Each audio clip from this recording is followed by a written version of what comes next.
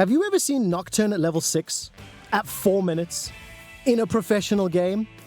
Well, if not, you are in for a treat, because the Gigabyte Marines Levi obliterated Fnatic with his standout performance on Nocturne at the 2017 World Championships. Check this game out and keep an eye on the early game pathing.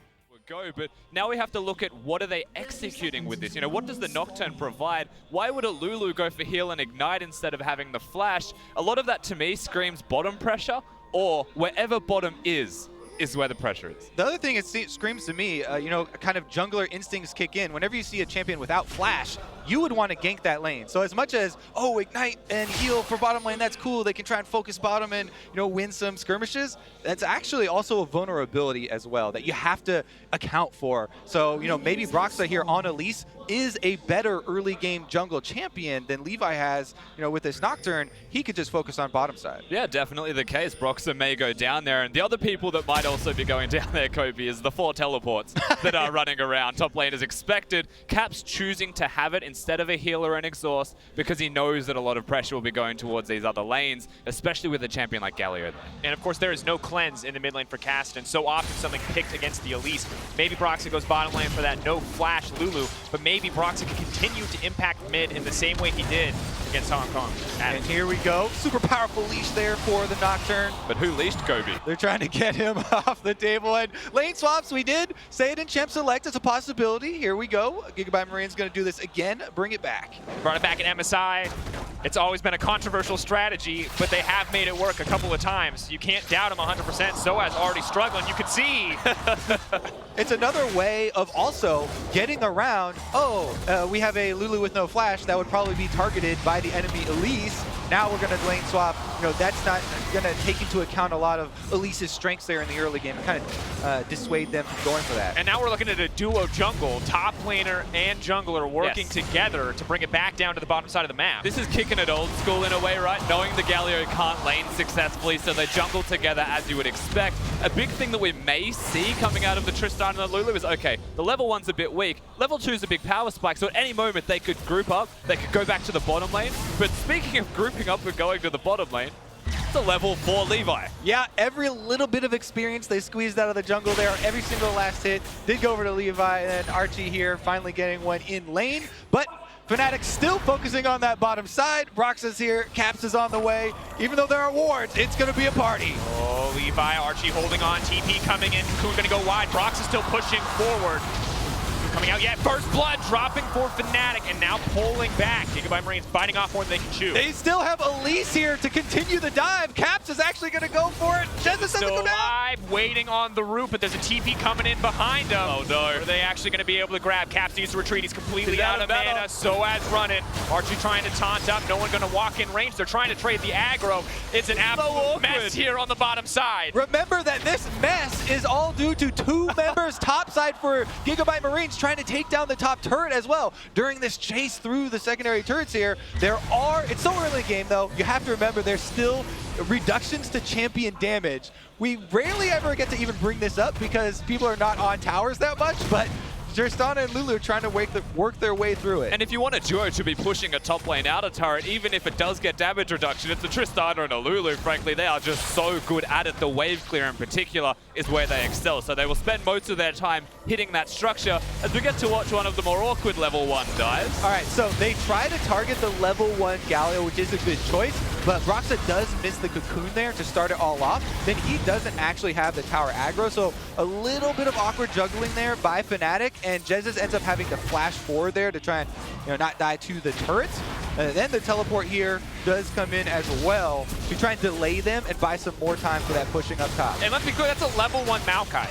He only has sapling. Well, it's not a level 1 champion, and it's not a Maokai. Oh, they did it! It is! On the other side! Oh no, that's the ignite! Now we know why he takes it. No way he's going to grab the kill. Broxah comes over, Cocoon connects. Fnatic fire back. I thought you were still talking about the one on bottom side with Archie teleporting in, but top side, Soaz goes down, and there's the extra goal going over. Soaz, I'm pretty sure he just thought he had Elise a bit closer than where she was, and he was not level 1. He ticks over to 2, but he's already dead. Remember, that's a heal ignite. You're walking towards the Lulu. She doesn't need to flash in that situation at all. Just pushing forward, just punch comes in. Paranoia! 5 minutes into the game! He is 2 levels higher than anyone else on his team right now. Talk about power leveling there for Levi. Is able to get it off, but Caps wants to answer again. I don't know if they can push the minion wave. Minion has to wait for it. Trying to make his way out. Taunt comes out, but Reckless is still free hitting. Soaz comes in, finally level 2. That's enough. Caps gets a kill for himself. Welcome to World. He's going to grab another one. He might be able to take down Reckless too. He's pushing forward. That's the double for the Nocturne. And Fnatic are embracing the style a little bit here as continued roams from Caps do get them some kills, but Levi doesn't let them get out hands clean. Not quite animal style, it's a bit more carefree than that, but so calculated from both of these teams. The level 6 strategy from the Nocturne, but the immediate reactions from Fnatic, they are keeping themselves as close as they can in this game. Caps is huge. Yeah, but so is the Nocturne. We talked about unpredictable strategies. Gigabyte Marines are delivering thus far. And one of the things about Nocturne that people always criticize when you think of bringing them up to competitive play is that's a very binary champion, right? You are all in, you're just this death missile, and you try and go forward and kill your target. If this is the one that you're power leveling, and this is the one you're getting so far ahead, then you're definitely going to be able to kill your target.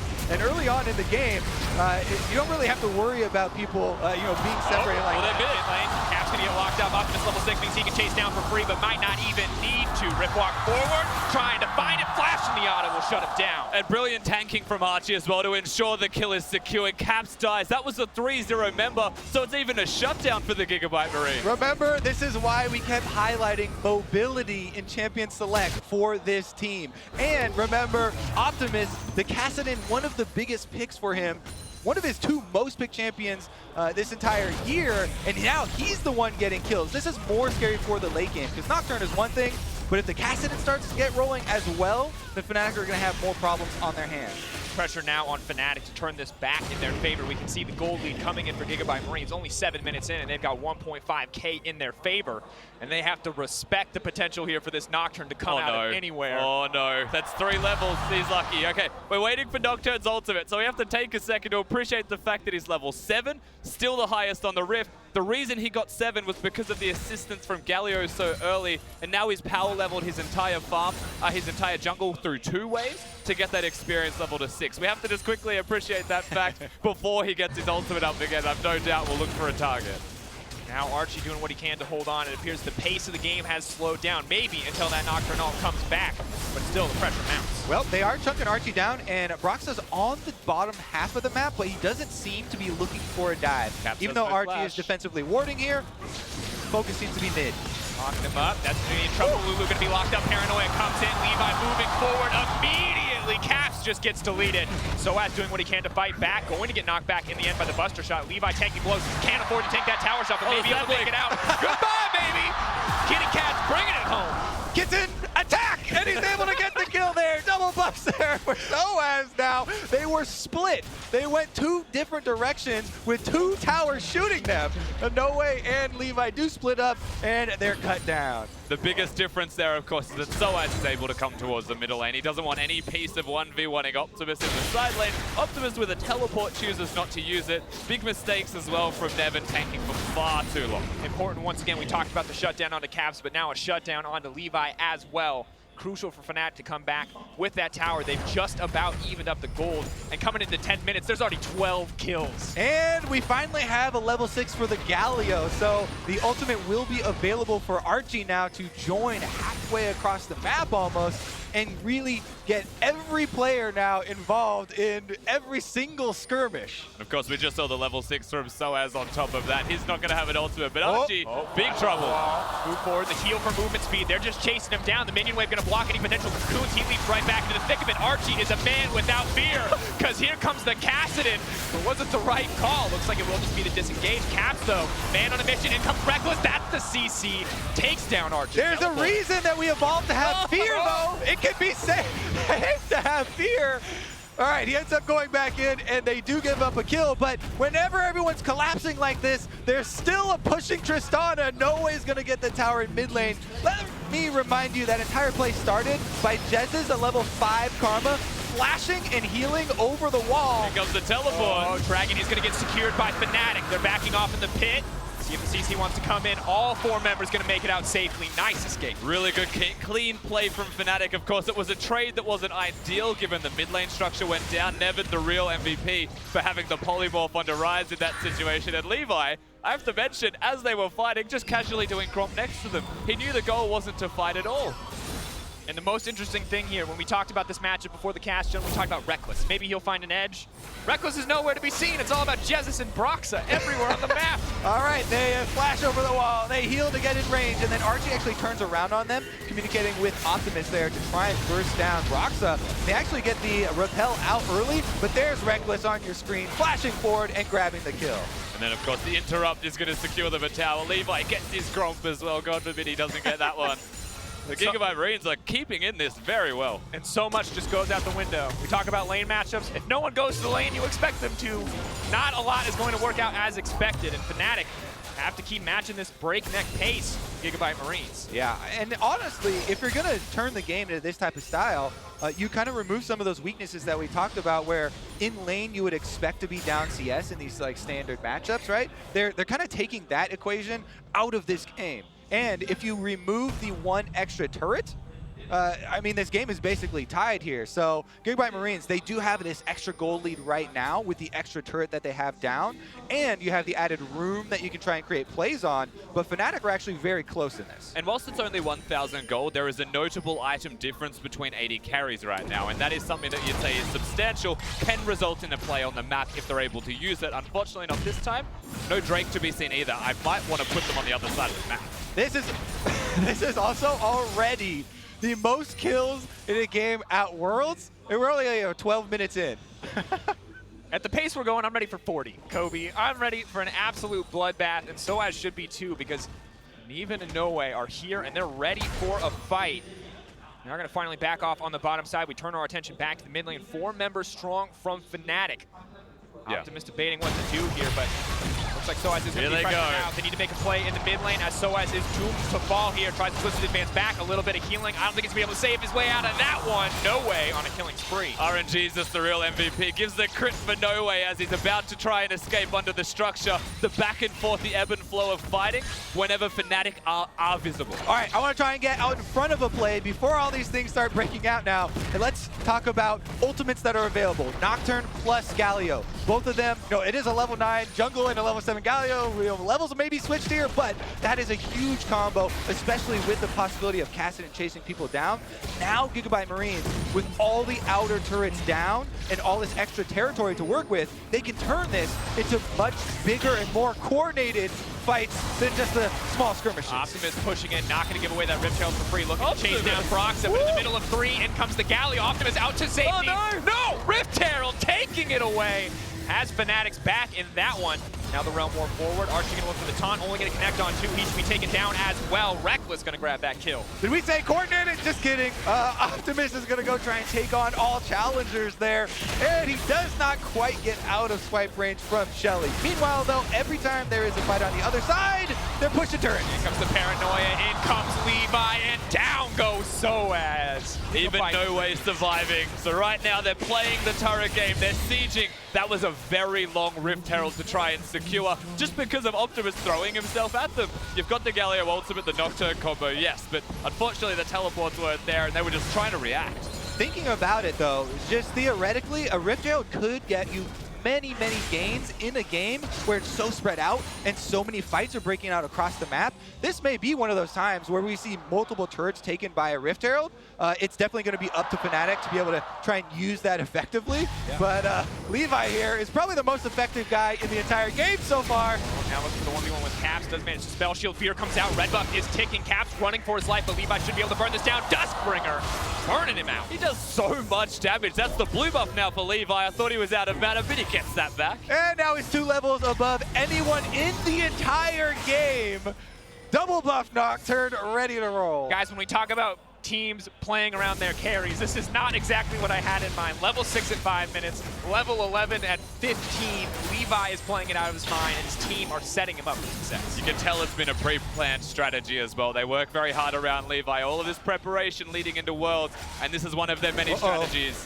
Has to be careful here. Is locked up. Spellshield's not going to save him from that. As soon as we praise him, he goes right back down. They are pushing both lanes on either side of him, but Fnatic are able to collapse. They take down the extremely high-level jungler, and let me remind you, there are catch-up mechanics in this game. He is the highest level there, so they did get some bonuses as far as shutting down as well. So much of this There's game. that Herald. Not quite what we expected, but we'll see. We talked about Herald potentially being a giant boon for Fnatic, a huge advantage. This looks like it could be its first turret taken down, but can they get any more off the back of this? It looks like they're going to play this one calmly. Everyone was there from the Gigabyte Marines. The jungler just comes back up as well, so Levi would be around if they committed to a second structure. I like the reservations from Fnatic this time. Take the free turret, take every free turret you can, even topside, because Fnatic are all recalling, no one knows that from the Marines. Caps is able to freely push. Yep, they are able to get, looks like it'll be 2 here if he's able to finish. But, however, Gigabyte Marines are pushing mid and bottom right now. Plus, there is a Mountain Drake available, which they could retreat to. So, looks like they're still going to get 1-for-1. If Soas doesn't get them all. Soas is trying to start the fight off. Paranoia is available and used immediately, but it looks like Archie is the one who's going to get taken down. Winter War not going to have an effect. It will be the trade back as Levi just rips through Soas.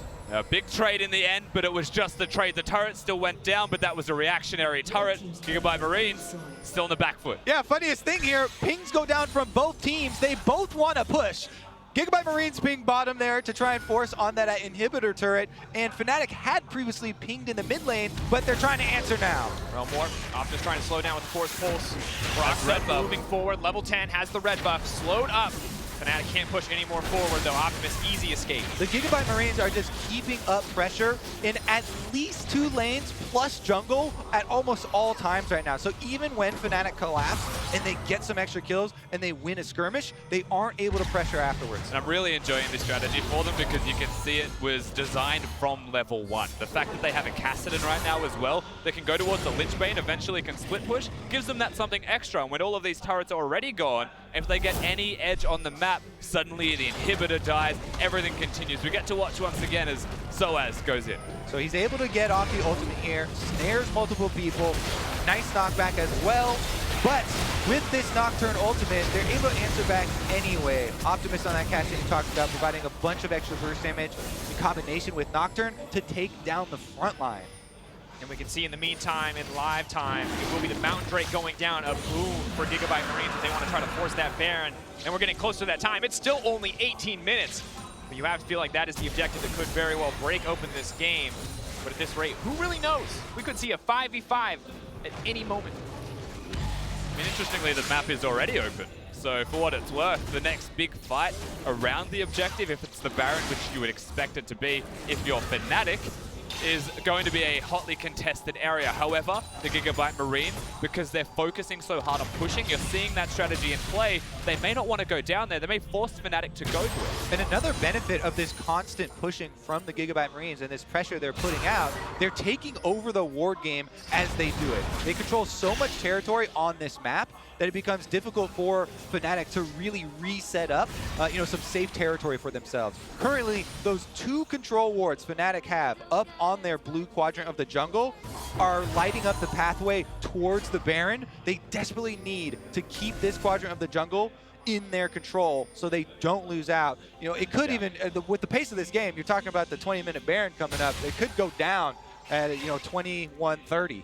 Once again, we talk about fear, we talk about the Nocturne, the Kassadin, the potential at any moment for someone to come out of a bush and one-shot you in this game. The Dust played, there's the bush. Now the Paranoia! Oh, the Zhonya's. Zhonya's play, though, paired perfectly. Cap's going to make out to safety. Yeah, the Paladin play there. Bubble Hearth there gets Caps out. And on the bottom side, Tristana going to do a similar jump away. But Jesus goes in. Out comes the Galio ultimate. We'll see how many knockouts he's going to get. Just one. Now trying to find the taunt onto Reckless, but a nice sidestep comes through. Neven wants to make it a safety. RT pushing forward. Optimus is in the middle of the team. That's a fed Cassidy. Now Reckless is in trouble. No way, has no fear. And Justice is going to get dropped down. He's looking for a third. He flashes forward. That's going to be the shutdown and the triple. 3 big kills, and they are still pushing on the bottom side of the Rift. And all of them onto No Way there. The 5-kill Tristana taking down the inhibitor turret. TP coming in, Gigabyte Marines doubling down. They got an advantage and they want to push it home. Fnatic on the back foot. Vietnam coming up big on the world stage. And that's incredible as a reactionary play. Once again, the Gigabyte Marines through vision control, through their ability to rotate and coordinate as a team, you're starting to see that come to fruition. And they just have no hesitation when collapsing. Even if a member goes down in these fights, they still go for the re-engage. They still say, we're going to get kills back afterwards. This is why, again, we highlight so often with these guys, mobility from Champion Select. Here comes the Galio ultimate. Here comes from mid lane. Cassid is teleporting in as well. They immediately turn this around. Even though Lulu, with no flash, was caught out, they're able to turn it around so quickly and work through the tank line. Yeah, Soaz, not really a big threat with his just Spirit Visage against an AD carry, even though both top laners are behind. Galio's utility with damage reduction and being able to provide it comes up tops. Yeah, No Way here. We have to highlight this guy for the Gigabyte Marines. When he was added to the team, they absolutely dominated the entire region so well. And he was highly sought after for quite a long time by the team. See what they can do now, though, because Optimus is on a control ward in mid lane, and it looks like he's got some fancy ideas. Nocturne ultimate is available, remember. Have to be safe. Karma can maybe save one person, but even the shielding might not be enough in the face of so many strong members with so much mobility. All right, so now we have to take a look at this from Fnatic's point of view, because this is the difficult part, right? We're seeing the whole map, and we're seeing Gigabyte Marines kind of overwhelm everything, but it's Fnatic that need to come up with a stabilizing game plan. Yeah. They have the more stable team comp that they can try and set up. And let's be clear here, when we talk about Fnatic, if anyone was going to be able to take down an unconventional, hyper-aggressive style, we thought it would be the European representative who played this style for the first half of their split, who found success in this style, but now they look lost in the face of Gigabyte Marines. We have to wonder, where is this play going to come from? Who is going to step up on Fnatic? And that's the thing, they've revolutionized what that style looks like. Fnatic can never be prepared for how they played out the 1 to 6 stage for a Nocturne and how early he ticks over to 6 in ganks. That's a very hard thing to get used to, but that's continued through the rest of the game. And you're right, ultimately, Fnatic, they need to try and find a way to slow this game down, but to slow it down against the team that's constantly pressuring you is really hard. Gonna have to be now. Make or break on this Baron. 4,000 health. Pushing in, dropping lower, Paranoia, blocking vision into the pit. They can't even see it happen. The Icon gonna let him know it came through, but Caps is just gonna get burned through immediately. Making the Paladin play to make it out once again. Slow-ass leaping forward. Reckless still untouched on the backside, but the tanks are already dropping. Fnatic is getting routed. The Baron dropping in the favor of Gigabyte Marines. They'll take a Cat Pajama Man anyway on the back half. And now they've got minions in bottom side as well that are already on the Nexus turrets. Optimus is chasing Fnatic and trying to delay their backs as they actually circle around, and they were looking to cut off minions maybe, but not gonna be the case. Optimus might be cleaned up, but the rest of the team is moving into the base. Galio comes down. Maybe he can stop the backs as well. No Way is pushing to the base. He's looking to end the game right now. If he can stop the teleports, it's over. TP goes through. Doesn't look like it's going to get canceled. It's Caps versus the world at the moment. The rest of Fnatic caught in a fight. No Way versus Caps. One battle to decide the game, but Broxa is here for backup, and Gigabyte Marines are going to have to bare their teeth and wait for a few more minutes. Meanwhile, if you look at the mini-map there, they were still... Oh, no never mind. way, no fear! Moving in, Caps. Gets taken back. Maokai pushing in. Brox's going to get tucked down as well. There's not enough damage to kill the Tristana. No Way is legendary. But still, Gigabyte Marines, they're not quite strong enough to end the game. So as though just feeding fuel into the fire. Reckless is here with the double drops. That's the triple. He's looking for the quadra. Reckless gets cut down as well. Penta could come out. No Way is hungry for it. The team is there. It's a legendary 11-kill Tristana, and Optimus takes the Penta. Gigabyte Marines are going to take the game! Gigabyte Marines taking down the 3rd seed from Europe. A first blow for Vietnam. Thank you all for tuning in. Let us know if you enjoyed the game or have a specific match that you want to see by tweeting at LEC, and we'll see you next time.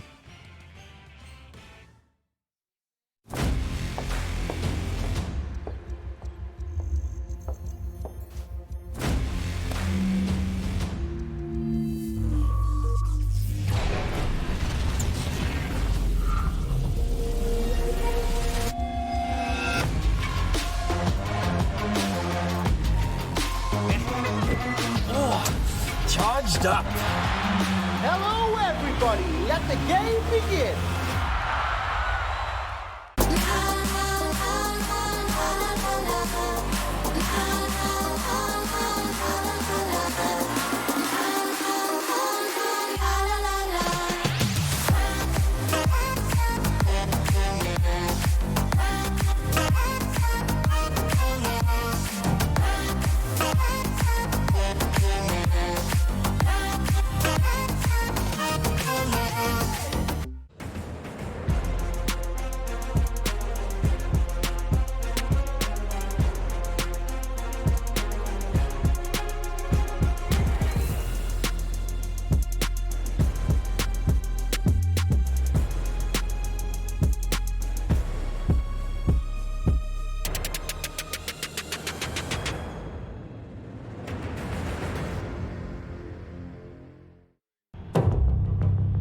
This is my creed.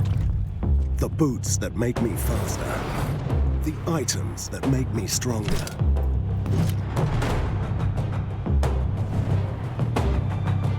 The potions that I drink. I get the best to be more powerful, so my champion rises to the top. But all this leveling up means nothing if I don't level up myself. It's the healthy potions I drink in real life that make me stronger.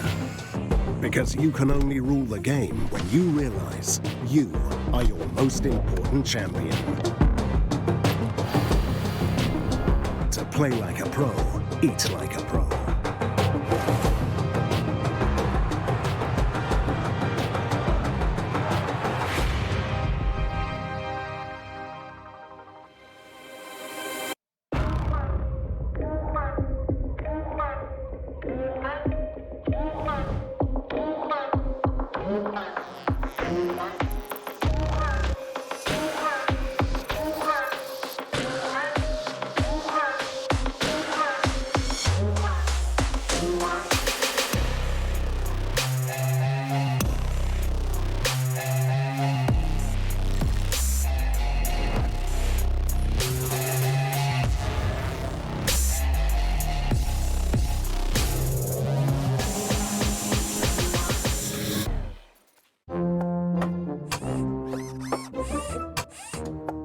You don't have a chance against me.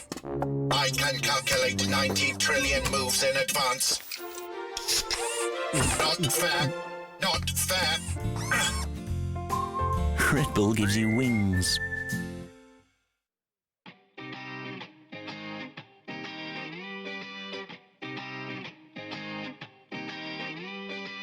I see the stars come out tonight.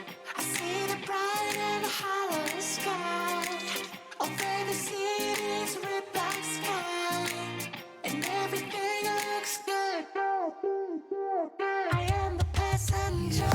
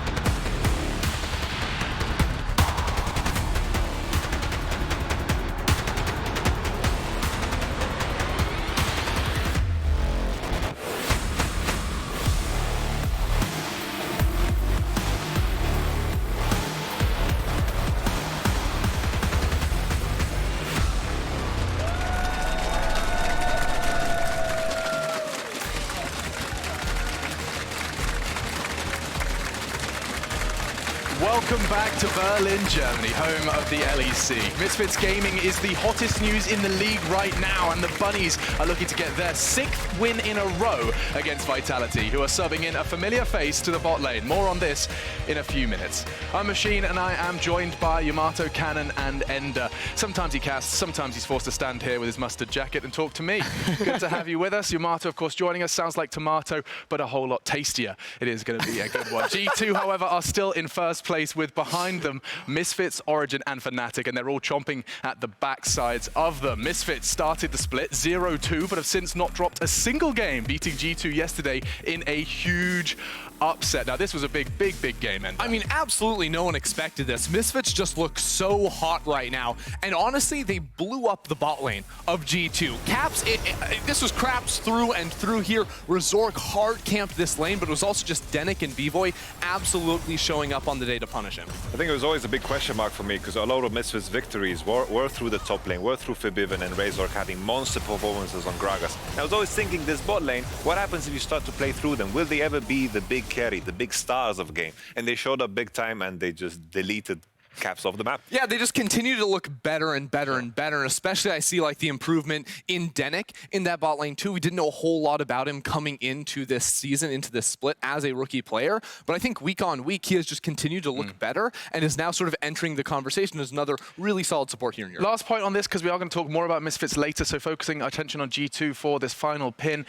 The Sona being picked up, you know, how much of this are we attributing to G2's missteps? I think the issue is not the Sona per se, because when you pick the Sona, you need to make sure that you have some stronger side lanes going on. And this was the polar opposite of what you want with the Sona. If you pick the Sona, you're supposed to roam into a bot lane that's winning, but that wasn't the case. Sona had nowhere to go. So she was sticking around at the top side, trying to farm, and she was just getting farmed by the Echo. Look, G2 had 2 supports, but no AD carries, so I don't know what you're supposed to do. It didn't quite shape up. Was it 0-8? I think he had more deaths in this game, Caps that is, than his entire split so far combined. It's pretty brutal, and that's a good way to kind of summarize just how brutal of a loss it was for G2, and a huge win, of course, for Misfits. And from that huge win or upset, depending on which lens you're using, to a huge change, because after starting the new year, 0-7, Vitality are trying to shake things up. Now, an old EU LCS kid has returned to the LEC City. Do you remember Steelback? He made a strong statement as an AD carry, debuting with the famous 2015 Fnatic. You guys remember this face? You remember this smiling face of Steelback? I mean, I remember like the old Steelback right on Fnatic, did a lot of great things, and then sort of dipped out of the picture for a lot of people. Came back in as this sort of middle of the pack AD carry, not a lot of hype around this guy. I mean, towards the end of his career was trailing off, but then he sort of went back and readjusted his focus to become a support player, right? Went to the French league playing for LDLC, and I've just heard nothing but good stuff about this guy since. So I work with Steelback, you know, in his final, or not final, it's obviously not the final. The last year that he played in the LEC, was the AD carry. It was kind of underwhelming, the last performance. This was in Vitality. So obviously I took in the whole Giants roster. Steelback went into the support adventure together with Joko, and I think it's always so impressive when a player is able to reinvent himself, because always, sometimes when players get pushed down once, they don't make that resurgence, and Steelback has been doing super well in the LDLC, and in Vitality Academy as well, and in general, I think the super role is where he belongs. Yeah, and primarily he's been making a name for himself on these like roaming style supports too. So when you saw Fnatic, or when you saw Steelback in the past, it was going to a side lane and farm for a long time. Now it's going to be about really putting an impact across other lanes. And actually, from Law's help, we have managed to get some extra scouting reports in from the French leagues. He's been playing mostly Engage, and you said roaming support, such as Rakan, we've seen Braum, Thresh, Galio, and Nautilus. So some things to keep our eyes out for. Transitioning from AD carry to support, it's we've seen a lot of different players swapping roles as such, but it's exciting to see this AD carry to support transition in particular. Same lane, very different role, and I'm sure he knows what to expect from Comp given their history together. Yeah, I mean, like, what other ADCs have swapped to support? Like, way back to the old Yellow days. Star and Rated, Afromoo. It's like all those boomer ADCs. They're like, well, I'm washed up, don't have the hands anymore. Get out of here. Support changes the game, you know that. This bloody Rek'Sai main. Of course it is. What can I say?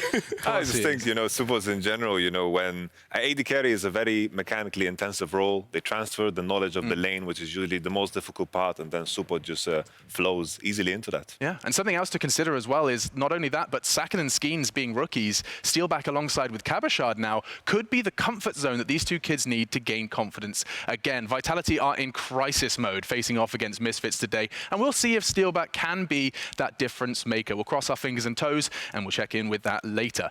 But today, Steelback will get his first test on a new patch. It's going to be 10.3. We saw some of the changes yesterday in action. What was catching your eye most, fellas? We brought this up, actually a different graph, excuse me, recapping 10.3. This is what we saw yesterday. Yeah, I think the first thing I jumped to is the new champions. We sort of saw on this patch Ezreal Yuumi as being that high priority, especially early on in the day as a bot lane duo, was a bit surprising. Of course, Ezreal has gotten some buffs recently. Yuumi also got buffs on patch 10.3. And this duo, if left to their own devices, can try to take over the game due to their poke and ability to chase down the opposition. I think Ezreal can be very obnoxious. I don't know what happened in scrims because everyone kind of locked it in. We didn't see the craziest performances from these champions. We had the Excel game where they won and they kind of bounced back.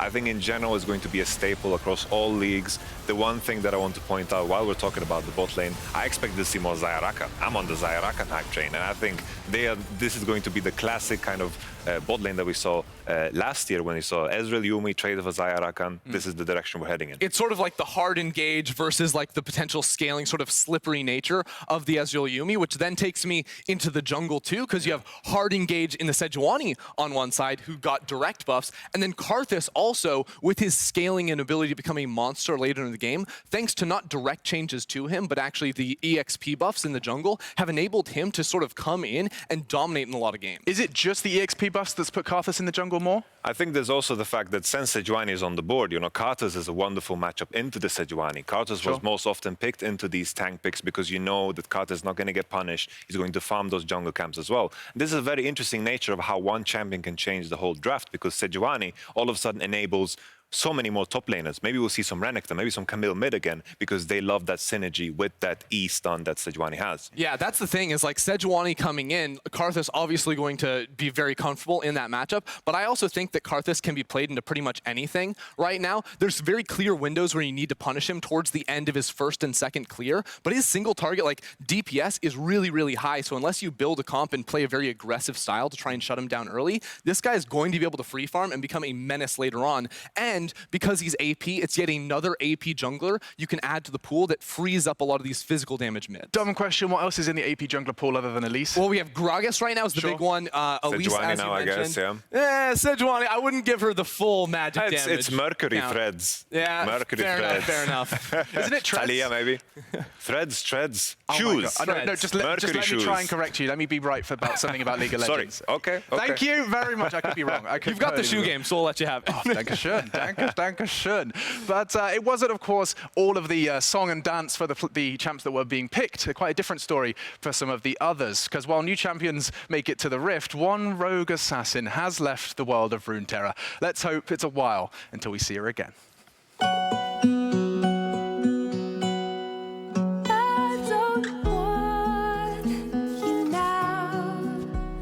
Let's avoid the cliche ending. I don't want you now. Away with you, be free. I don't want you now. Please erase us from your memory. Don't forget to take any word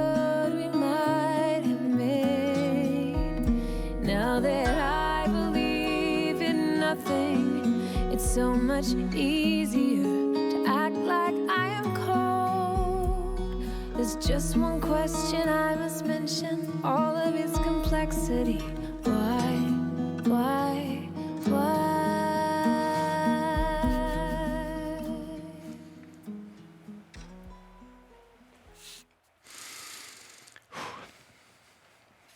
I'm actually impressed it was Ender not making the first noise. Now it's a moment of silence, sorry. A respectful silence for the loss of Akali.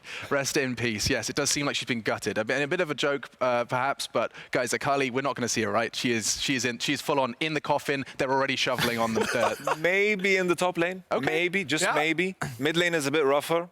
I think the Q change is too rough because they nerfed her Q on the energy to compensate for the presence of Mind Business. So now you're really relying on getting kills, but you're not going to get kills because you're just Akali. Yeah, I don't think we'll see any Akali on 10-3. I think a lot of people right now, sentiment is like at an all-time low. Sure. People hated her before, now they're like, we hate her and she's bad. But I think as people get some more time to learn her, maybe we could see her here and there. Or a new Prestige Edition skin, maybe.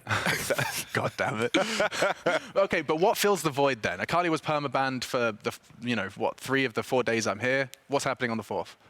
I guess the Soraka. Soraka feels that void. Bandit on red side, yeah. That's like Soraka, we've seen a lot of Cinder bans too, right? Yeah. Ever since she got re-enabled, like you can flex her between mid lane and bot lane. So I think those are both really solid bans at the moment. Okay, keep our eyes on that. Earlier this week, though, Dracos and Yamato discussed the top players in every single position on the Euphoria podcast. So why don't we peel our ears back and take a listen?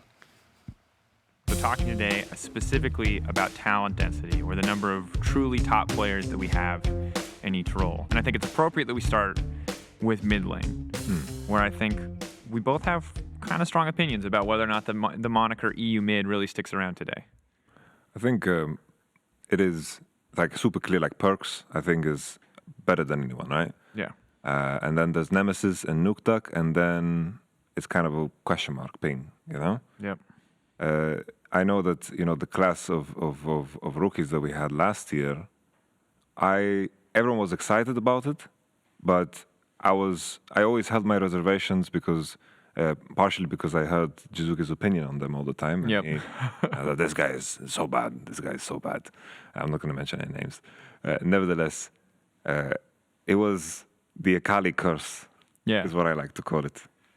Mid was so broken last year. Yeah. Silas, Akali. Silas, like you couldn't not look good. If your team was winning the game and you were playing one of those champions, every game you played was a montage. You listed top 3, but even for me, I would even question that because for me, it's like Perks, Caps are still in my eyes the 2 best mid laners. Like regardless of what role they're playing, like no one can.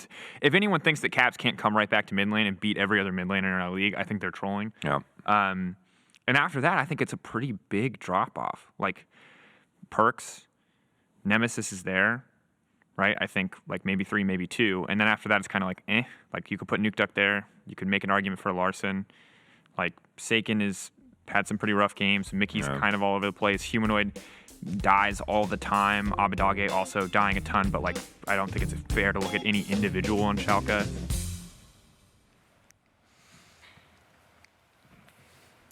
It is a big gap from the top. My name is Yamato, and I can speak without moving my mouth. Incredible. I don't know how he does that. Impressive. How does he do it? And these impressions are just seamless. But either way, we decided to explore the players that won't be leading the ranks anytime soon. Have some fun with the bottom. That's what I tried to do on Valentine's. Joking, of course. Yamato and Ender have picked out their all-star team from the bottom 3. Why don't we check it out? So you guys have picked and pulled. I do think I have to put my thinking cap on, and you guys can explain what's going on here. Look, we've got 2 top laners, and I think we're going to be very open about this. When we were looking at like trying to build like sort of the best out of the 3 worst teams, like mid lane pool was a big question for us. Like you were talking about it a little bit in Euphoria, but honestly, I think if you tried to put Cabochard in mid lane, he would actually be pretty solid. I think also with the fact that, you know, I have a lot of inside information on Cabo, and the champions he plays, like Lucian, Jace, those are easily playable in mid lane. Even the Aatrox, why not? You know, we've seen some games on Aatrox. Yeah. You know, the one that deserves to be there. He's been doing super well in the 1v1, so it was hard to not put him there in comparison to the other mid laners in the bottom. For sure. I'm also like Cabochard, like he tries to carry out of top lane, but he just can't. So put him in mid. Put him in mid, so he's in the center of the map, and this guy could actually do a lot. I also think we sort of slotted in to the jungle as well. I would put Trick in there next to these 2 guys as sort of, you know, another veteran mind here to bring the brains to the operation in this team and sort of try to build a solid roster. So who was your other candidate that could have fit that top lane description then? You ended up with a Rome, but who else was kind of potentially contesting for that within this bottom 3? Admittedly, it's, you know, Who was the third top laner? It's Sacre. We don't need an Ornn one trick here, man. We don't need Ornn. I'm sorry, Sacre. This is... The other top laner was Cabochard, but we put him in mid lane. He's in mid. That's it. That makes perfect sense. Thank you. Oh, that was a trick question. But so taking a look at that, in the jungle, you're rocking Trick. Best of the bunch. Yes, I think so. Like, obviously, there's been some criticism levied at Trick, but you look at from you. I mean, from me, yeah. And like, look, I've criticized how he plays the game a lot on the mechanical level, and I think those problems do still exist. But if you actually look at the mind of this guy and how he's come into a lot of different teams and just upgraded them like cerebrally almost immediately, he's going to have high value. And you can't discredit experience. Experience, you know, it speaks for itself. But the bot lane, I imagine you can speak to that. Yeah, I think Crownshot has been the shining star of SK. In the AD carry role, you don't have that much agency, but if you set up for it with these team compositions that SK has been drafting, you get those pop-off moments. I think Crownshot has been playing very, very solid, very smart all around. I don't see any like big kind of eye-popping mistakes that would no make like me want glaring to. weaknesses, right? This guy's sort of got a little bit of everything, and like we were pretty excited to see him in the LEC in 2019. Had a lot of good performances down there in the bottom lane, and I hope we get to see more out of him. Unfortunately, I think it's really hard to look like great as an AD carry on a lower tier team because you need time to get items to ramp up and then look really solid. You could say you could be forgiven for having a bad time as an AD carry. Thank you very much. Oh my God! Yes. 4D chess. Yes. I'm playing 6D backgammon. You're absolutely on fire today. All the it's senses. Insane. We also have to address Steelback. Yes, of course. As support. So right? he hasn't played a game, right, Ender? He hasn't played a game yet in 2020 on the LEC stage, but I've watched a lot of games. I've talked to Lore a lot about him too and how he's sort of developed as a support player in the French scene. And honestly, I'm really excited to see what he can bring to the table, and I'm not really impressed with the other support options we have. I think if you are supposed to place bets, which is kind of what we're doing here with the all-star of the bottom three, I think that's where you put your money right now with what we've been showcased, hoping that Steelback shows us something better. Right, well, we will cross our fingers and toes and, of course, get the answers today as he plays his first game, so keep your eyes on Vitality later. Final question on this one, then. You've built a dream team of the dregs of the standings. How do they place? Do you believe they could outplace some of the teams they're coming from? Honestly, like with Cabo in mid lane, I'm really excited about this idea. It's borderline that I want Vitality to do it. Because Cabo Shop mid lane, I've seen so many 1v1s between Jizuke and Cabo does super well. You know, he can use some top lane spice in that mid lane, get some advantages and do well because he's a leader. And from mid, it's easier. From mid lane. I think playoffs team right here, man. Cabo mid lane. I'm going to say this would be a 6th to 8th team. They have the potential for playoffs. It's not super likely, but could happen. Doable. Yep. Okay, awesome. Well, that concludes that. And for the LEC teams, the smallest detail can be the difference in their effort to climb up in the standings. In the early game between Rogue and Mad Lions last week, we saw a clear example of this and what Frost likes to call the butterfly effect. Mad Lions forced a delayed invade with Braum to disrupt the Jarvan versus Gragas matchup to secure Shadow more favorable early pathing. This invade forces Inspired to start on his blue buff on the top side of the map. Inspired goes for a full top side clear before resetting and running towards bot to get back on track to contest Shadow's Gragas. And this is where the butterfly effect takes over. Rewind.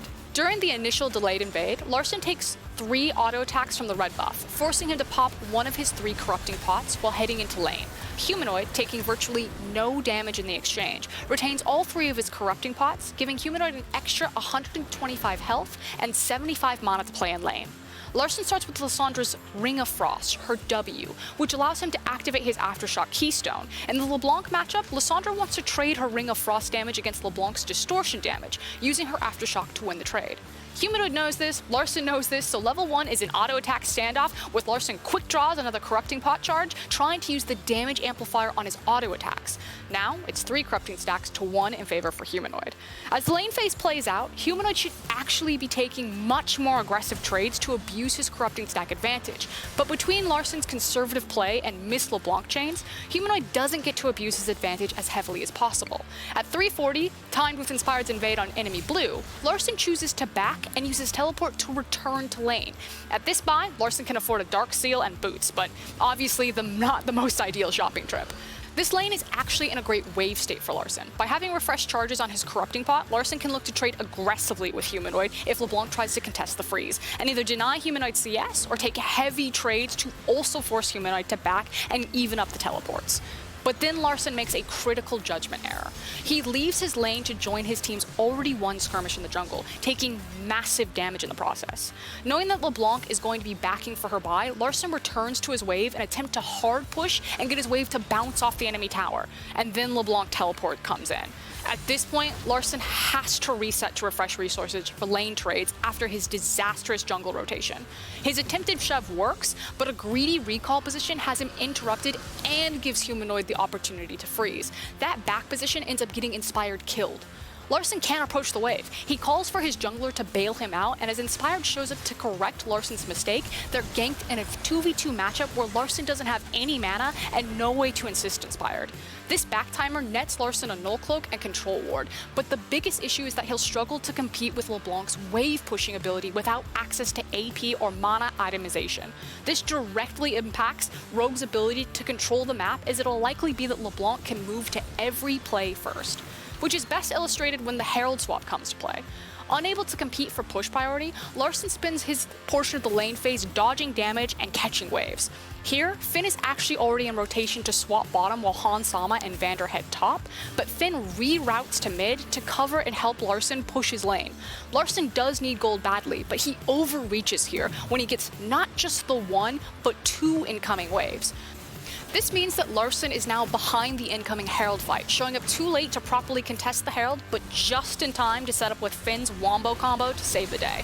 This delay is an echo of the previous poor backtimers from Larssen over the course of the lane phase, something that started when Mad Lions forced the initial invade and required Larssen to be ready to fight on map when Inspired went to correct that invade, and then was worsened by Larssen's own lane decisions. This game was decided by the smallest of details, and today, in our match of the week, the rookies of Mad Lions can't afford to make any mistakes.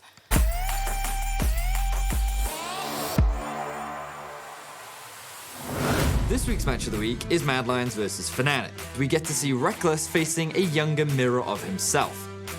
So first I heard about Reckless when I was around 13 and I was always like, ooh, this guy is so cool. When I came in 2014, I felt like I was so much hungrier than everyone else.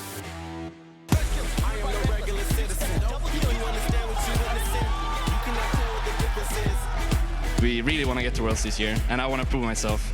I get more pentakills, of course. And now I'm playing against him. Flash into melee range of an Aatrox. Here comes a big roll of time. That's a play with style. Well done, Carzzy. Oh, Carzzy! Carzzy! Style. Suplex back. That is the price of 3. I like playing on a big stage and like I int and I start laughing because I know everyone sees it and everyone flames me. For Carzzy, it's about proving that he can compete with the best, but for Reckless, it's about showing the world that he still has the skill and ability to sit on top. It's a mistake if I don't try my absolute best every day, because otherwise I'll be overtaken, like most of the old schoolers now are. I want to be like the outlier who just keeps on performing every year. Clean hook comes in from Hylissang on the back of coming through the Ignite, taking down first blood for Fnatic. Forgiven's in trouble. We want him to 2v2, but he's not going to get it. So can he land on Forgiven can't even play League of Legends. I think he's working very hard. I also think that he still has the drive to be the best. Reckless gets a double. He's looking at escape for more. That's a triple. Quadras on the card. I think we will see him for a long time. We've just taken a look at the Baron. Down to 50%. Equalizer goes out. There's another. That's a golden shadow. He's not down yet. Someone like Carzzy, who's born 2002, if I don't have the same hunger as I did in 2014, which he does now naturally, he will probably have it in my number, and I obviously don't want that to happen. My goal is to beat Reckless because then I will get the Rookie of the Split, most likely. Believe it or not, this is the matchup to help determine second place. The winner of this will cement themselves in Europe after week 4. Said I'm fired up. I'm sorry your time's up. I see the top and I climb up. Came from the ashes, I rise up. A lineup filled with rookies face off against the most winning team in LEC history. This is our Alienware match of the week. Carzzy and Reckless behind us, very different stories, but running in a parallel direction. That's how words work. Yeah, just like 8 years separated, pretty much, right? And Carzzy's been Carzzy's been very outspoken about how he has always idolized Reckless. Yeah. This is going to be a really important match to him. I mean, the fact that we've got to this stage in esports where you have players who have got such a long tenure in history, and they're talking about, you know, wanting to be the outlier, wanting to outlast the old schoolers. That we're seeing this in multiple games at the same time now. It's starting to happen where the guys that were the gods of the game are now, you know, either you have to work harder than everyone else to keep up, or, you know, that experience is only going to carry you so far. Reckless is proving that he can maintain, can keep up, and he is achieving his goals at the moment of being the exception to the rule. It's like the man has figured it out. You know, it's crazy that last year it was honestly his, you know, greatest year in terms of his individual level. And I don't feel like that's stopping anytime soon. The criticism of the past of Reckless was, oh, maybe 5 years ago he was too safe or whatever, but this is all bullshit, you know? And now, in terms of his champion pool, he only plays Tristana, Sivir. No. He's got the Garen in the pocket, you know, got some Karma in there too. All those exciting plays the picks that we love to see. Senna and Aphelios as well. He's there to win, not to make you feel excited. Huh? I heard about Garen Yumi. Yeah, that was a thing, right? It's coming back. Oh, it is? It's coming back, baby. Can't wait. way. Fnatic and Mad Lions are closing out the week later tonight, but before that, Excel, Esports and Origen do look to solidify themselves as top contenders. If you want to get a player's perspective on that matchup, Perks is joining Quickshot and Ender for picks and bans, as well as the early game, so you don't want to miss that at all. Coming up, of course, first, you can see Misfits. The Bunnies will be taking on the Vitality Bumblebee, and for this game, our eyes are on the surprise. It's the surprise team of the Spring Split, looking to secure their 6th win in a row. They're on a run, 0-2, 6-2, Misfits. Quite the development. Yeah, they're for sure the hottest team in the LEC right now. So hot right now. So hot right now. But really, like, if you had told me about this matchup on week 1, day 1, I would have said, oh yeah, this looks pretty close, right? Misfits came in, they didn't look all that great, but since then they have been on an absolute tear, and I think they have just continued to level up. Individual players on this team step up higher, and I think a huge focus for me has to be the bottom lane, right? With Bvoy and Denick, because in week 1, Bvoy was down like 25 CS at 15 minutes. Like, it was not a good look, but week on week, they have gotten better and better. And yesterday, they destroyed Caps in the bot lane. Yeah, and we spoke to Febervan at PGL just yesterday as well, and it seemed that the general sentiment in the Misfits camp is that they now are starting to believe that they can do it. In fact, you can see the words, very strong words from the man himself. I think we can contest for finals. How does that land on your ears, Yamato? I think when we look at Febervan's individual performance so far, he's definitely in contention for being top 2 in the mid lane role, definitely. But Misfits as a whole, I think it's too soon to say, because sure, after you beat G2, you feel fantastic, but I need to be the one mentioning that G2 oinked around big time. Caps, Craps, Yasuo into this draft, there was a lot of question marks that were always fine for G2 because they managed to pull through. So I credit Misfits for their discipline, but at the same time, it is time to celebrate, but not to run away too far with the hype train. Is it time for me to ask, do we see an Echo ban here? You know, I mean, this Razork performance yesterday versus G2, was that enough convincing for you? So, Razork, obviously a phenomenal Echo player. You hear about all his solo queue accolades and whatnot, 80% win rate over 40 games. That's all stunning. I don't think we'll see an Echo ban, at least not in the first rotation. Maybe if they haven't locked in a jungler second phase, we could see it thrown his way. But with only 1 performance under his belt, even though it was a solid one, I don't think teams are going to be fearing the Echo quite yet. But that does leave room for him to prove to people that, yes, we'll ban it, or I'll just keep picking it. I think the biggest part that's so interesting about Echo for me is that I think the matchup into, for example, like a Karthus that is so powerful right now, I think that's something that definitely is playable, and maybe that's where we might see Echo show up again.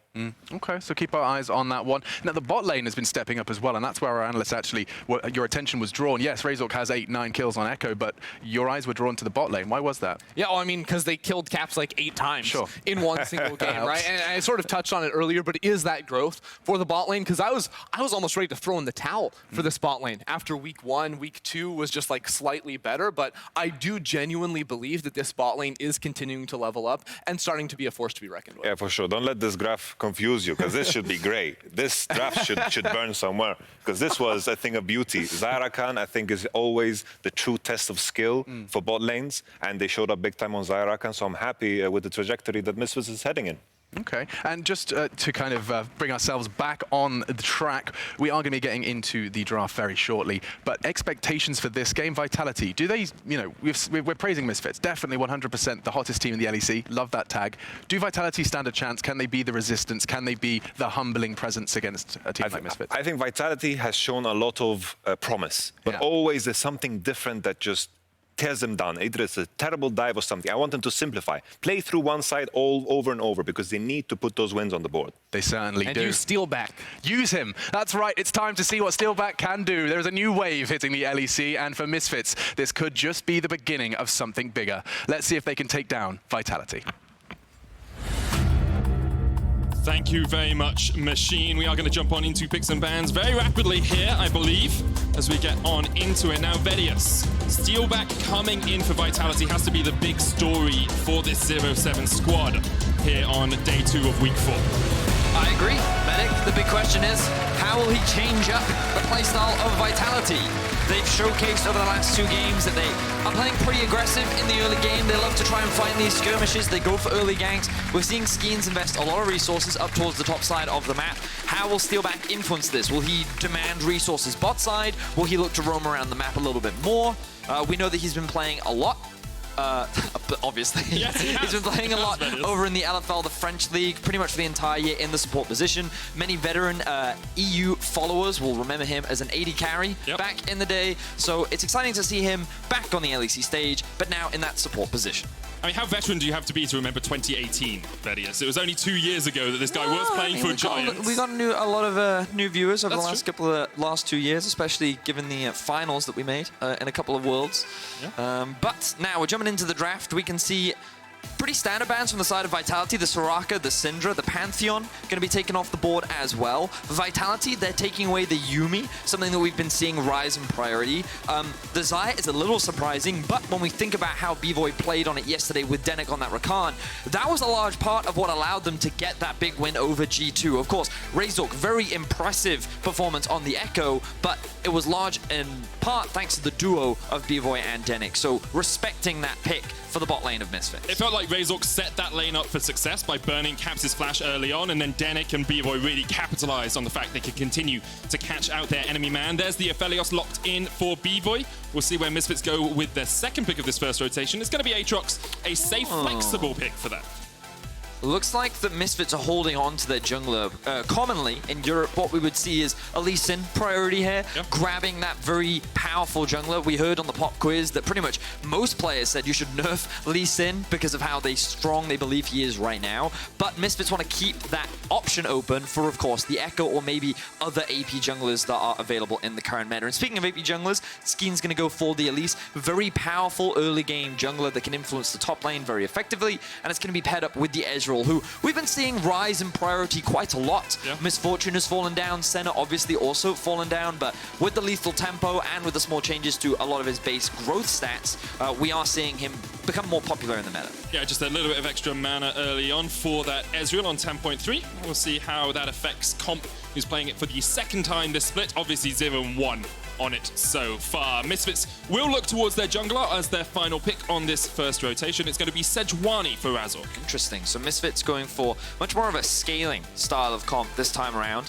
It is possible for them to get a bit of control in the bot side of the map, because in the 1v1 against Aatrox and Set, we know and we've seen that Set often gets that early priority. So Misfits, I'd like to see them hold on to their support pick, try and use it as a counter so you can guarantee that matchup or a pushing lane in the bot side of the map. Alternatively, they could try and get the counter for Featherven, but I feel like he has a lot of blind pickable champions that he'll feel very comfortable going for. And you can also see that he's actually denying a lot of pretty safe blind picks, things like the Syndra and the Zoe. So perhaps with the direction of their bans, they're actually thinking more about giving the counter over to Featherven rather than giving it to Denik. We'll have to see what direction they go toward. There's still a lot of options here for Misfits. I do want to call back to that Sejuani pick, because yesterday Razork tweeted after their game that the team had wanted him to pick Sejuani, and he, at the final moment, said, nah, just lock me in Echo. So obviously Sejuani is something they're comfortable with and have practiced, and putting it alongside a melee top laner can give you that ability to get stuns off even quicker.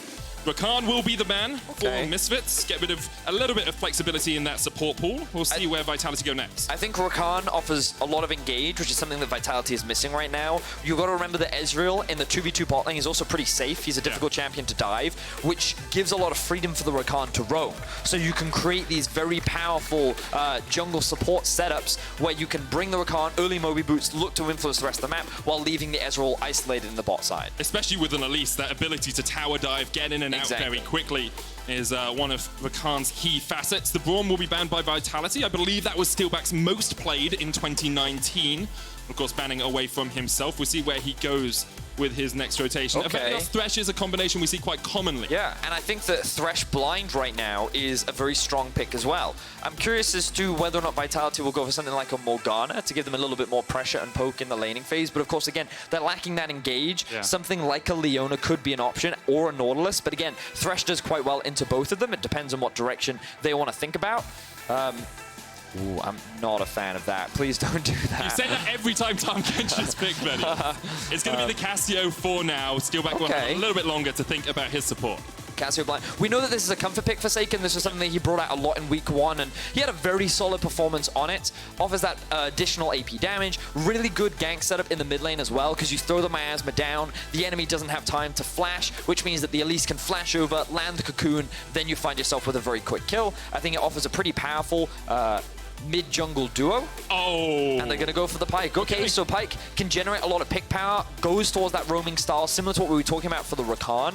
We expect to see Steelback moving around the map probably quite a lot in the early game, going for those early Moby Boots, working with Skeens to look for those early kills, and we'll see if Steelback can influence the rest of the map and perhaps help Vitality convert those early game skirmishes and leads that they are finding into bigger advantages that they can look to win the game with. Yesterday, they were about 1,300 gold ahead of Fnatic early on in the game. It was only 6 minutes in, and then they started to lose out. But Steelback, known for his roaming, known for his teaming up with his jungler, this is the composition in which you'd want to do it.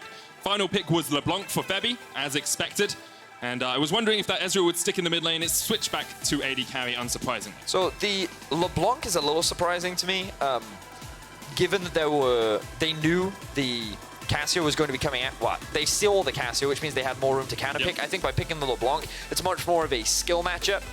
Largely, because, well, we'll talk a lot more about it in game, but I think that the mid lane 1v1 is not as reliable for Misfits as it potentially could have been, which means that while, in theory, Misfits should have pretty powerful push in the bot side of the map, they're going to be falling behind in the top. They may fall behind in the mid, but again, it depends on how the early level trades and who gets the wave first and how that setup actually happens. I'm really interested in how this early laning phase goes, because I think it's going to influence a lot of what Skeens is able to do on the map, and that's going to be the most important part. By playing this Elise, you're not going to have the same late game scaling value that a Sejuani has, which means you're going to have to rely on him to help your laners get those early kills, try and facilitate a successful early game so you can transition that into a powerful mid game where you have things like the Trinity Force, Power Spike on both the Set and the Ezreal, which is where you'll look to be pretty strong for Vitality. You want to try and align with those power points, get those first items in, and see if you can snowball the game away from Misfits. Misfits, of course, haven't talked about them much, but they're on a 5-game winning spree. First team to take down G2 yesterday. The last time they won 5 games in a row was 2018, Vedius. 81 days ago was the last time they were on a winning spree this good. We'll see if Misfits can continue it, making it 6 in a row today against Vitality. We're going to be jumping into game now, and yeah, we'll see if the change of Steelback can be enough. We'll see what Misfits can do. Can they keep the winning streak going? Taking down G2 is definitely a momentous occasion. They're going to ruin the 18-0 split. And again, a lot of it came off the back of a very successful bot lane, along with Razork performing extremely well. So I'm excited to see if they can maintain that level of performance coming into today, as we are now jumping onto Summoner's Record.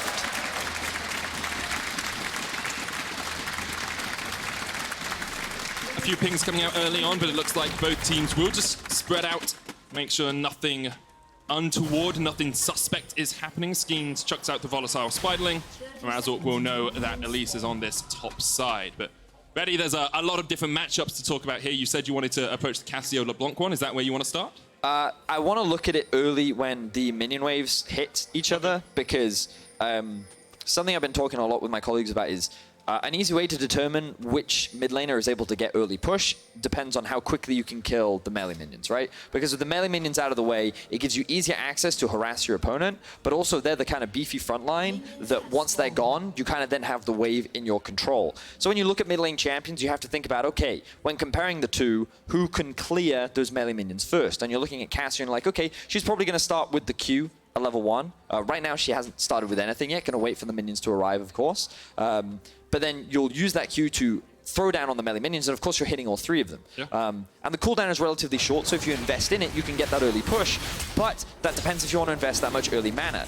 Seiken has chosen to go for the E, which is also a very solid level 1 choice. It helps with that last hitting, it helps with the wave clear, and if Fervent over-aggresses, you can also get a bit of damage. Not a huge amount of damage, because a lot of it obviously comes from the combo of applying poison and E, which means that in this situation, Fervent is in a great position to get that early push, because his W can hit the vast majority of minions. You can see how it's actually relatively even right now, so neither laner has a huge advantage, and we're likely going to be waiting to see who gets that early level 2, early level 3, which is why the minion wave is so important, because those early levels would dictate who gets a lot of power in the early laning phase.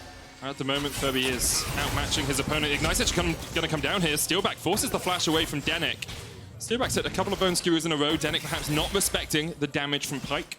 I think that was a situation where B-Boy was focused on pushing the wave, Denik was focused on zoning Steelmac and Comp away, which means that Denik was effectively in a 2 versus 1, while Comp was constantly hitting Denik, B-Boy was hitting the wave. So now they have the push in this 2 versus 2, and that means that Vitality is going to lose some farm to the minions, but of course it did cost Denik his flash as well. Bevo does have heal, while Comp has teleport in that bottom lane, so there is another combat summoner for Misfits. Have a quick look at the top lane. You can see Skeens already level 3, something that you commonly see on the Elise, looking for these early dives. Cabo has this wave stacking up, but using that W very early, 18-second cooldown at level 1, I don't know if they can make this dive happen. Right, here we go. Skeens catching the wave, walking in now. Razork's just around the corner. The Inferno Chains is going to land on Skeens, and here comes the chase. Skeens already dead. Teleport coming in as well. Cabochard's having to run for the hills, but already Dandan and Razork are chasing him down. The flash from Razork gets on the other side, but the Facemaker will pull them back. Lands the stun. The chains still connect, and Dandan jumps in. Another Haymaker comes out. Febby almost fallen. Has to flash away. Cabo can't win in the 1v3, and Misfits find 2 quick kills in the top lane. At the start of that fight, both of Cabochard's E and W were on a 10-second cooldown. Skeens may have been 1v1 setting up that dive. He was alone. There was nothing to help facilitate any kind of play, and Dandan, recognizing this, was like, okay, let's just turn our attention onto the squishy spider. I know that Razork is in the vicinity, and they get a successful counter gank. And again, Cabochard just used all of his wave clear on the minion wave, so when they set up for this tower dive, there's nothing to follow up. There's no additional damage, which means that Skeens is just kind of left to the wayside as we see another fight in bot lane. Skeens is going to land the cocoon. You have to feel this is Dunzo for Denik. He gets taken out. Steelback with his first kill back on the LEC stage.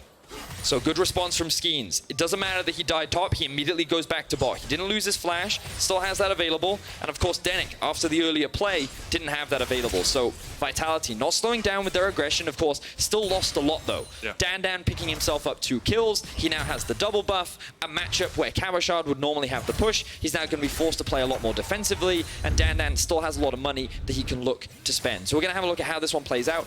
Pretty simple, straightforward gank. Bevoy and Denik are pushing far up into the lane. They don't have any control over the bot side. Their jungle is in the top lane. Denik has no flash, and Steelback, with a great setup, enables Vitality to find a quick kill. Yeah, Steelback still landing that bone skewer, not even burning his flash. He's shown that he is an experienced support. You know, he's been playing in the LFL for the last year, and I think some people wondered as to whether he would be able to match the caliber of LEC support. So far, it's looking pretty good. Well, we're 5 minutes in, Medic. Yeah, I said so far. I added the proviso that if he now starts inting, as Vitality supports have been tended to do over the last few weeks. Let's see, he's going in mid lane though, this roaming that we have talked about already coming to the forefront. Gets a couple of wards off, and because of the safety of Ezreal, it's very easy for him to do this. You can just continually roam around, use that Ghost Water dive to get back to the lane. They also have pretty good vision around the river, which means that they can be aware of where Razork is. The only thing you have to be careful of as an Ezreal is the risk of getting dived. He's just used his teleport, which means that if he does get dived now, then he's going to be in a pretty sticky situation. But of course, he knows he's safe. He knows he's in a healthy spot. And so he can just sit back and farm. No Moby boots being picked up yet for Steelback. Actually invests in the boots and the longsword, so he wants to have a little bit of AD working towards what will likely be an early Umbral Glaive. I think is a great item on Pyke. Helps you with a lot of your vision control. Skeens looking for another dive in the top lane, but Dandan using that as an opportunity to base. Doesn't invest the teleport. You can see the pings coming down on the mini-map. Misfits very aware of what Skeens is up to. Even though they don't have a huge amount of vision, they still recognize, along with Saken, trying to move up towards the top side of the map. So Cabochard, even though they were not able to make that dive happen successfully, you can actually see that he's keeping the gold gap relatively close. Of course, Dandan down half CS. He still sits with a 200 gold lead right now, well, 100 more or less. And of course, a lot of that comes from the double kill that he picked up early on. Still has the teleport, can still look to make a play bot. The biggest problem that Dandan has is the experience difference that exists between him and Cabochard, which is likely why he's going to get bullied around a lot still in this early game. Cabo's gone back and got himself an Executioner's Calling. It's what we tend to see first against Aatrox's. Comp on his first back went for the Sheen, knowing that Bevoy would want to get himself a BF sword. You have to match some of that combat power in the lane. Of course, it delays the stacking up of the tier, but it makes it a lot easier for Comp just to farm from range if he needs to. Yeah, many AD carries have told me that when you get Sheen on Ezreal, you're actually one of the strongest AD carries in the laning phase, just because of how much additional power you get. The Q cost is pretty low. You can keep throwing it out. It's a great wave clear tool. It's a great harassment tool. If you're like aiming for minions, maybe you hit the enemy champion. It just takes that health bar, slowly chips it away, and there's very little that the enemy can do to trade back. So yeah, definitely a strong early pickup, and I think it assists a lot with the 2v2 overall, especially given that Bevoy doesn't have any summoner spells either. Denik's flash is back from the earlier play, but 6 is on its way for Steelback. Comp has already hit it. We'll see if Vitality want to do something to force the tempo of this game? Because they have been playing pretty aggressive early on in their recent matches. Yeah, they certainly have. We saw against Fnatic yesterday, they were going toe-to-toe. Fnatic, of course, when the mid-game started to strike around that 15-minute mark is where we got to see a lot more aggression. And speaking of aggression, you can see Febiven doing just that in the mid lane. And I talked about how this is very much a skill matchup. You can just see from the itemization that Febiven has now had an opportunity to go back to base, pick up that lost chapter, and that gives you a lot more power during the laning phase. Of course, Seiken only sitting on 2 mana crystals, on top of the fact that his jungler just reset, forced him to play a little bit more defensively. Now that he's got the tier, it's not necessarily a bigger spike, but it allows you to be more aggressive because you just have more mana in the pool. So now that he's picked that one up, I expect him to trade a little bit more against Febiven, who has now just spotted out Steelback. The Aftershock does get procced, which is something they have to take into consideration if they're looking for a dive right now. Still only level 5 on Steelback and on Skeens. Dan's gonna pop with the World Ender. Cocoon hits a minion. Dan able to flash away. Haymaker still connects. And Cabo pulled back with the Infernal Chains. Will pay for the dive with his life. Dan doing what he can in the 1 versus 3 rather. Able to trade a 1-for-1. You can see sitting at 3 kills right now. Does give a shutdown over, but given so many resources being invested into the top side of the map, you have to give credit to Dan doing what he possibly can. Very close to completing that Black Cleaver and utilizing the Aatrox skill set very, very well. When we get the replay, we can see exactly what he does, but Febiven just going to soak up that farm in the top lane as well. Vitality have about a 600 gold lead right now, and the game goes Sepia. And Misfits had secured the Infernal Dragon a couple of moments ago. We hadn't mentioned it yet, so I just wanted to put it back on everyone's radar. And it was interesting to see that trade because Misfits actually went straight for the Infernal Dragon at 8 minutes, and we saw Steelback going up towards the Rift Herald at 8 minutes. So it's usually what you see is teams rotating their AD carries across towards the Rift Herald, and maybe Vitality were anticipating Misfits doing that, and Misfits decided instead they would just go straight towards the Dragon. I mean, maybe, but I also think that... hypothesizing that. I mean, yeah, no. That's why I said, yeah, maybe. That could be one reason. Another possibility could be that Vitality do have a tendency to play towards Capuchard. And Skeens ganks for him a lot. And now they've got Steelback, also a player that loves to roam around the map. And he's also investing resources top. And we can see... First things first is the ultimate gets used onto Dan. Really good flash there from Cabochard with the W. Of course, the problem with doing that is you lose the shield to help secure that kill, and then because of a really good Umbral Change that was thrown out by Dan, you get dragged back underneath the tower. So it was really well played by Dan. I think he did everything that he possibly could. The best thing about it was the fact that Steelback wasn't level 6 yet, so he didn't have his ultimate available. Yeah. Which would have made the dive a lot easier for Vitality overall. But yeah, it's one of those situations where you're like, 1-for-1, best you could have done. You know, your team is like saying, GG, well played, Aatrox. Yeah, good job. Good job. But then Dan's like, bot lane, I'm getting camped. Why haven't you taken tower yet? Of course, Dan's not thinking that right now, but I'm sure many top laners would be thinking that in your solo queue game. And kind of when we look at the state of the map, it's a situation where I think B-Void, because he didn't have his summoner spells, he couldn't be in a position to play aggressively. But I also think that Denick is playing second fiddle to Steelback right now. He has also now completed his Boots of Mobility, but you'll notice that he's moving a little bit behind. And part of the issue that Misfits do have with their comp is the fact that Sejuani and Thresh doesn't quite have the same kill threat as an Elise and a Pyke does at this point in the game, especially once Steelback gets level 6. That is a scary duo that you don't want to run into. So the best thing for Misfits to do is to actually just actively avoid them and move to the opposite side of the map, which kind of ties back into what you were saying, where Misfits immediately, rather than trying to counter dive, they just went towards the Drake because they recognized this is probably the best play that we could do. And Dan, he's not even that far behind. Right now, he's 3,300 gold, Cabochard, 3,360 gold. I mean, that 60 gold is very important.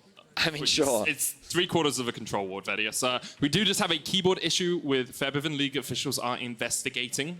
So I'm sure they'll get that sorted as soon as they can. It's obviously frustrating to have a pause this early on in the game, but it does give us more time to talk about how these teams are going to play as the game develops, Vedius. Right now, Misfits avoiding Vitality, or at least avoiding Steelback and Skeens as much as possible. But when do you feel Misfits comp really comes online? What will they be looking to do? Well, I think you have to be very careful in the mid game because Vitality, as we talked about, the double Trinity Force power spike, very potent. Of course, Dan will be relevant on things like the Black Cleaver, and once he's got Death Dance as well, that will also offer a lot of sustain. And Aatrox is a great follow-up to things like the Sejuani ultimate that acts as a really good engage. The thing that I'm worried about for Vitality is they're a pretty squishy comp. They've got Cabochard, of course, who's on the set, who will be soaking up a lot of the damage, but you've got Elise, Cassio, Ezreal, and Pyke. And while all these champions can be obnoxious, because you have the Cassio ultimate, you have the Ezreal E, you have the Pyke E as well, like, they have a lot of mobility skills in their kit. If something like a Sejuani ultimate lands on you, or LeBlanc chains, or the Thresh Hook, if any of these things land on you, you're dead. You just don't have the HP to survive it. The chain CC is too strong, and it's very easy for Misfits to be able to find these picks. But of course, you got to land those skill shots onto these pretty mobile targets. So I think it's a pretty interesting matchup because you've got kind of like a bit of poke on the side of Vitality. You do have scaling in the sense that I think Pyke does scale very well into the late game just because of how much value his ultimate offers, assuming you can land it. Cassio is obviously a late game menace, really good at just melting through front lines because anything that tries to dive on top of you, you can just use your ultimate, disengage. You likely will be going for a Leandries as well that also just melts through high HP bars. And we can see that Razork obviously on the Sejuani, going to help a lot against that. But the scaling aspect for Misfits is also pretty strong because you have like Aatrox, so I think in late game team fights offers a lot of value because of the amount of crowd control he just inherently brings and the amount of damage that he can offer. If he also gets a reset on his ultimate, he's in a great spot. You've also got a Felios and LeBlanc, who they're both really strong in the late game. It's a weird one because I'm wondering how these fights are actually going to play out when it comes to execution. Like, because it ultimately comes down to how good is Misfits at landing their stuff onto Vitality. Well, so far, they've been pretty darn good, and as we go into the Netherverse, we'll jump back into the game. It's something weird happening with portals right there, but we'll jump back onto Summoner's Rift. We'll travel through the parallel dimensions, and Vitality still have, just to catch everyone up, about a 300 to 200 gold lead. You've got tiers finished on Seiken and Comp, and the Trinity Force on its way for Comp as well, as he's already got that Sheen. And now the Rift Herald has been started up by Misfits. Still back. Hasn't really been in bot lane much. Still only level 5. Lantern will come out. Schemes spotted by it. There's the hook only onto Danik, but here comes Cabochard from the top side of the map. And maybe Vitality want to fight this, but there's all 5 members of Misfits around, so they decide they don't want any of that action right now. Misfits get the Rift Herald and get out scot-free. Good play overall by Misfits. They recognized that Comp didn't have his teleport and he was stuck bot lane. Bvoy already made that rotation down. Will give Comp a slight CS advantage, but he's not able to take any plates. So Misfits rearrange their lane assignments, bring Bvoy and Danik into the mid lane. They're going to send Featherman down bot. He, of course, does have the TP. And then they can, once they've called all these waves, they can then look to reset and spend some of their gold. So the question is, where will they look to use this Rift Herald? I imagine that right now they don't want to try and play into the set lane. Cabochard feeling very strong. He has reached that level 8 mark. He's completed the Phage. He's a very powerful duelist, and it's a lane that Vitality have often invested in. So instead, it's best to use the Rift Herald on the opposite side of the map, knowing that you can likely gain a bigger advantage over on the other side. Now, Featherman was the player on the other side of the map. Seiken trying to match him as he came forward, but it's a little bit wary because there's no vision for Vitality down in this bottom river. It would make it very easy for Razork to come across and look for a dive on the Cassio.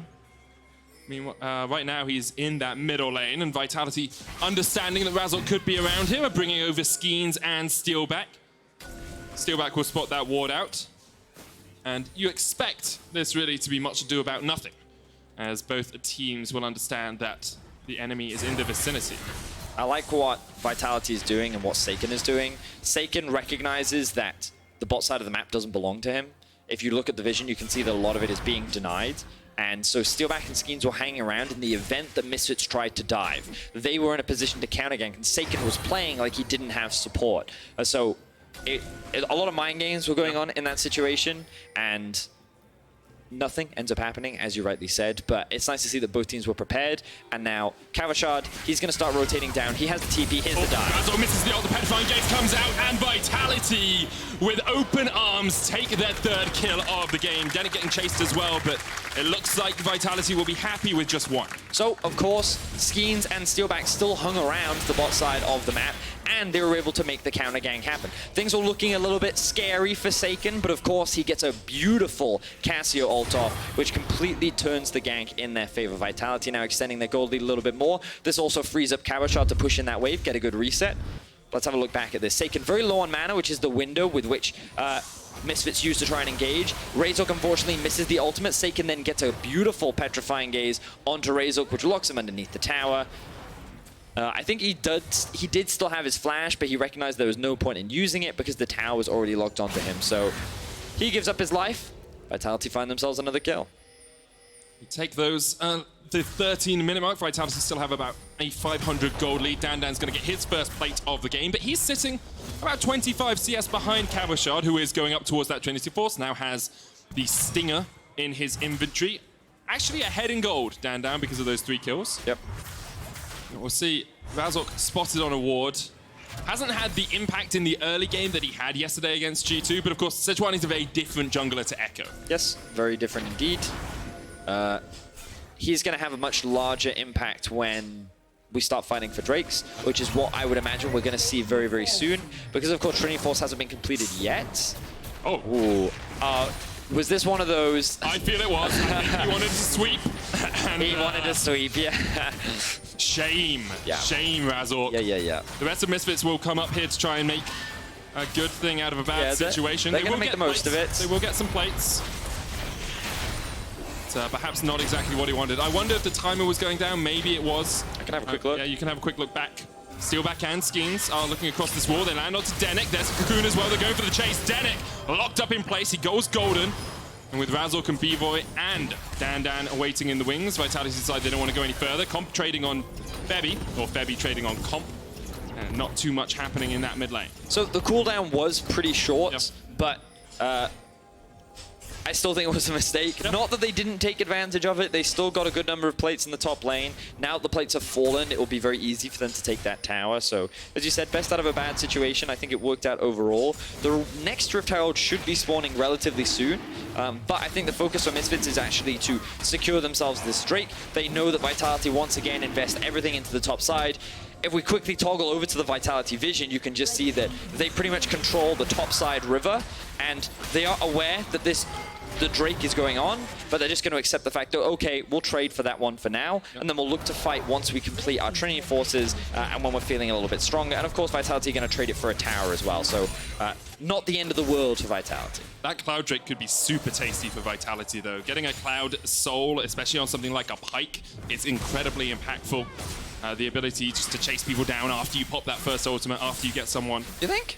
Oh, it's so good. Yeah, but and then you get the movement speed for your E. Yeah, but I look at Cloud Drake at how much value it offers like the whole team. So let's assume Vitality can get 40% ult CDR. Yeah, the people that value the most out of it are Saken, but I don't think Comp gets a huge amount of value from it because he reduces the cooldown of his ult every time he lands a Q. Yeah, but it still reduces. I mean, it's still going down very. But I think that Misfits would actually gain way more benefit from it overall. I mean, that's sure. I see, here's the thing, Betty. I said Vitality would love to get it. And you said, I think Misfits would love more to get it. And that's true. I'm just talking about like who benefits more from the Cloud Drake. Okay. And I think the Misfits would overall benefit more just because it applies to more, like, Elise isn't going to care. More movement speed is always beneficial. Hook lands into the Cocoon, but B-Boy was able to get away. The bottom side Spiderling still connecting. Now Steelback has the Phantom Undertow and will use that to escape the clutches of Razork. Saken trading here. As well, Saken really didn't do much trading. Forbidden just gave him a bunch of damage and said, hey, if you could hold this for me, that would be great. So what Forbidden is, as we see, a bit of a trade. TP being used mid, but I don't think they're going to look to collapse on the back of that. Dandan looking to play very aggressively because he knows he has support. Good trade there from Cabo. Steelback's on his way. Doesn't really have as much lethality as he'd like so far, only sitting on the serrated dirt. Oh wow, and Razork is going to secure the second Rift Herald for Miss. Even though Vitality have been the aggressors in this early game, it's Misfits that have put a lot more focus on the objectives, and I think that this is way more valuable because it sets them up for the mid to late game where I think they're in a stronger position. But again, I think these fights are going to be really interesting to watch because a lot of it is going to come down to how well can the skill shots land. If Misfits don't reliably land those engages, then Vitality can use the range of Ezreal and the poke from Cassio to just slowly chip away at this Misfits squad. And the thing you got to remember about LeBlanc in the late game is what you've noticed in the laning phase is every time Seiken uses Q to hit a minion, that is when Febiven goes aggressive. Because he recognizes, okay, he doesn't have his trading tool now, I can go in, and then I'm going to back off. And the moment he uses Q again, I'm going to trade again. When you're posturing around Drake, when you're posturing around Baron, that's not what Seiken's doing. Seiken has his eyes set on, the moment I see LeBlanc, she's my target. Because if she W's in, Miasma comes down, she can't W back out again. She's then locked up, she's trapped, she's in a very difficult situation. So I think that it can be very difficult for this LeBlanc to play in these later game fights, but that's why I'm really excited to see how they actually play out. Especially with it being so even so far in this game. Yeah, you would assume on paper, based on how Misfits has been playing so far over the last few weeks, that they should be the stronger team. Like Vitality 0-7, Misfits should be the better team fighters. But with the introduction of Steelback, we'll get to see how much the team fighting of Vitality changes. Well, all of Vitality on their way down towards the bottom lane right now. Febiven is going to give them the time of day and retreat behind his turret. And I do think we have seen a little bit of a shift in Vitality already in this game. Steelback has been roaming around a huge amount, has been trying to make plays for his team. Of course, the Pike does help you do that. Febby jumped in, the Petrifying Gaze from Seiken was a little bit too late and didn't connect, but Vitality get their second turret of the game and keep that gold pretty darn even. I like what Dan's doing in the top lane, though. Recognizes where Vitality are on the map, pushing this wave in. He's actually closed the CS gap pretty dramatically, and he's sitting with a 400 gold advantage over Cabochard. Considering the amount of resources he's had, Dan is doing an excellent job, and Misfits also going to use the Rift Tile to secure the mid-tier 1. So Misfits playing the map very well right now. They're punishing the positioning of Vitality, and Vitality are only getting small gains, whereas Misfits are getting a lot more. That is what you expect from a team that's on a 5-0 winning spree. Misfits only, well, their last loss was in week 1. And so far are challenging at the top of the table. I think there is some debate as to whether they will continue to be there throughout the course of the split, but right now you've got to give them their fair dues, give them the respect they have earned as they take their third tower of the game. 1,300 gold lead for Misfits as we approach that 20-minute mark. There's 22 seconds on the Cloud Drake, and I know Vitality, they'll want that. Well, it's double Trinity now, Medic. We've hit the point. Yeah, we've hit the point. This is when Vitality should look to fight. Those power spikes, very important. You can see the Seraphs also completed Forsaken, so this is what we've literally been building up for the entire game. 20 minutes, we're mid-game, Drake spawning in about, well now, it's alive. This is the fight that I've been seeing, like, how will it play out? How will it execute? What will both these teams do? Vitality start this one off. If there's no fight now, Vedius, I'm going to be very annoyed. Bone Skewer coming out, only lands on Denick. And Vitality starts to retreat. Glacial Prism does come out, lands on one. B-Boy with the Moonlight Vigil coming out as well. Comp almost falls, but just about survives. Now the teleport came into the fight, but wasn't able to find this flanking ward that perhaps would have cost Vitality some of their lives. There are a lot of pings coming off onto Baron right now. Misfits maybe just looking for vision around it and to get this mid wave pushing out. Now, admittedly, that fight a little anticlimactic. I know you were expecting, but you can see how difficult it can be to engage on this Vitality comp. Yeah. They have a lot of disengaged tools. Their comp very obnoxious because of how mobile it is as well. And that's why I talked about Misfits. Their comp as a whole, very strong, but it's very reliant on landing those engaged tools, landing that pick, landing that crowd control, and if they can't do it, then it's difficult for them to start a fight, and Vitality can just take advantage of their range. Razork now could be in some danger. Oh, that was beautiful! You could see it coming, but still meant that Razork had to burn the flash. The face break is going to come in as Skeens is on the chase. Goes up, comes down, and Razork, showstopper to the back. Good kill there by Cabochard, all set up by Steelback. Greedy play from Razork, going for that Gromp when he doesn't have control over that area of the map. So Vitality, they're going on the offensive. They're starting off the Baron. Steelback lands the hook, flashes away. The chains can't quite connect. Bebby has to jump back. And yeah, it felt greedy. It felt like perhaps a step too far there for Vitality to get the Baron. Well, I like the fact that they threatened it because it forced Misfits to respond. Now Vitality can just look to reset. Febiven, ooh, he doesn't have vision, so he doesn't go for that kill. But you can see how much poke and damage Febiven is outputting on his LeBlanc. Damn, getting very tense. Razork, uncharacteristic play. especially seeing as what we saw from him yesterday. But yeah, showcasing a little bit of inconsistency. But this is what I talk about when you look at the state of the minimap, you can see Dan is back in base, B-Voy is just returning to the mid lane, LeBlanc is bot lane. You can't do Gromp here. You just can't. He should have just left much earlier. Denix tried to stick around and offer him the Lantern, and Denix thinks that he's safe because of that, but then a really good Q from Steelback gets the interrupt, and then they find that quick kill. Doesn't convert into a Baron, but again, I want to bring us back to the items. Liandry's for Seiken. Great item in this matchup. A lot of health being stacked for Razork with the Black Cleaver as well. Dan sitting on a healthy amount of health. Healthy amount of health. It's very healthy amount of health. Yeah, but Seiken basically, I think this Liandry's item is so good on Cassio, and especially in this matchup, you're just going to melt through those tanks. So big fan of it here. Build up those Madness stacks, get the extra damage off. We did see Infinity Edge complete on B-Voy on the other side, though. He's got 2 items on Aphelios. We'll be looking towards perhaps a Runans as the third.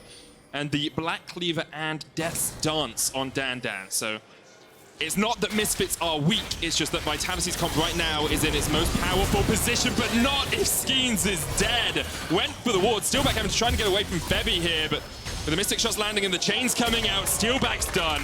Misfits find 2 quick picks in the river. And we talked about how Misfits comp is good at finding these picks. If you land a hook onto these squishy targets, you die.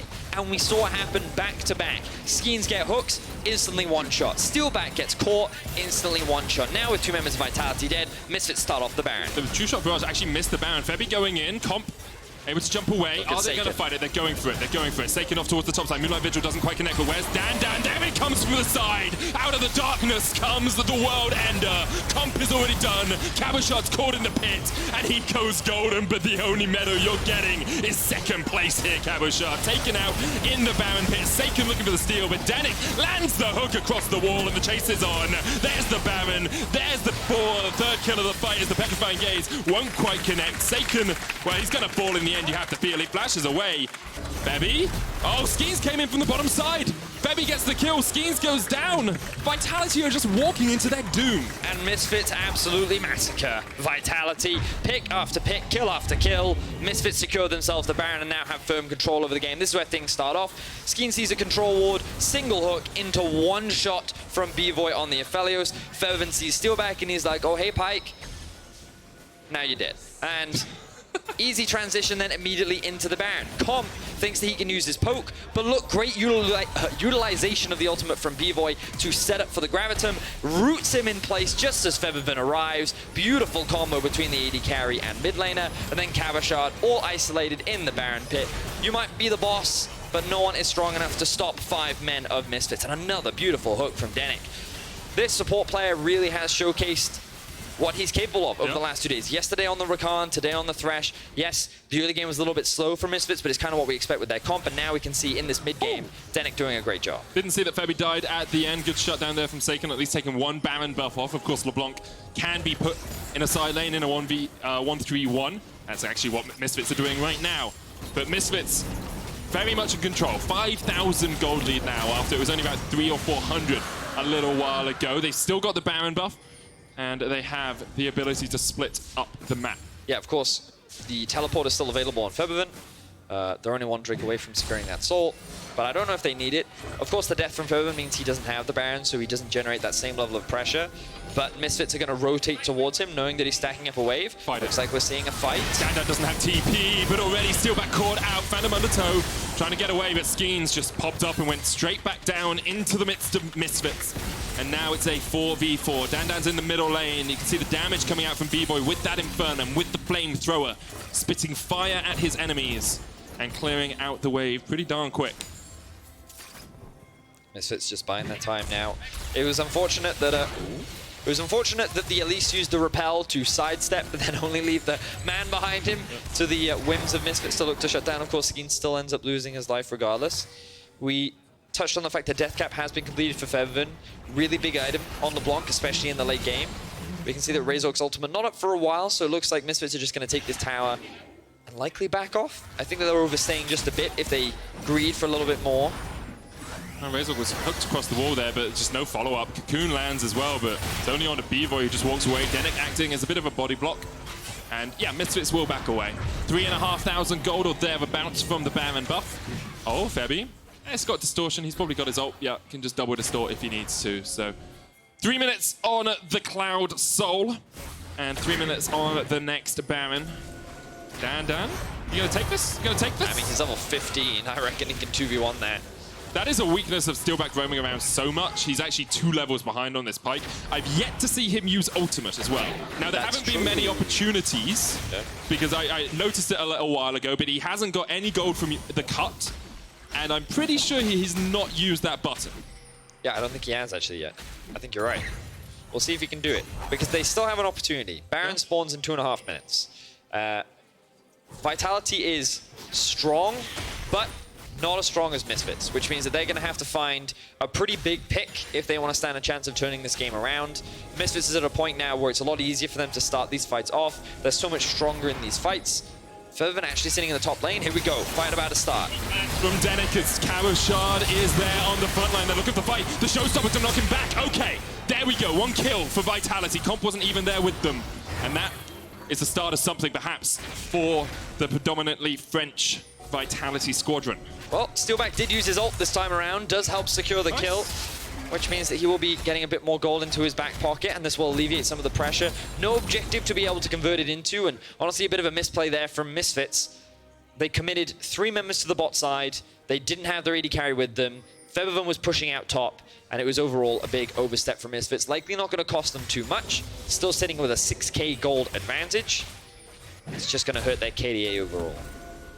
And that's what we play for, Velius. Is it? Keep that KDA up, nice and high. Have another look at that play in the bottom lane. Misfits were the ones who are on the aggressive. Yeah, so you can see again, draw your attention to the minimap. You'll notice that B-Boy isn't there. Featherman pushing out top. And Featherman's just looking at this being like, guys, I'm not TPing into this. Why are we starting this fight? Because it's a pointless fight, you know? It's not over anything. You're not looking to contest an objective. You're just risking, well, you're risking nothing. And, you know, you end up getting punished for it. So, good stuff there for Vitality. I do want to bring attention to a couple of item completions. Cabochard has finished the Gargoyle Stone Plate, so if he's in the midst of a fight, be pretty darn tanky. Alongside that, we've got a Bilgewater Cutlass sitting on comp, and I'm wondering if that's going to be a Hextech Revolver, because I have been hearing a few rumors of some more AP Ezreal builds. Could, of course, just be the Blade of the Ruin King that we have sometimes seen. Well, we'll have to wait and see. Could, of course, go either way. I think it's more likely to be Blade of the Ruin King. I guess with the amount of AP they have on their team, having more physical damage definitely helps. But I also think that it just helps with trying to kite the LeBlanc, being able to get that bonus movement speed. I think is pretty valuable on the active. We can see right now Misfits just splitting up the map. They're playing through 2 lanes for the time being. Seiken going to push out top. Of course, this will give access to the Baron for Vitality, and they do this very quickly because, of course, they do have the Cassie on their side. But it looks like they're just going to use it to find a pick. Razork stunned up before he can get the hook off. Flashes away. Moonlight Vigil won't connect. And to use his flash. Steelback, yeah, it was flash. Well, it did flash away from the fight. Comp's going to jump here, but Misfits should be able to take this side pretty darn quickly with the way pushing in. Vitality stay around Baron, though. Vitality tried to make a pick happen. They face-checked Razork, and of course, they end up getting punished for it. Now we can see the Cloud Drake is, of course, alive, but I think the Baron is the focus. I like what we're seeing from Misfits. They're sending the AD carry to solo it. Very common strategy, because many AD carries at this point in the game can definitely do it. Level 16, of course, already completed. He's at 3.5 items, and now the Cloud Soul sits on Misfits' shoulders. That hurt. That was quite a crit coming off of B-Voy. Of course, still utilizing the long range of the... Calibrum. Sniper rifle. The green one. That was the green one, is that not the white one? Oh, the Crescendum is the white one. Yeah, whoa, don't you get confused now, okay? I use the names. I don't need to color coordinate everything. There's green, blue, white, red, purple. And those are the 5 colors, and they all do different things. There are only 5 colors, medic. Why is yellow? Why is there not a yellow gun? No, we don't talk about yellow. Oh, okay. Now you can see, if you look at the minimap, again, good flanking wards available for Vitality, triple teleport available. But these waves are being pushed in mid and top. Cabochard going to reset, spend some of his gold. Let's see what he picks up. I think he wants to try and complete that Starix. I'm not sure if he has enough gold for it just yet. He's waiting, he's waiting, he's waiting. He does not. He doesn't. 680 gold sitting on the shoulders. Meanwhile, the Baron. Whoa. Well, we talked about the damage B-Boy can do. This is gone. Vitality don't even, well, maybe they recognized it was happening, but it's gone before they can react. Yep. 8,000 gold lead now for Misfits at 31 minutes and their second Baron buff of the game. So, Crescendum, really good at taking Baron, if you hadn't noticed. Misfits just two-man that one, take it without a response, as you mentioned, Medic, and now they can just start sieging onto the base of Vitality. Now, it is difficult to siege against a Cassio. Her miasma, really obnoxious, and if you get too close to the tower, that Petrifying Gaze comes out, and then you get stunned, and then you might die. So, Misfits want to show that respect, but they also want to break into the base. Yeah, you so, kind of have to, at some point you have to not respect. Yes. You have to go for the fight. So I wonder if Misfits will consider going for a dive. Of course, it's always a risk, but well, they're going to reset for now. Yeah. Taking it slow and steady. I think they can, if they look to play through 3 lanes, because they have both teleports up, I think that's fine. I don't think Vitality is likely going to engage on you. Oh, it's a smart little play. Yeah, we get to see the Blast Cone come over. You can see that he's using the green plus the white. So he's, the white gives you all the shurikens, and once you stack those up, which you can stack up pretty quickly, because what he did, oh, actually, it was pretty cool what he did. So he basically spends all of his ammo on getting the sentry turret up, yeah, the sentry up, which then helps him generate a lot more turret stacks, and then he gets Severum as well, which when you Q, it gives you a lot of additional damage. Yeah, so like he combined like 3 guns there into helping take down the Baron. Just Aphelios things. Just Aphelios things. A weapon for every kid. He reminds me of Inspector Gadget, you know? Oh, struggling to get into the door? Here, have a gun for that, you know? Building a table? I've got a gun for that too. Is it called a nail gun? Could be. Building tables. Vitality here trying to defend, but push in 2 lanes from Misfits so far. Dandan's in the top lane. Decoy quite low, but look at this damage on comp. Dodges away from the Moonlight Vigil. Dandan's coming in. Cabershot off towards the top side. 2-level advantage for Dandan. B-Boy's full health again. Welcome to Severum. Now, comp, he is not full health again. Did go for the Blade of the Ruin King, but these turrets under fire from Misfits as they try to break the base for their 6th consecutive game. Teleport. It's a flank. Oh, it's Talked a flank. about it. Seika flashes forward, but everyone looks the other way. Doesn't stare into the eyes of the snake today at Cabochard. It's not really a flank if you're left all alone. Skeens is just dead. Dandan's fighting off the rest of Vitality. Cabochard, well, you're doing some good damage, my man, but you can't take them down in a 3v1. A double kill coming for Febby as Dandan just, he walks straight through Steelback. The pipe does nothing in this situation. Pulled back, goodbye. That is one of the cleanest aces I've ever seen. Misfits really don't even lose too much health, and they will take down the Nexus turrets, and with it, the Nexus in their 6th consecutive game. Misfits stand atop the LEC at 6-2. Well played from Misfits. Little to criticize, really. We saw Vitality trying to be aggressive in the early game, but of course Misfits answering in many occasions. They countered the dive in the top lane, giving them those early kills.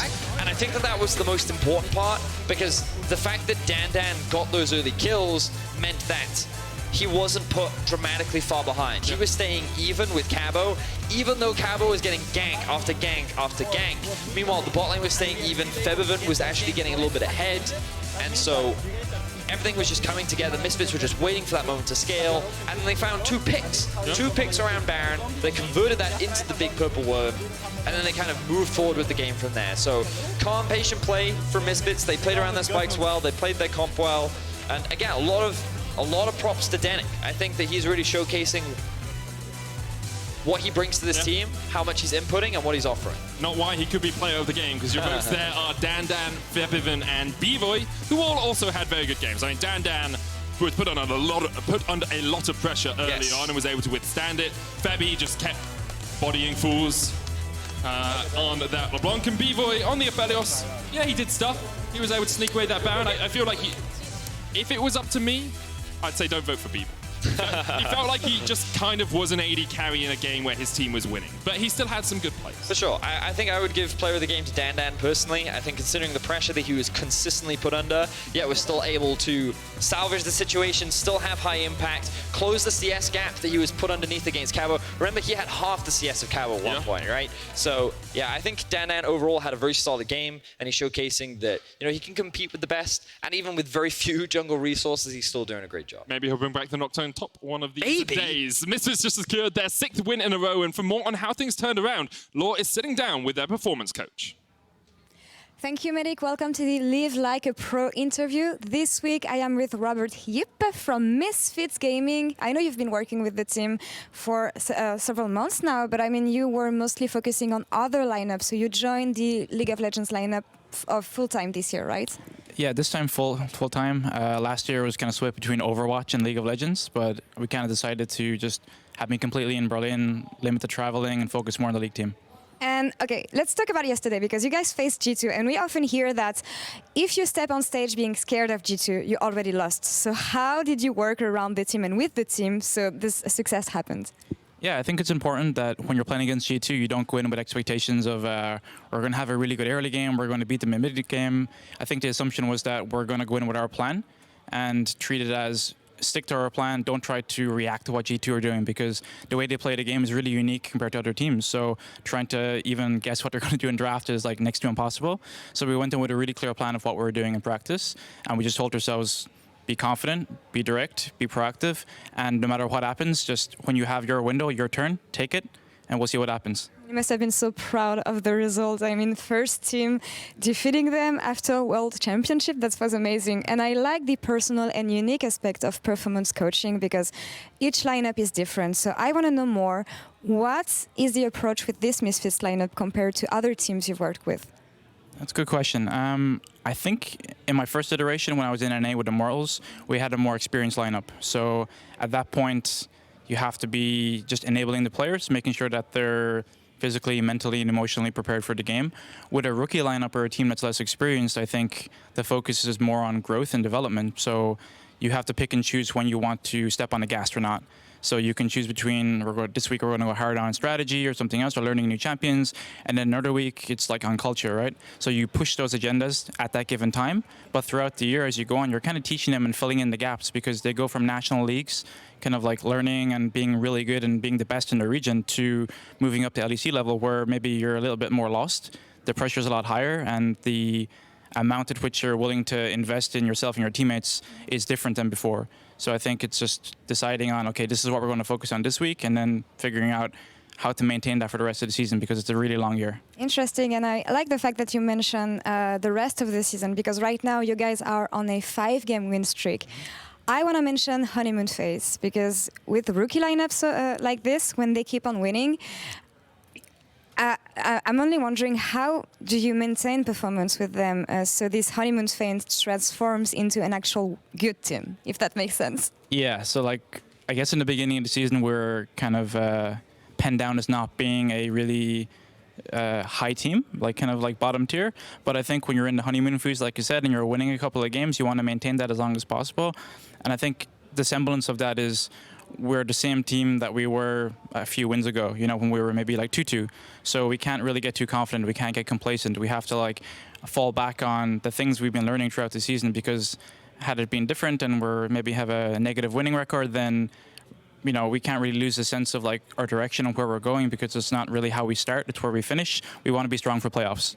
Managing expectations then. Now something I don't often mention, but I think it's interesting here, the coaching staff aspect. We were talking about this before the interview. You're also helping the coaching staff, right? Yeah, like for me, I think it's my personal style. My preference is that when I go on a team, I like to work with the coaching staff. So right now we have amazing Maurice, and we have Handro, our head coach, and both of those guys are exceptionally skilled in what they do, and they bring something different and unique to what the other person has. Like, we have Amazing, who has a lot of playing experience, and Handra, who's like really, really smart, really structured, really formulated, and he's got a really good personality about him. And I think between the three of us, we all kind of lean in towards what we're strong at various times to get the most out of the team. And with these guys, it's just really easy to kind of get on the same page. We bump heads sometimes, but it's really a difference in how we're going to execute our plan rather than vision. And I think coming into work every day just like feels really good with these guys. And it echoes to what Amazing said to me last week with the existing synergy within the Misfits coaching staff. Yeah. Last question here. Where do you see progress with the team, and where is there room for improvement? I think regarding improvement, we're kind of ahead of schedule regarding like our wins and our losses.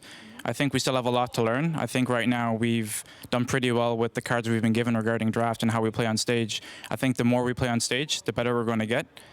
We might lose a few games along the way towards the end of the season, but those losses will actually help us a lot more than scrappy wins or anything like that. I think we need to learn how to come back from setbacks as a team, because right now we can see that we're already dealing with success pretty well. And I'm really looking forward to how far you guys can go. Robert, thank you for the interview. And we're going to take a short break, and we'll come back in a few minutes.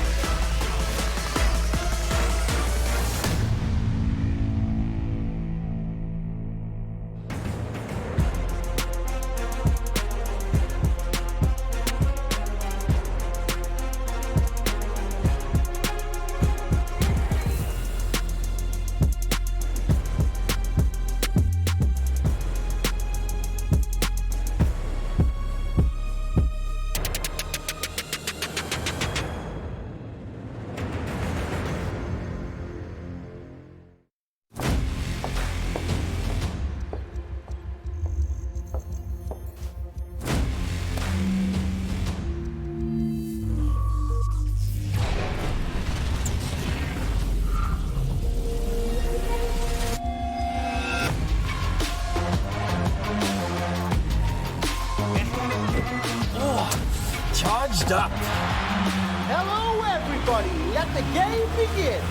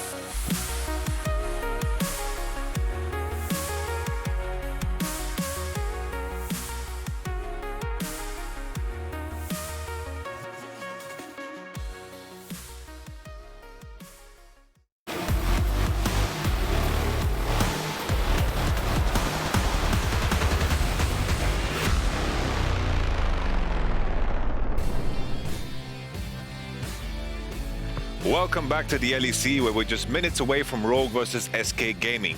And I want to talk about Rogue's biggest nightmare. They haven't banned Soraka a single time so far this split, and I'm here to tell you why they should. Bananas are for monkeys. You know, bananas are for monkeys because literally monkeys can get away with winning with Soraka. That's why. Why is this champion so good? The champion requires eyes, reliable teammates that can actually use the global ultimate, and patience, as it can get boring unless you enjoy making your enemies claw their eyes out as you poke up and heal up in lane. Why is it broken? Bananas and 2v2s in the mid lane, 3v3s in the bot lane, completely shift in your favor because you have that global ultimate. They scale absurdly well because the inherent design is that this champion is a support. You're supposed to, you're supposed to be a low-level champion. That's the whole point of Soraka, right? You buy yourself an Athene's redemption, and then you coast through those mid to late game fights, as most of your buddies will be unkillable. How do you deal with Soraka? I want to see teams actually beat down on this champion. Elise, Kled, dive her over and over and make her pay for all the suffering she has brought to all of us. And of course, you must buy the Executioner's Calling or everyone's favorite item, Morellonomicon. If that doesn't float your boat, just ban it. Of course, that good banana that was tossed towards me is not gonna go to waste. Speaking of OP healers, Medic, take it away. Thank you very much, Yamato. Okay. Who's laughing? That was Ender. All right, guys, welcome. It's Rogue versus SK. It's Medic and Vedius. We're here to bring you through this game. So I've been thinking a lot about this game. Okay. And I think that it's going to be a lot more of a focus on the scaling aspect. Okay. Medic. I don't think we're going to be seeing a lot of bloodshed. I don't think we're going to be seeing high intensity, high action gameplay. Inspired and Trick, not really known or really showcased propensity to focus on ganking, trying to snowball the lanes. They usually play a much slower style, especially when we look at SK. They're a team that often plays reserved, and their playstyle is often more about punishing your mistakes rather than trying to be the proactive team themselves. And I think it's largely going to come down to laning. So when we get into the game, I want to focus a lot more on laning and kind of highlight some of the strengths that Rogue laners have that actually put them in a very high position in our league, in particular Larson in the mid lane. So once we get into that, we'll see how he stacks up against Gen X. But we're going to be jumping into the draft in about 2 seconds. How on earth do you know he's exactly... Okay, so you forgot about this part? I forgot about this part. Pretty funky music, gotta admit. Always gets me hyped up for the draft, and then you come down, it's like, ooh, what's gonna be banned? What's gonna be picked? Rogue on the blue side, Karthus and Soraka are gone. SK on the red side get rid of LeBlanc and Syndra. Will Rogue also ban the Yuumi and then first pick the set? We heard from Finn yesterday on the analyst test talk about how he doesn't think set is worth the first pick because there are things that you can counter.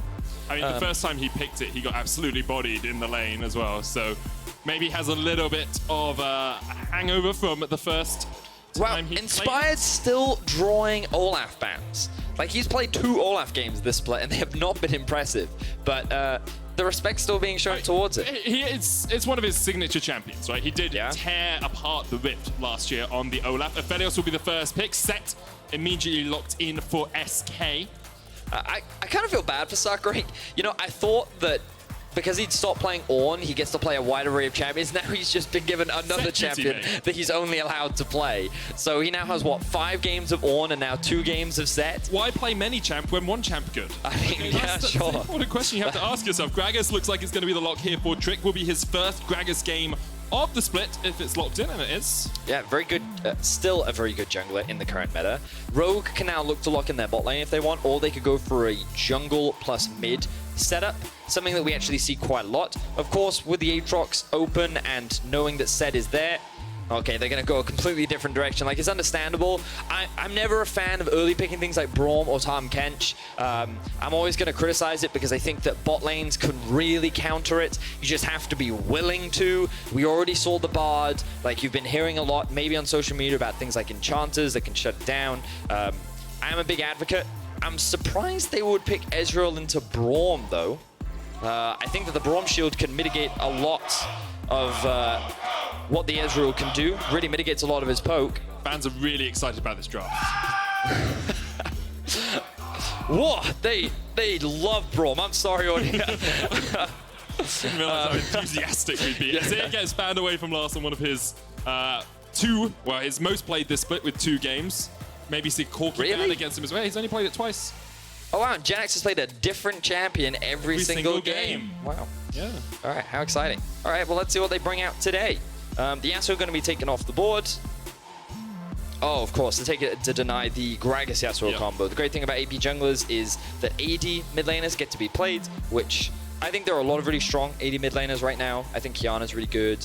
We've seen the Kiana priority drop pretty dramatically after the nerf, mainly because I think teams really like jungling her, but the nerfs really did hurt her jungle, and you don't really flex it to top, so now she's just a mid lane champion, and no one wants to just first pick Kiana mid. So, it definitely makes sense. Definitely makes sense. But she's still a very strong champion in the mid lane. Very powerful in the mid lane. We have seen Lee Sin kind of drop off a cliff as well across the last couple of days. Haven't seen him that much. Quite surprising as well, especially seeing as all the pros are telling me that Lee Sin S tier is so strong. He's so OP right now. I think the power of Lee Sin is just Selfmade showed us the power of Lee Sin in that Fnatic Vitality game yesterday. I think he went 8-0. Oh my word! Tom versus Braum. Oh no. Okay, so we're not gonna look bot lane at all this game. Oh no! Give us something exciting, Larson. Give us something spicy in the mid lane. I don't even understand Tahm Kench plus Ezreal. Because normally you pick Tahm to provide that extra bit of safety. Yeah. And I mean, you're a support main, right? Like, Tahm can do fine into Braum, right? I never play Tahm Kench. Sure, but as someone who's played Braum, you know that Tahm can do pretty fine into Braum, right? I don't want to play Braum either, because he doesn't have a hook. I like champions that have a hook or can jump in. Oh, all right, fair enough. But yes, I mean, Braum, Tahm Kench does fine into Braum, right? Assuming the only thing is, if you get hit with a Winter's Bite, how'd you get away?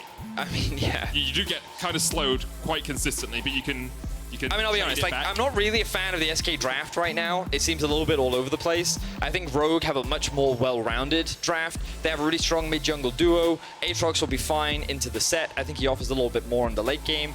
And I think it's a pretty defensive lane as well. You have good gank setup with the Braum Aphelios on the bot side of the map, but ultimately, Rogue will look to try and snowball this rise and then send him off to a side. And with the Cassio band away, yeah, I think that I don't like to say that like Team A or Team B has won the draft, but I think in this situation, Rogue have a very favorable or easier to execute draft because all they really need to do is get Ryze to a point where he has 2-3 items and then you can't really stop him in a side lane. The best thing you can do is look to try and utilize the Tahm Kench to try and attack one of the sides. So you bring someone with you, set up a flank, and then you try and shut the Ryze down. But I'm concerned for SK around how they're going to deal with it. Of course, SK do still have quite good poke with their composition. The disengage is pretty good as well because they have things like the Victor W, the Gragas ultimate, the Ezreal E. There are a lot of ways to keep Rogue at arm's length. And Rogue's engage is not the strongest either. So remember when we talked about scaling potentially being a bit of a slow game? I think that the comps that we're seeing from both sides are not going to lend us to allow a lot of aggression in this game. You're not really filling me with hope and joy for the action-packed gameplay that I know and love, but we'll see. Rogue and SK have been known to take it slow. Let's see if they speed things up at all this game. They don't need to.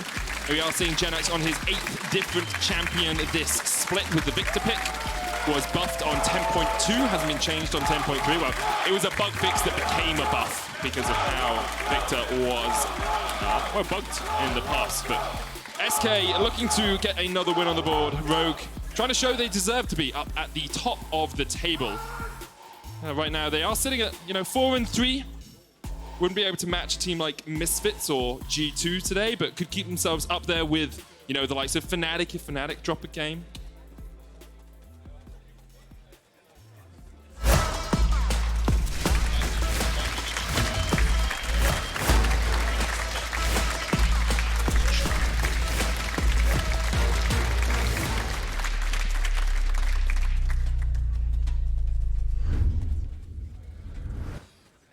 And on to Summoner's Rift we go. Second game of the day, Eddie. You said it's going to be slow. You said it's going to be scaling. Is there any ray of hope? Is there any Lee Sin inspired jumps out of the jungle and kicks off the action? I'm just going to say your expectations low. No. Cool. I reckon this has the potential. You need to talk to stats real quick. You need to find out when was the latest first blood of the split.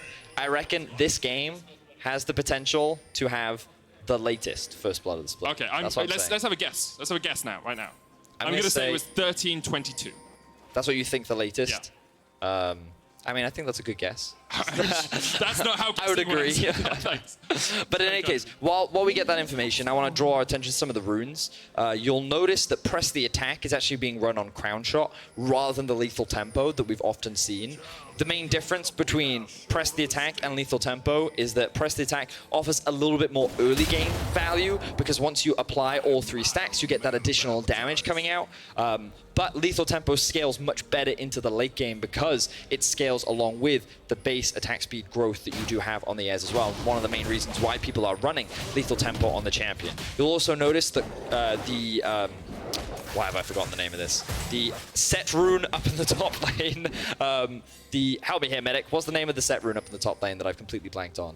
What, the Aftershock? Aftershock, thank you. That's the word I'm looking for. Aftershock is something that we sometimes see on set when you're going for much more of a defensive approach. You can see that he often procs it by utilizing the E, which does apply that small knockup, so it's very easy to grab that defensive tool, but also makes it a lot harder to kill the set in the 1v1. Usually it's a lane that you then don't look to play through. You don't want to try and get it ahead. You're playing much more defensively. We also did see this come out from Sakurai when he played it yesterday, and it just really offers a lot to your trading pattern. When you land the E initially, you then proc the Aftershock, you get all those resistances, and it's a lot harder for someone like an Aatrox to be able to trade back against you. So Inspired's been able to go straight from his red buff into the blue buff of SK. Now he has a good flank position as Larssen looks to trade. There's the root. Sonic Wave's going to connect. And Bedia's first blood's coming a lot sooner than you thought it was. Inspired flashes forward. He does not survive. 2 kills in the first 3 minutes. All right, I was completely wrong. Props to Inspired. Very aggressive jungle pathing. This is not something that we normally see from him. He's a lot more focused on controlling the early game, making sure that he can secure those early scuttle crabs, making sure that he has insight on what the enemy jungler is doing. But he flashed underneath a tower at level 2 to try and get a kill onto Genax. He burns that flash, and he helps secure his team first blood. So you want to know how much quicker that was than the longest first blood? 12 minutes and 12 seconds, Venius. All right, fair play, Inspired. He heard I was talking trash and he wanted to shut me up. Second earliest first blood of the split. Second earliest. You see, cast occurs. It's all part of the mind game. Is that what you're doing? See, I set expectations low so that you would be pleasantly surprised. That's true. You see, and now you're happy. My dating strategy as well. Okay, Inspired looking up towards the top side here as they go for this Scuttle Crab. It will be secured by Trick. Unsummer trading onto Crown Shot. Doing a little bit of damage with the onslaught. That Severum Q, but Inspired's in a good position. Remember, Genax no flash. Larssen could flash root if he wanted. Maybe Inspired just waiting to jump into this bush because there's no ward. There we go. Safeguards in. Here we go. Genax, you're going to overstep. Here comes the root. Victor, very low mobility. There comes the root. There comes the Sonic Wave. But a good gravity field coming down, and Genax will be able to walk away. Yeah, but he's forced out of lane now. He doesn't have the teleport. Rogue can just force this wave underneath the tower, and they can threaten a dive, which means that Genax, forced to just disengage, is going to have to give up the whole wave. But notice how Inspired hanging around as we see more fighting in the bot lane. Yeah, double root coming out on Crown Shot and Limit. The Infernum, of course, tags them both up. You can switch across to the Gravitum and get that root off. Limit trying to act as here comes Trick. A front man as Trick comes down towards the bottom lane. He heard you talking smack about the late first bloods, Vedi, as he wants to get in on the action, but a great flash from Hans Summer. Vander almost falls, no ignite on Limit. He's running heal, and now the trade comes back. Hans Summer not going to go any further. Inspired, looking for the kick, can't land it. And SK and Rogue will just both walk away. Wow, so Trick very close to finding a kill onto Vander there. Only one more hit, and that would have been enough, but weren't quite able to find it. We're seeing a lot of early game action, and again, this caster curse working like a treat right now. So Trick is just able to find a good flanking from behind. Vander and Hans Summer don't have any vision outside of what they have in the river, and the flash engage comes through, but then just not quite enough damage due to, a very close Q from Crown Shot, though. Almost helps secure that kill. Thanks for highlighting that one, observers. But yeah, just not quite enough damage on the side of SK to be able to secure that kill. Still, though, Hans Summer sits with a CS advantage in the 2 versus 2. Even though Genax has been put far behind in terms of ganks and pressure, he's actually ahead in CS. And meanwhile, we have a bit of a pip of some action that happened up in the top lane. I think Sakurai burns his flash here just to get away from Finn. Ooh, he does, yep. Very, very low. Fan. Really excited to see that. Inspired's going to land the Sonic Wave here. The gravity field not in the right place, but Trick perhaps there at the right time. Inspired was able to dodge away from Trick. I think he safeguarded to the side, and meanwhile in the bottom lane, Hans Summer falls. He knew his support wasn't there. That just feels like Hans Summer was being a bit greedy. Yeah. Seeing some Caps play style there in the bot lane. As the Sakurai gets a good trade up in the top side of the map, already completing the Bramble Vest. Ooh, Inspired Panda Jungler. Inspired's been all over the map early on here. Now Sakurai is 6. Finn yet to ding towards that level 6 mark, yet to get his ultimate. So probably won't want to go too aggressive on this play. However, Larssen, he's on the way. He's got the realm warp. Trick has stayed around. The wave is too big. Finn will lose too much if they try and force it. So it's not worth it for Finn's perspective to be able to try and force that. So let's have a look at what Hansama did. Oh, I think he was just trying to push the wave out and he wasn't expecting to get all in, which, yes, I think it's pretty disrespectful. He ends up losing his life as a result, didn't have his flash available, and now Crown Shot's in a great spot, has a level advantage. Vanda did roam mid, they did get a kill, but SK holding their own due to the relentless aggression that we've been seeing from Rogue in the early game. I still think that as we move into the later parts, their comp is going to be difficult to execute, again, mainly because of how strong Larssen will be in a side lane. Yeah. I don't think they'll have anyone to stop him or mitigate the pressure that he can generate. They will have strong poke, and they will have good disengage tools, and again, Rogue, it's very difficult for them to actually start fights. You know, they have a Braum, they have a Lee Sin. There's actually no reliable way for them to engage, which could be SK's saving grace when it comes to the late game, because when we compare SK's comp to what Misfits was playing against with Vitality, of course, Misfits had Sejuani and Thresh, so it's very easy for them to actually look for these picks, look for these fights, but Rogue don't have those same tools that they can use in the mid-game to catch out some of these high mobility targets. And we did talk a little bit about Rogue yesterday, sometimes around the 25, 28 minute mark, making a mistake, going for a little bit too over-eager on a play. And I wonder, without engage tools, whether they might force something a little bit too hard, try to go for a fight when they can't quite find their mark. It's still a long way away, of course, we're only 8 minutes in. And they do have a little bit of a lead. Larssen stealing away the Razor Beaks in that mid lane. He's feeling pretty blue. He's got double mana crystal and a tier. Yeah. Stacking up as quickly as possible on that the rise. Rod of Ages and Saracen Blaze build. You know, so I wanted to talk a little bit more about the mid lane matchup, but of course we had so much action and everybody got the opportunity to. Victor as a champion used to be one of my mains. I was a big fan of this champion. Yeah. I used to play him a long time ago before a lot of the changes came through because, and I used to run DFG on him. That's how long ago I played. Yeah, that's a long time. So is it DFG Siphon Power was like your doom boom and the death rate? No, so the death rate, it did so much burst damage that if you did DFG plus the death rate, you could nearly one-shot people with just that combo. But we might not have time again as we see another fight on the top side. Showstopper coming out from Sakurai. He needs the Haymaker, but he can't get it up in time. Vanda there with the kill. Yeah, Vanda applying the passive meant that just as Sakurai landed from his ultimate, he got stunned. Yep. So he couldn't utilize his Haymaker, the shield that could have maybe turned that around, bought some time for the rest of his team to show up, which means that he ends up losing his life. And Rogue will find themselves another objective. Infernal already taken earlier on. They're going to convert this into the Rift Herald as well. And no TP on Sakurai means they could actually just rotate straight to top lane and look to use it very early on if they wanted to. We'll see if they decide to do that. I think with Vanda backing away, you expect Inspired just to take a break, get back to base. He's finished his Warrior Enchant already on that Lee Sin. He's in a very strong spot. His early game has been powerful. Now a plate will fall here. No one there to collect the gold. No one there to get that little bit of extra cash in their back pocket. All right. But Victor. Victor? Yeah, I want to talk about him just a little bit. Because his rune choices, he actually has quite a wide array of choices. Some do go for things like Electrocute if you want burst, very few, but some.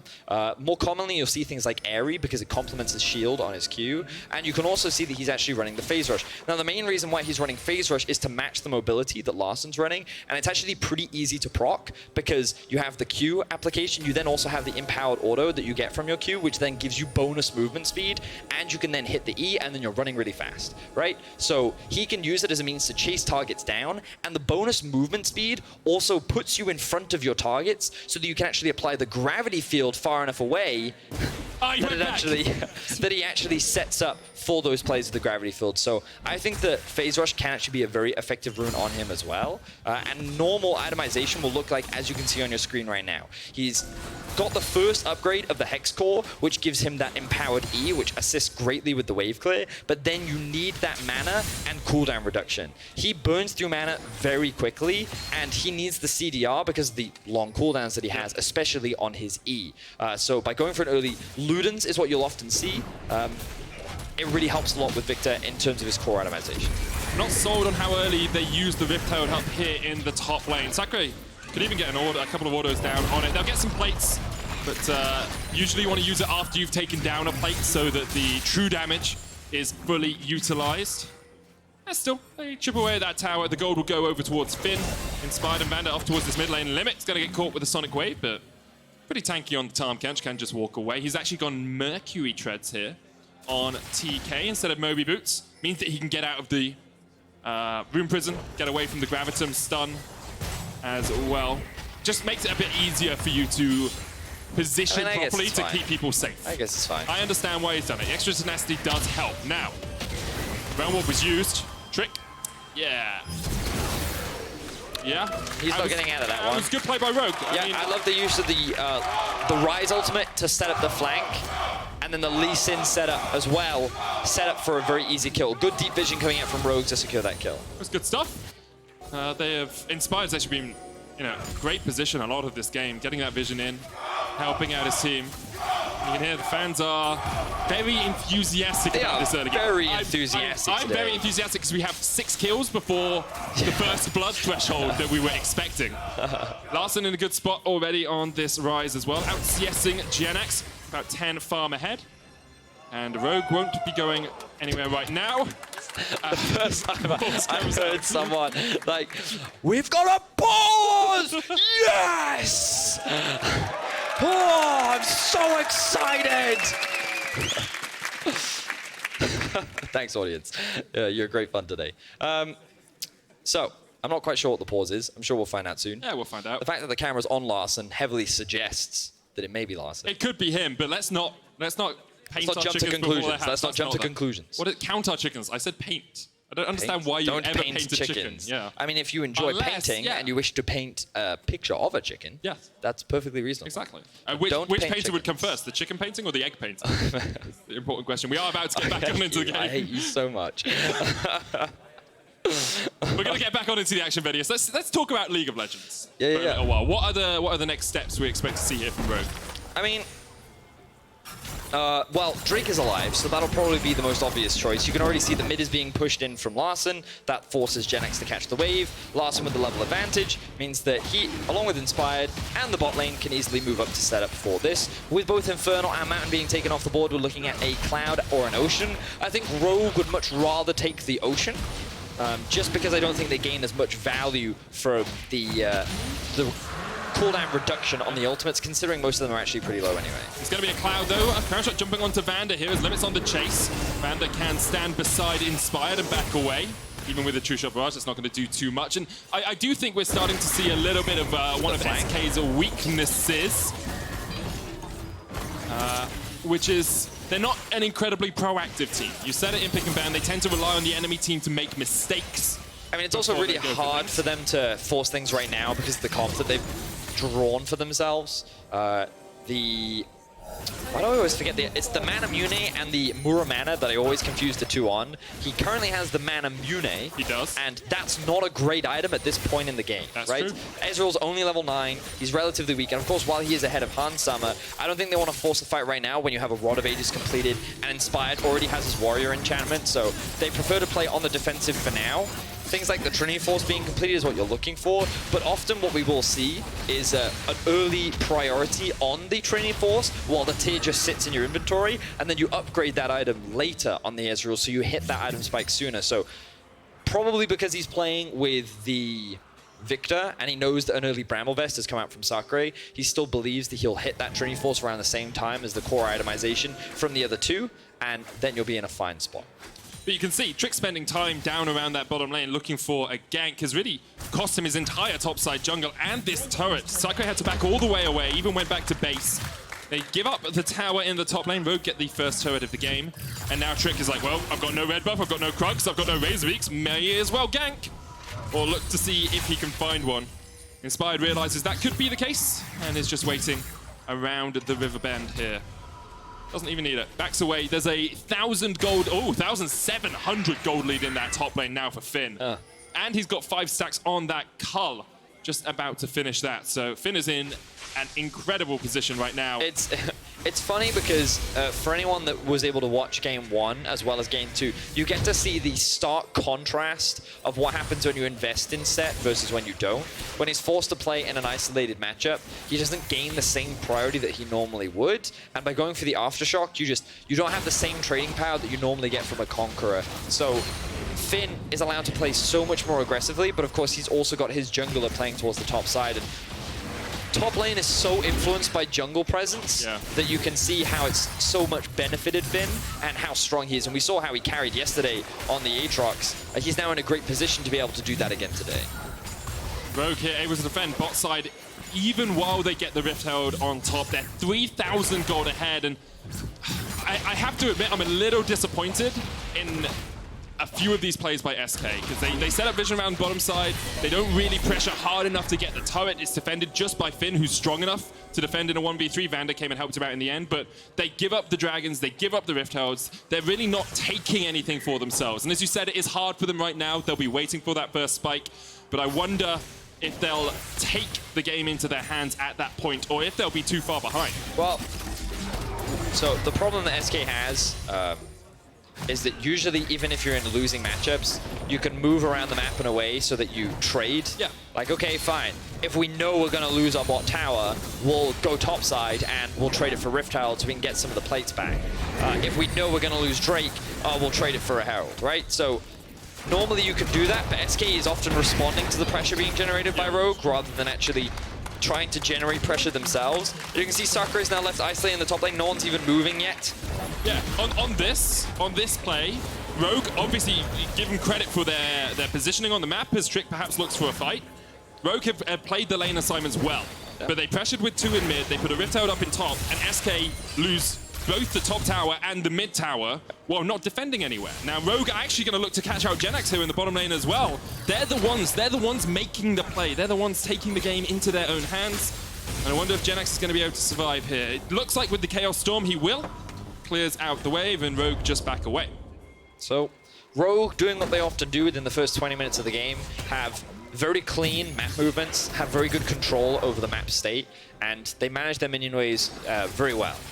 They're very good at utilizing the priority that they have, and we talked about it in draft. We said that this game is largely going to be about, can Rogue get Larssen into a position where he can carry on a side lane? And you can already see from the gold difference, thank you very much, observers, for highlighting the fact that the mid difference is pretty huge, right? About a 1,000 gold difference, and when we switch back to the items, we can see how that's translating. 2 items now done. For the Rise. You also have the Merc Treads completed as well. In the top lane, Finn working towards his death stance. Nearly completed. Trinity Force nowhere near done yet for Sakura, not done yet for Crown Shot. So Rogue is already in a power position before SK's comp has actually even been able to come online. When they get the Trinity Forces completed, maybe then they can look for a fight, but it seems like Rogue is going to get an opportunity before that as SK start off the Drake. Feels like SK are done with the patient game. They will force the Cloud Drake.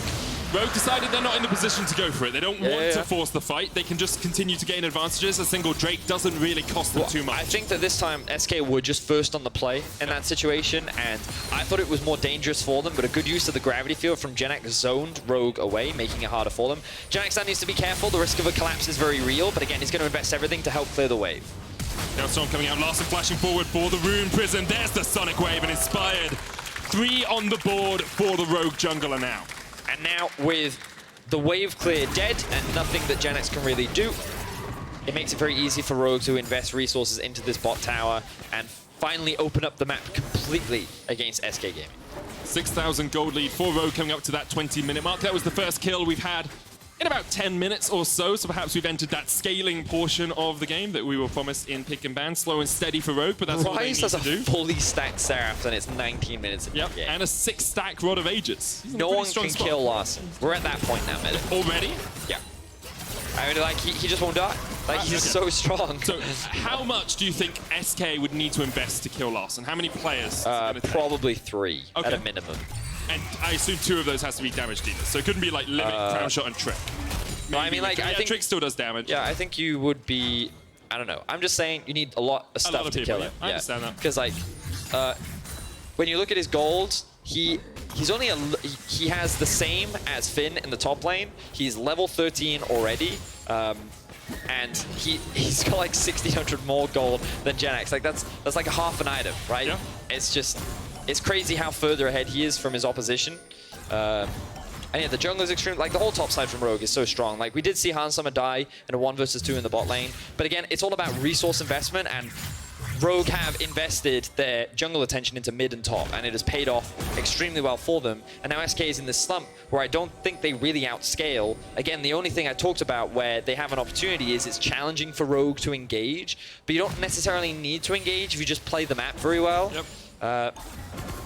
And yeah, you also are in a better position to play the 1-4, where you can actually invest your players into the Baron, while you send the Rise to the bot side of the map, and then you create this 1-3-1, 1-4 split push setup, which SK won't have an answer for. So that's how Rogue can pretty much break open the game. SK may be looking at their inventories right now, though, and saying, okay, Trinity Force on Sakre, Trinity Force complete on Crown Shot, the Mura mana fully stacked up. It may be too little too late, but this is the point at which you say, this is the strongest we're going to get relative to Rogue, probably. The further the game goes on... Oh, see? That's some damage. That's some damage. He's your problem. Yeah, but if you kill everyone else, Larson can't 1v5. I mean, fair. All right, I will give you that. All Rogue need to do is just not die everywhere else. But I love the fact that Inspired is also playing through Larson, making it even easier for him to generate pressure. Hansama and Vanda are just acting as wave clear, and he's just hovering him, giving him that extra bit of support. If someone shows up, they go for the kill. Genax is acting as wave clear right now, which is the thing that's blocking Larson, because Genax can also invest his ultimate into stopping the Rise from getting close to the tower. Hansama taking a lot of damage. He's probably going to base now. SK could just force. As soon as they see Inspired here, Realm Warp coming out. Larson goes forward. I mean, SK could force the Baron if they really wanted to. I don't think they can. I mean, okay, I'm not saying it's a good play. I'm saying it is a good play. Usually when you say they could do this, it's usually because it makes sense. Well, they could make a play towards Finn, and Finn could just walk away. So they're going to invest... Oh, okay, so this is actually great timing for SK because Larson has just based, which means they should be able to get this tower for free. But of course, what this also does is it guarantees Rogue priority in mid, but they're not going to use it. They're going to look for a collapse instead. But Larson doesn't have ultimate, so you can't really close the gap yet. You need to go back to mid lane because you're not going to get anything top. You can invest it into the river vision if you want to, but Drake is also spawning soon, so that may be your next primary objective. If Rogue get the dragon, they put that clock on as well for the Cloud Soul. Yep. Not the most impactful. I mean, it still does obviously have. I mean, it also spawns the Elder, which is the really impactful part. Having movement speed on Larson is also going to be useful in the side lane. And ultimate cooldown, bring those waves forward even quicker. I would say it's less useful, but yes. I mean, like, having stats is always useful. Yes. I just think that those stats... all I want you to tell me, Venus. All I want you to say is, yeah, 20% cooldown on your ultimate is pretty effective. Yeah, but, like... that's like saying, like, having AP on Braum is, in a way, useful, but it's not really... like, it's not that valuable, is it? Okay, but here the only option is take the dragon or don't take the dragon as the fight begins in the mid lane. Glacial Fisher coming out. Vanda's actually gone quite low. Hansama with the Moonlight Vigil. Finn off towards the side, has a flank position. Sakle already down, and now Tricky shot into follow. Finn found the flank TP. Genax here way too late. Finn continues to chase forward. Genax going to try and put some damage down if he can. Vanda able to walk away. So, SK want to be in a position where they could contest the Cloud Drake, but Rogue answer back in kind, and they find a successful fight. They don't even have Larson in the fight, yet they still absolutely demolish SK. With Trick dead, Rogue are actually going to start off the Baron, which I think is a smart priority. With this, it makes it a lot easier to siege onto the base of SK.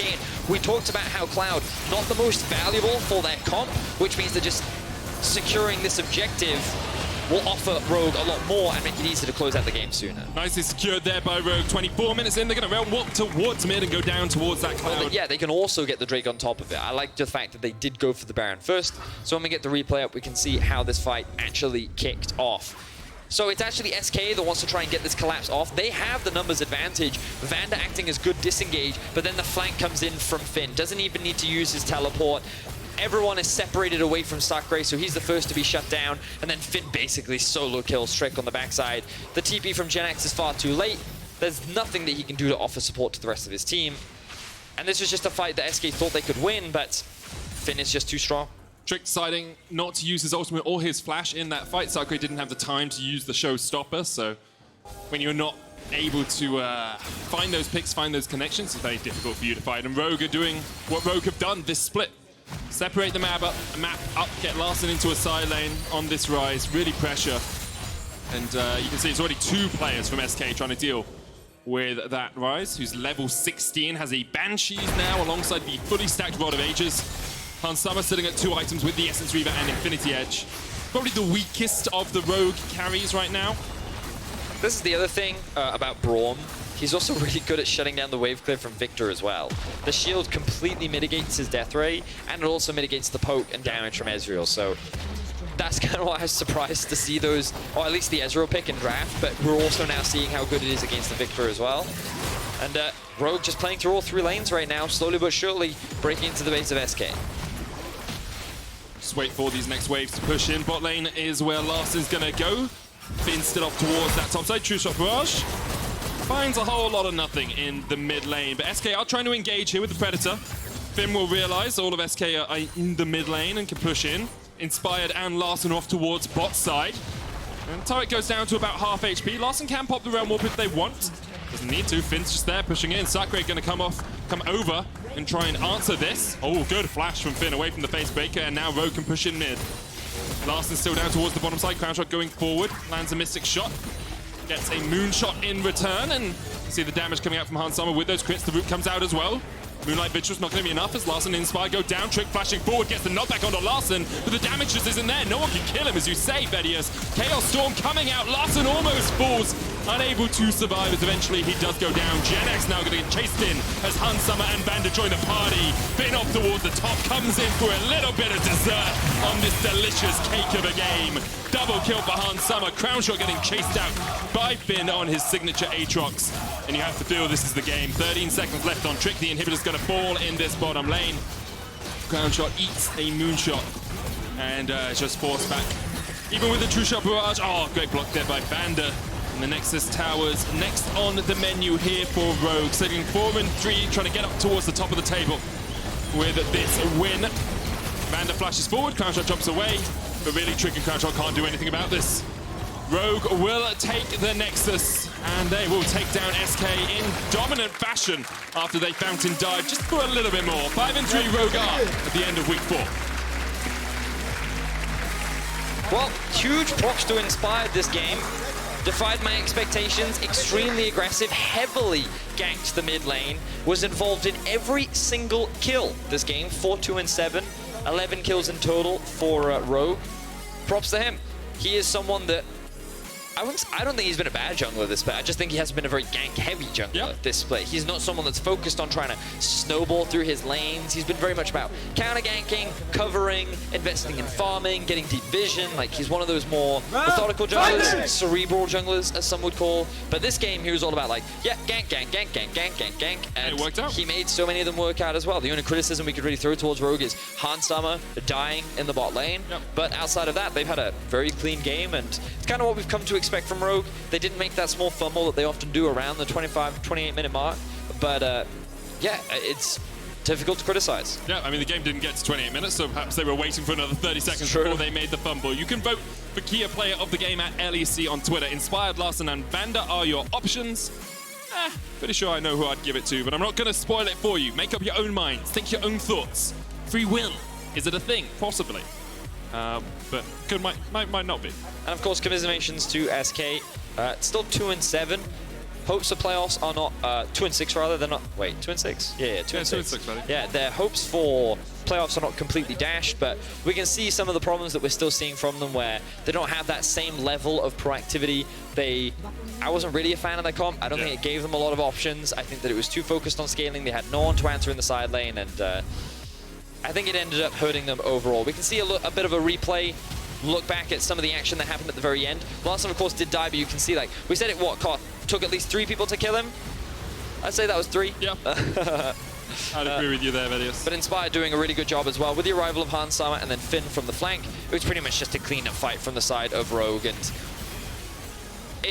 it sucks to say, but SK basically didn't do anything this game. They just kind of slowly watched the game fall apart, and when you're a team sitting at the bottom of the standings, that's the opposite of what you want to be doing. I look at Misfits as great inspiration as a team that when they were going up against G2, they just they fought toe-to-toe with G2, and I feel like you need to kind of take that inspiration, you need to take that approach when playing at the bottom of the set, because you kind of have nothing to lose. Got to take the bull by the horns. And that's kind of why I'm a big fan of Vitality's playstyle, and why like I think that they're playing better than what their score necessarily represents, because we are seeing a lot of proactive plays in the early game. We are seeing them trying to do a lot of things. It's just they can't keep that level of consistency. They can't hold on to that gold lead as they transition into the mid game where things start to fall apart for them. And for SK, I hope that they can find that proactiveness that they're looking for. Still second half of the split to go. So we'll see if they can turn things around. We'll see if they can. For now, we're going to hand it over to Law and Vander, who are standing by. Thank you, guys, and thank you, Vander, for joining me after the game. That was a very different row compared to last week. You went from going 0-2 to 2-0. What was different for you guys? Well, I think the main difference was enemy teams. Last week we played G2 and Mad Lions, which are both really good teams, and twice they had Soraka. And this week we played Schalke and SK, which are, I mean, they're just weaker teams than Mad Lions and G2, so it was way easier week for us. Strength shot schedule, then we'll talk about this during the last question, because you have big things to prove next week, I think. But first, I want to follow up on the interview we had during week 1 with Hans Sama. I want to know, how is the synergy between you two going? Did you improve as a duo? For sure, I think we play way better right now with Hans. I think we had sloppy games in week 2, especially in scrims, but we try to find out how to play together, and I think we are pressuring our enemies quite hard recently. How about the rest of the team? Being the most experienced player within this rogue lineup, what's your take on your team's progress as a whole? I'm not sure if we have any strong team identity. I think we are quite good in early game, and we have a lot of leads, and we often throw them. That's our identity right now, I guess. So I think we have to work on our mid-late game right now and how to close our leads. And you still have time to do it. I mean, we're barely halfway through the split, so how would you rank Rogue right now compared to the other lineups? And also the biggest improvement is the Soraka ban, I think. Oh, yeah, I was wondering, is this a community thing, or do you just don't like the champions because you didn't ban Soraka so far? No, I mean, we didn't ban them ban her last week, and we lost twice against her, so we learned, and this week she was banned. Learn and learn. And now about next week, you'll be facing Misfits and Fnatic, if I'm not mistaken. You were mentioning the strength of schedule for last week. What do you think about next week then? Yeah, so next week is quite hard, honestly. Fnatic is a good team, and it's always someone you have to do your best to beat. And Misfits is playing quite hot recently. I think they are much weaker than Fnatic, and this will be an easier opponent. But in general, we're gonna play 2 strong teams next week. Interesting, and I wish you guys good luck on that. Now, last question. G2 wants to take their revenge after the defeat yesterday. Who is gonna show up, Claps or Craps?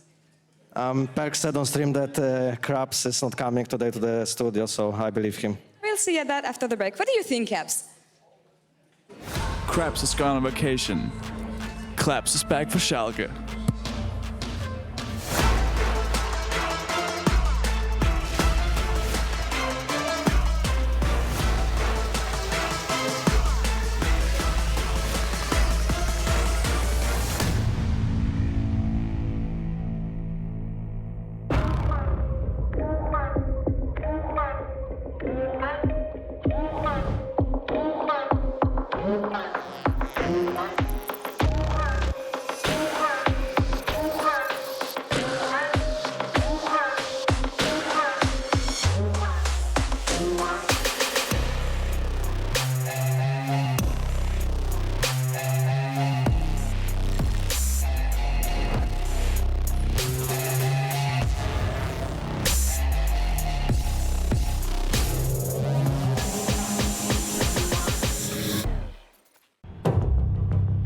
This is my creed. The boots that make me faster. The items that make me stronger.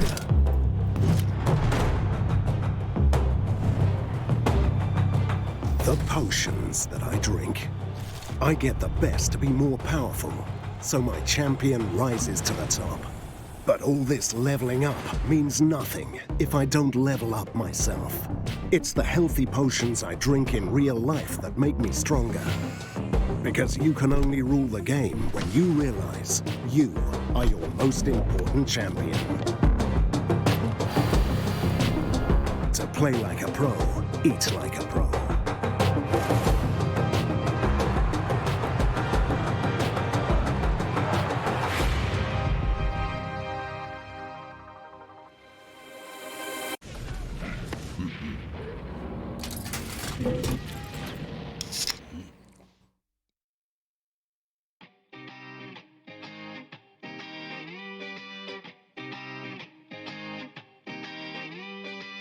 I see the stars come out tonight.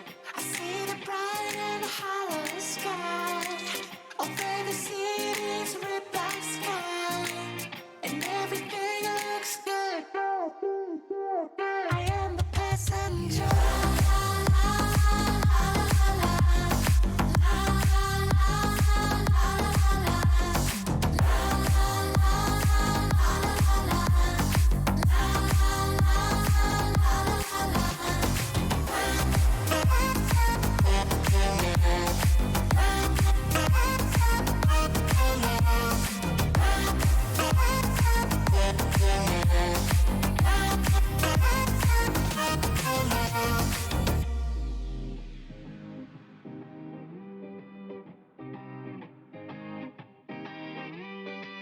You see the silent hollow sky.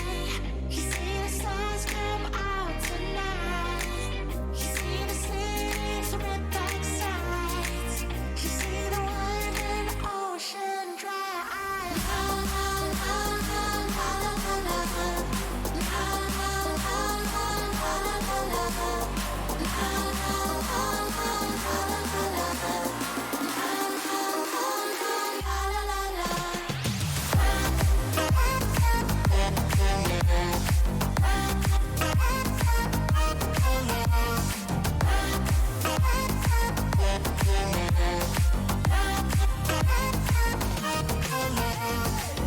I see the stars come out tonight.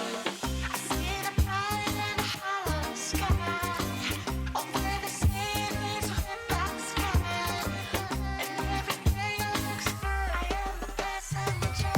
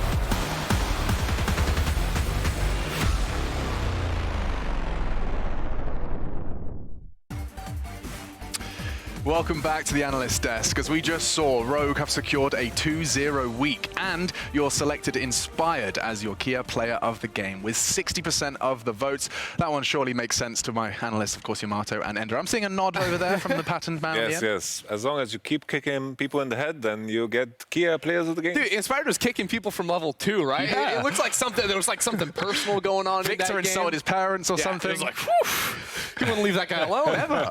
But definitely a justified one. And our next game is G2 Esports versus Schalke 04. And the German team is a heavy underdog in this matchup, still looking for their first win of the Spring Split. And when I say heavy underdog, I'm not talking muscular. I'm talking, you know, that dog that's let himself go. You know, he has to go up the stairs to get on the bed. It's like a dog that's really hard to carry, you At know? this point, it has been a tough one, there's no doubt. But however, G2's win streak came to an abrupt end yesterday, so maybe there is a chance for another upset, right? Because their loss also means that it's time for some totally fair, totally justified overreactions. First up, G2 is no longer the best team in EU. Right, guys? G2's no longer, they lost to Misfits, so they're no longer the best. Misfits look like the best team. Misfits, best team, hottest team in the LEC. Well, this week they have the same win ratio as Schalke, no fear. There we go. So far. No. Okay, G2 still for sure the best team in the LEC. I'm not going to let you entertain He's just too afraid of getting clipped. Yeah, you got to be careful. You do have to be careful. There's some real wizards with the exclamation mark clip. But, okay, G2 no longer the best team in the EU. You shut that one down really fast. I've got another one for you, though. Moving Caps to bot lane was a mistake. What do we reckon? Again, no. I mean, you're not playing ball. Okay, look, when they moved Caps to the bot lane, it was great, right? He looked so absolutely phenomenal. When they brought Craps into the bot lane yesterday, like, that was the worst substitution How do you I've ever seen. differentiate?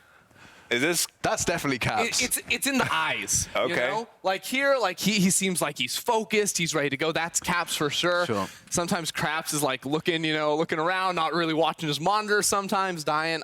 Okay, before we carry on with this, real talk, because I've heard this opinion shared a couple of times. I think it was actually during the segment from Euphoria. Dracos and you were talking about mids in EU, and the conclusion you came to was that I think Dracos said, I think Caps and Perks are the top 2 mid laners in EU. And is that like general sentiment? Everyone echoes that? For sure. They can always go back as well. It's not like, the champion meta is the same. It's like LeBlanc. Okay, some Lissandra has been played Nothing's or changed. whatsoever. I think picking up champions comes with ease. And the fact that Perks and Caps are both in this team, they can learn from each other. And as long as that's the case, I don't think anyone should have any fear if at some point Caps shows up in mid lane. I think he's going to be popping off just like before. But and this role swap, can you see a potential downside to it at all, Ender? Have you theory crafted as to how that could go wrong, or is there only going to be positives with this experimentation phase? Yeah, I mean, obviously, like the only things that you can really bring out that would be negatives is like less practice time. Yeah. These guys have been playing long enough; they're good enough that they're certainly going to be excellent in both of these roles.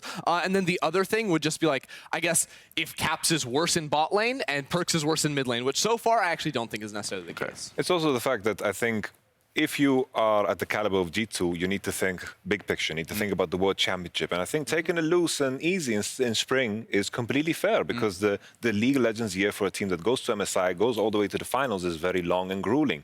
And the only kind of caveat of what I'm worried about is the fact that when they played against FPX in the finals, the 2v2 mid lane was very lacking in comparison to FPX. So that's the biggest question mark. Right. Do you think this is Spring Split taking it loose and easy? Like, obviously, like they're a team that likes to have a bit of fun, but I don't think the role swap is necessarily that, right? When I look at it, I see real value in the ability to say, like, hey, if Caps sometimes gets a little crazy, put him in bot lane, and then Perks, who's calling the shots on this team, out of mid, can try to direct the team more. And there is no argument as well that if it works as it has, their draft becomes even more notoriously difficult to predict. I mean, we hear everyone say, G2's drafts are impossible to make sense of. You'd throw in the fact that they could have 2 different players in 2 different lanes.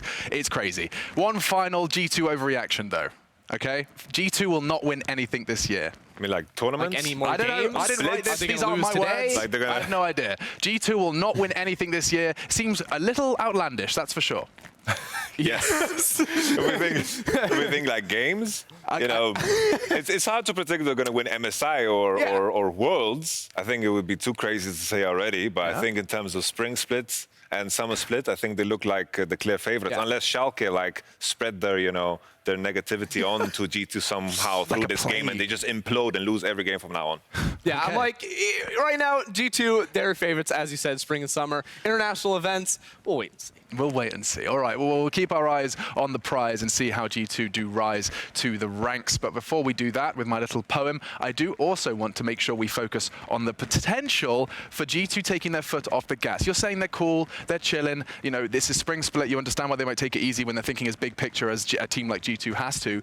But it's Schalke. It's a team you can't lose to. And so my question is, you know, are G2 capable of completely and totally, you know, what's the word? I don't kicking it into gear. Losing? No, I don't want them. You know, taking it easy versus Schalke. You know, the idea of foot off the gas is the best way for me to describe it. I think because of yesterday, I don't think they will. I think they're coming with some, you know, what's the right word? With some vengeance in the eye, you know? With some fire. I think they're going to come in guns blazing. I wouldn't be surprised 20 minutes if they just slaughter them. I love it. Well, that's the perfect way to end it. A little bookmark, as G2, our analysts think, are going to be coming in bloodthirsty. Let's jump into it and leave it with the casters for picks and bans.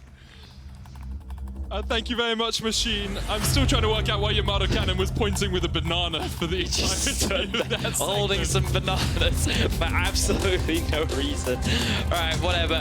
Anyway, G2 versus Schalke. You can feel the countdown, and you know what that means, Medic. Music time! Ruin it by singing yourself. I'm part of the crowd singing.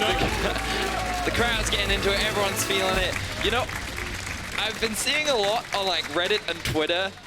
I feel like many fans just expect Schalke to win just because it's a very G2 thing to do. But all the G2 players are saying, okay, we're going to take vengeance after what happened yesterday. We hate losing. We want to try and turn things around. We'll see how they change things up. Schalke still showing respect by banning away the Soraka. Xayah and Jarvan going to be taken off the board. I think Jarvan is a champion that we haven't really seen a huge amount of priority on, but some teams still value it as a very strong and well-rounded jungler in the current meta. And G2 signifying that, or showcasing that Lurox still values that champion a lot, and it's definitely one of his most played so far this split. Yes, it definitely is. I'm just going to have a quick look. I believe it's one of his most played across his career as well, which would make a lot of sense. Yeah, second most played only after Sejuani. So getting rid of that early on makes a lot of sense. MF going to be the next ban from G2. Soraka, well, she's going to be banned, and the Syndra is removed as well by Schalke. Is it going to be banned away by Schalke, or are they going to leave it up? Because you would imagine G2 will look to first pick that champ if it is available. And they've got rid of the counter to it from yesterday. It's very true. That's very, very true, Medic.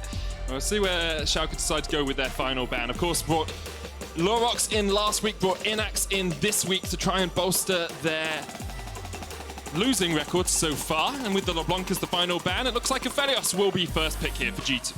Right. So Schalke, you would imagine that Gragas will have to be somewhere on the priority list. I don't want to see any more first pick sets, man. The hover of the Sona coming out from Odo Omni right now. Wow, first pick Ezreal. I guess it's a very safe bottom lane. I mean, like, so what we've been seeing is a huge amount of Ezreal into Aphelios, right? So from the perspective of the pros, they clearly consider this matchup to at least be serviceable for the Ezreal. And I mean, what we've seen is that Aphelios doesn't stomp this lane by any means, and Ezreal is a pretty safe laner, has a big, solid mid-game spike. He scales pretty well. I just don't think we've seen a lot of great supports paired up with that. I'm a big fan of Rakan. We saw it banned in game 1 of the day, but I think Rakan just offers so much to Ez because you can take advantage of the long-range E that even if Ezreal jumps away, you can still jump to him and back from him after trying to set up these engages. So I still think it's a really valuable matchup, and I'd quite like to see Schalke put some priority on it. Then they can target ban things like the Thresh away from G2, but I wonder if that's the direction they're even going to go towards, because G2 right now, with the Lee Sin locked in, you would imagine that an AD mid lane is not going to be the highest priority. Oh, they're actually going to go for the Nautilus. I wonder if they were thinking about something like an early Rakan to come out from the side of Schalke as well. Well, Rakan has been banned both games in that second rotation against the Ezreal team. So teams are obviously on the same wavelength as you, saying that Ezreal Rakan is a very good combo. We'll see if Schalke want to lock it in here. Although Rakan can sometimes struggle into Nautilus because of that point-and-click auto-attack CC. And instead, Schalke are going to say, okay, we'll take the Aatrox. Can go to top, could of course go to Abadage in the mid lane. So of course it's still a safe blind.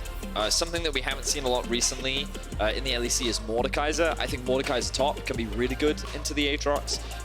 Whether it be removing him from the team fight or just in lane, I think Mordekaiser scales really well and also does very well in terms of the 1v1.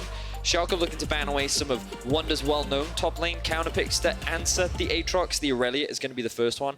I think G2 should consider taking Rakan off the board. Morgana is another one that you can think about. Braum, I think like the pairing with Ezreal can be solid because of course you can use the Q to apply the on-hit, which also helps stack up the Winter's Bite. We are going to see Wonder go to something new this game in the top lane, we expect, unless he goes back to the Sona with Soraka banned away and Aatrox already picked. Although, so the thing about his Sona yesterday was he ran the teleport and can't remember what keystone he ran, but usually running Dark Harvest Ignite is what you want to run. He ran Airy. He ran Airy. So he also Dark Harvest didn't Ignite. roam a lot, which was super weird. Yeah, I don't think he played the Sona top super well yesterday, but I think that just for the record, I don't think that draft yesterday was troll. I actually thought it was a solid draft. I think they just played really poorly. We'll see if they can shore things up today. Of course, G2, as they were saying on the analyst desk, still probably the best team in our league.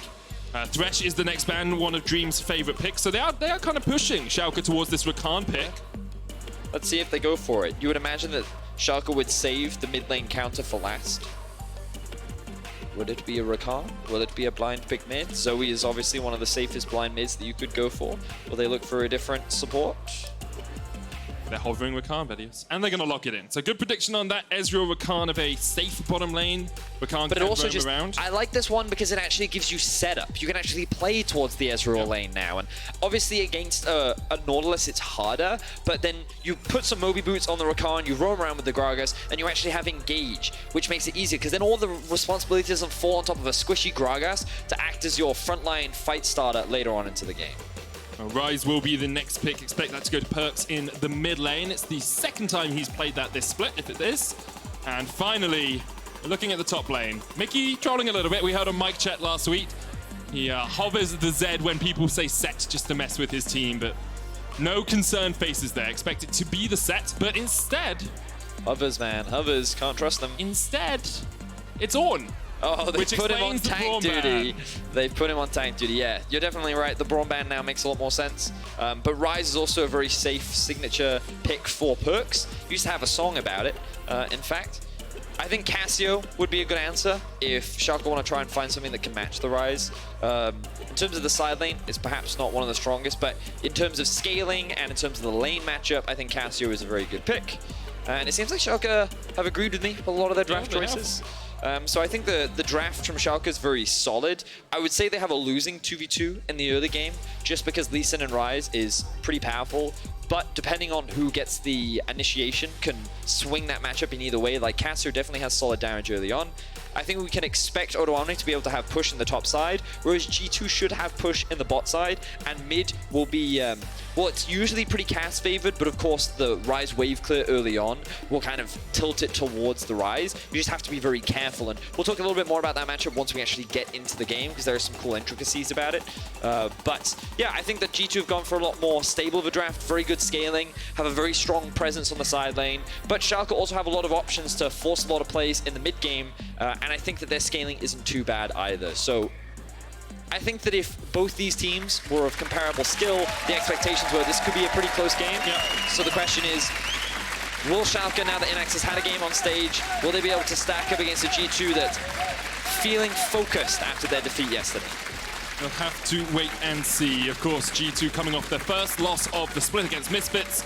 A lot of it was down to Caps. Pretty hard inting in the bottom lane on Aphelios. Now Dreams has locked in the Rakan, the bane of Caps in that game yesterday against Misfits. But the expectation has to be, as you say, Vedius, that with the team's records coming into today and with the relative strength of the squads, it should be G2 with their 7th win of the split. Do hear some chants for the Royal Blues, yeah. They want to show their support. See if Schalke can get their first win on the board. Some G2 fans as well. I think we have a fan for every team. here in the LEC in the audience today. A few more GT fans than Schalke fans, I'm going to say.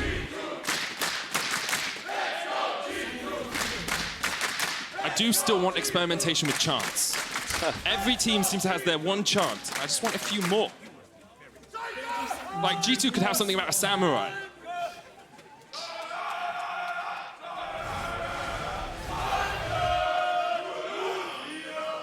I'm not a fan of that experimentation. I'm a fan of the experimentation. The chant itself maybe could use refinement. some work needs to be done there, audience, but I respect your attempt. All right, let's have a look at the early game. Any crazy shenanigans? No early sweepers coming out from any of the junglers or the support, so I don't expect any early invades. Looks like the Jankos is going to be starting on the top side, unless he's going to go for a solo.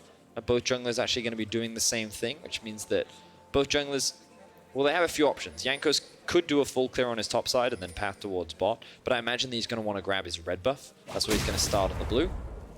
I like that he takes away the blast cone as well, so the risk of a delayed invade doesn't ruin his day. But it looks like Lurox is also going to path towards the bot side of the map, and I think Odoamne can rely on the fact that he's going to have push in this 1v1 on the top side. What we need to keep our eyes on is, I think Jankos wants to cover for Caps and Mickey in the 2 versus 2, whereas Lurox can look for an actual gank in the bot side of the map, especially if they can burn Caps' flash early.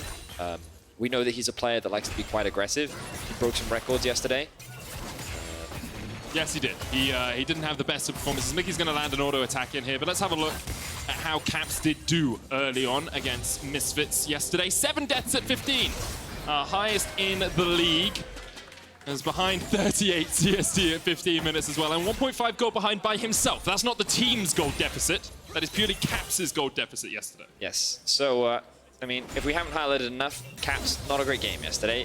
But moving into today, we're going to focus more on the positives. We're going to see how he shapes up, see if Schalke can find the same punishes that Misfits were able to find yesterday. We can see the Gragas doing a very typical full side top clear with the experience changes to Krugs. It's kind of what you expect now. If you can do them, then you're kind of encouraged to do them. Meanwhile, Jankos already taking his red buff. Also, what I'm going to do is Raptors for now. Going to focus on trying to get some vision around the river. Going to move with perks, given that he does have that early priority because of the wave clear. Takes away the blast cone, making it a bit more difficult for dive. Very dangerous. I mean, Inax doesn't have heal. Dreams only level 2. Here we go. Here comes the dive. Jankos and Perks already on the way down. Teleport used immediately. The root's coming out, the moonshot. Caps doing a lot of damage. Mickey's the first to fall. And from one bot laner to another, the int seems to be switching around on G2. But I can't blame Mickey for that, because I think that he had to be the one to tank up the tower initially. He applied the aftershock and he did what he could, but he doesn't use his flash early on. They do get the teleport out from Abadage, but we said it was risky, and this is why. Normally when you're setting up for that dive, you want to either be the level 3, have the level advantage. Caps now. Has to flash. Have to flash that.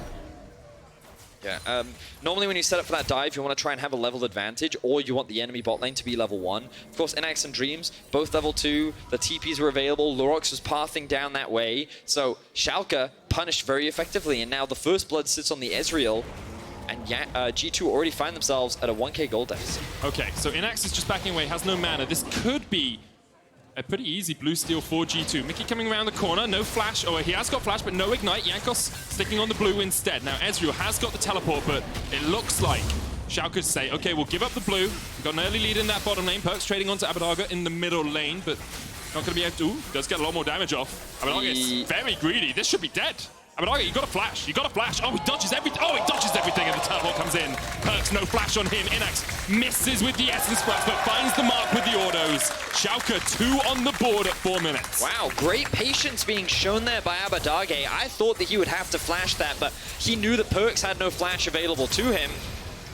And that meant that with the arrival of Inax, he could just chase him down. He eat in aggressively, and he secures himself a kill as well. So now that's 2-0 for the Ezreal, and Inax having a very different performance to what he had yesterday. Of course, G2 kind of handing it to him on a silver platter. He's got Sheen already. We're 5 minutes in the game, and he's got an aggressive item in that bottom lane. Perks loses a huge amount of experience in the mid lane. This way, pushing in Caps and Mickey trying to keep it outside the tower. But you can see Lurox coming in just to say, okay, we don't want this frozen here. We don't want Inax and Dreams to have to overextend, so they can clear this out and push the wave back off that turret. Now, it's important to recognize that because Inax used this TP in mid, Caps actually set up the wave in a really good spot where he got a good freeze. And of course, by bringing Lorix down, they could get that shove in. But you can see the CS difference now starting to develop in the bot lane. And this is a big experience advantage that Caps is going to gain. So even though Inax sits with 2 kills and the completed Sheen, he's actually in a pretty healthy spot, experience-wise at the very least.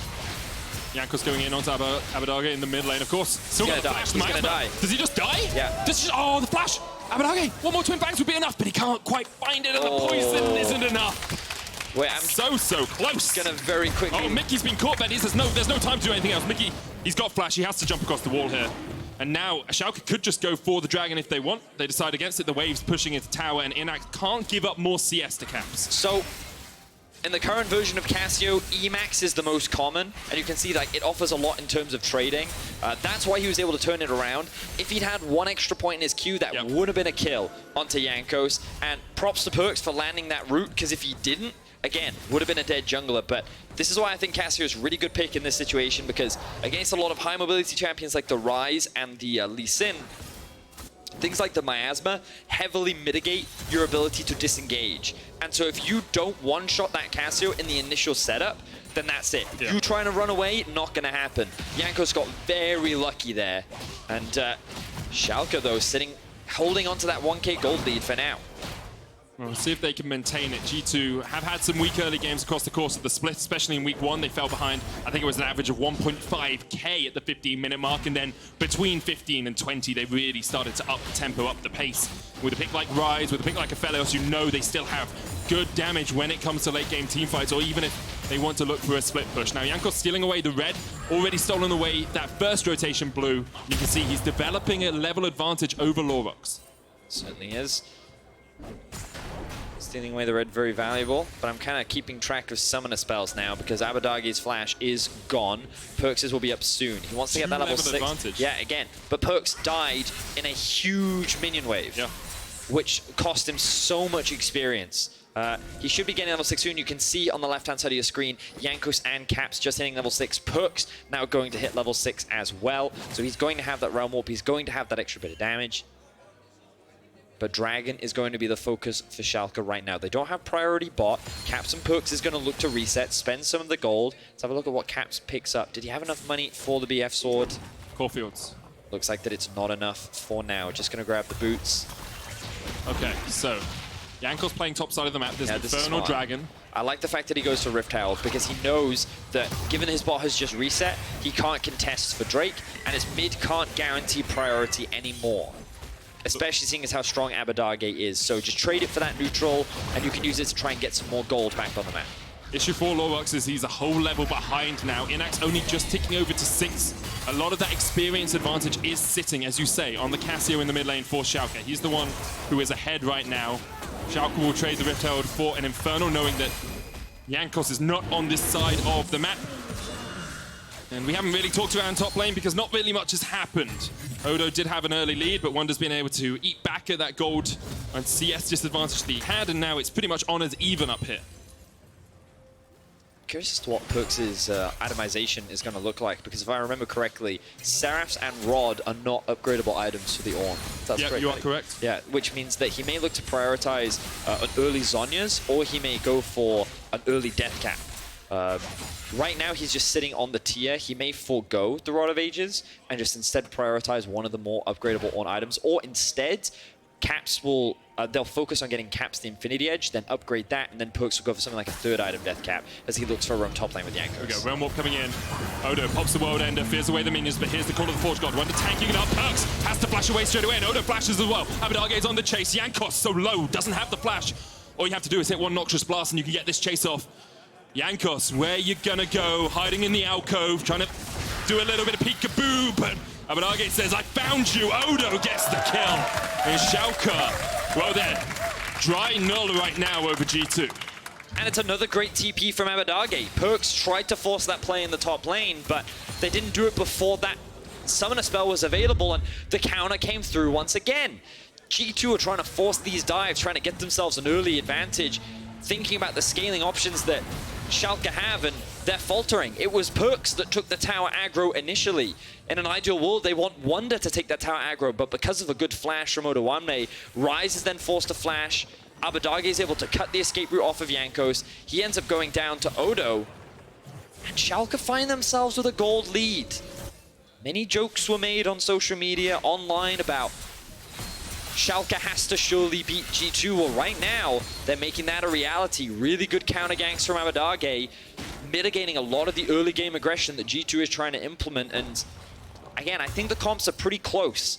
You know, when we think about the late game, G2 definitely going to look to try and utilize this Rise in a side lane. But if you try to team fight this Schalke comp, the Gragas disengage, the amount of DPS that the Cassio can throw out, the poke that's going to come from this Ezreal, it's pretty potent. Yeah. So I feel like if Schalke hold on to this kind of gold lead and they get this Cassio ramping up, they're going to be in a great spot. Credit as well to Inax in the bottom lane. We saw about a 15 CS lead develop there for Caps, depending on where the wave state was with that freeze. Inax has been able to close that up. Of course, having the Sheen building up has helped him here, and now G2 continue towards the top lane. Mickey burnt a flash for that. Wasn't able to find it. Caps teleported in. Where's Jankos? He's got the Rift held, but he's not close enough to this turret yet to push in. True Shot Barrage is going to come out and clear out those minions you have to feel, while Inax and Dreams push out the bottom lane. There's the True Shot Barrage. But, okay, so Jankos is here in time to put down the Rift Herald, which means G2 will secure first turret here, because the Rift Herald will charge in and do the true damage. Yep. And they should, yes, as you rightly said, just be able to clear through that one. Caps is now going to utilize the fact that the true damage will come through. And they're putting the gold on Caps. Yep. 570, you saw it pop up there. TP going to come through from Wonder as well, so he's going to try and hold on to that tower, and they should be able to get a second strike. But look in the mid lane, see what Schalke's doing. You can notice that they're trying to push in that wave, secure some plates for themselves as G2 is spreading their resources up towards the top side of the map. They actually secure another tower, and all of a sudden the gold gap is closed. So great utilization there by G2 of the Rift Herald. Yeah, Caps is sitting on 1,500 gold right now. He's actually 200 gold ahead of Inax, even though they're on the same CS, and Inax got 2 kills. Power plates, baby. A lot of investment into Caps. Hasn't died yet this game. Definitely an improvement from yesterday. It's got 3 minutes to get 7 deaths if you want to match Jankos. last game. Jankos jumping in, dodges away from the miasma, and Mickey's there with the root. Jankos gets his first kill on the board. Yeah, Jankos invested everything into that one. That one felt personal. It was a ward jump into flash. He wanted to avoid the miasma as quickly as possible to try and prevent Abadage from interrupting the mobility of the Lee Sin. He's also sidestepped the Petrifying Gaze, and with Mickey's arrival, it was a clean kill. So G2 get onto the board, and now all of a sudden, they're the team that sits with a 1k gold lead. It's how quickly things can change with a good Rift Herald play up towards that top lane. Manamune stacking up now for Inax. He's just completed it, and he is matching into the Essence Reaver from Caps. There's a Cloud Drake up in 20 seconds time. Perks, we saw Rise in the side lane in the last game. Perks is already off towards a side. He's gone Mercury Treads into, it looks like the Rod of Ages, and the Seraphs is going to be the build. Does, as you say, delay his ability to get an ornament, one of those Orn upgrades, but it's okay if Caps can get one. Maybe you see Jankos going for a Black Cleaver as well, and that's 2, and then by that point you're looking at the 3rd completed item for Perks. I mean, in an ideal world, you don't want to upgrade a Black Cleaver early on. I agree, but if there's nothing else to upgrade... Yes. Well, in any case, you imagine the Caps is going to prioritize getting the Infinity Edge now, as G2 look to secure the Cloud Drake. I think that for an Ornn, Cloud Drake is pretty valuable, so definitely a decent pickup, but we're going to see Ocean. I think Ocean is probably one of the strongest Drakes. The Ocean Soul, I think, is so good. It's really strong. The mana regeneration that you get in teamfights is just redonkulous. And the mana you get back as well, especially for something like a Rise. If you're in a team fight, you're rattling out those spells. You can run low on mana if it continues for too long. Now, we see the bot laners in the mid lane, matching up against each other. Abadage still with a level advantage, or some of a level, over... Perks also has no AP yet. He's only built mana. Lorox utilizing the bush, but they see him. Yeah, the Lorox at home in the jungle, but has to go Golden Dreams coming in. There's a True Shot Barrage, but Jankos is actually knocked out of it. Abadage should be able to chase down Jankos. He's dead. A good counter fight here from Schalke. Caps coming in, but Schalke able to get one and get out. Okay, I thought it was going to be disaster for Schalke initially, but good stopwatch from Lorox actually buys enough time for Inax to rotate around alongside Dreams, and they're actually able to get another kill down onto Jankos. Schalke going to convert this into their first tower of the game, keeping the gold very even. Based on what we heard from G2 this morning on social media, you know, they were going to come in, they were going to release their vengeance on Schalke, but Schalke have been there at every single turn. Every play that G2 have tried to make, they have countered. And they've kept this game very even for the time being. Yeah, for the first 15 minutes, we've been neck and neck. We'll have another look at this, because Lorox is on a ward. Yes. The collapse is coming through from G2. Aphelios is still in mid lane, though. Meanwhile, Dreams and Inax are already making the rotation over. They then interrupt Jankos. Yes, he gets knocked out from the ultimates from Inax, but all they're really doing is setting up for the kill onto Abadage, who's like, oh yeah, I haven't had a kill yet. Why not give me one? So he ends up securing that. However, G2 are going to secure the Rift Herald off the back of resets from Schalke. Looks like Inax, Dreams, and Lorox decided to back away after getting that first turret in the top lane. Odoamne chipping away at this bottom one is almost taking that down as well. So Schalke looking for their second tower of the game. And with still 3 minutes on the Ocean Dragon, I was wondering why all of Schalke were coming down towards this bottom side. Dragon's still a while away. Someone needs to go catch the top wave. Odoamne is probably going to reset right now. He probably doesn't want to lane up against the Ryze. Ryze is getting to a point where he gets pretty difficult to deal with in the 1 versus 1, and there's not a huge amount of magic resistance on the side of Odo just yet. Bit of a heal going to come out from Wonder, I think. Yes, Wonder with the Unsealed Spellbook. Heal up Caps a little bit. Not that I think it was super necessary. They want to see if they can dive onto Odoamne right now, but of course he's already gone. Oh, they actually sent Abadage up towards the top lane. You can funnel some CS onto that Cassio. Dreams going in, but good Bellows Breath from Wonder. He's going to get pulled back. Able to dodge away from that with a charge. And now Perkz is just on this turret by himself.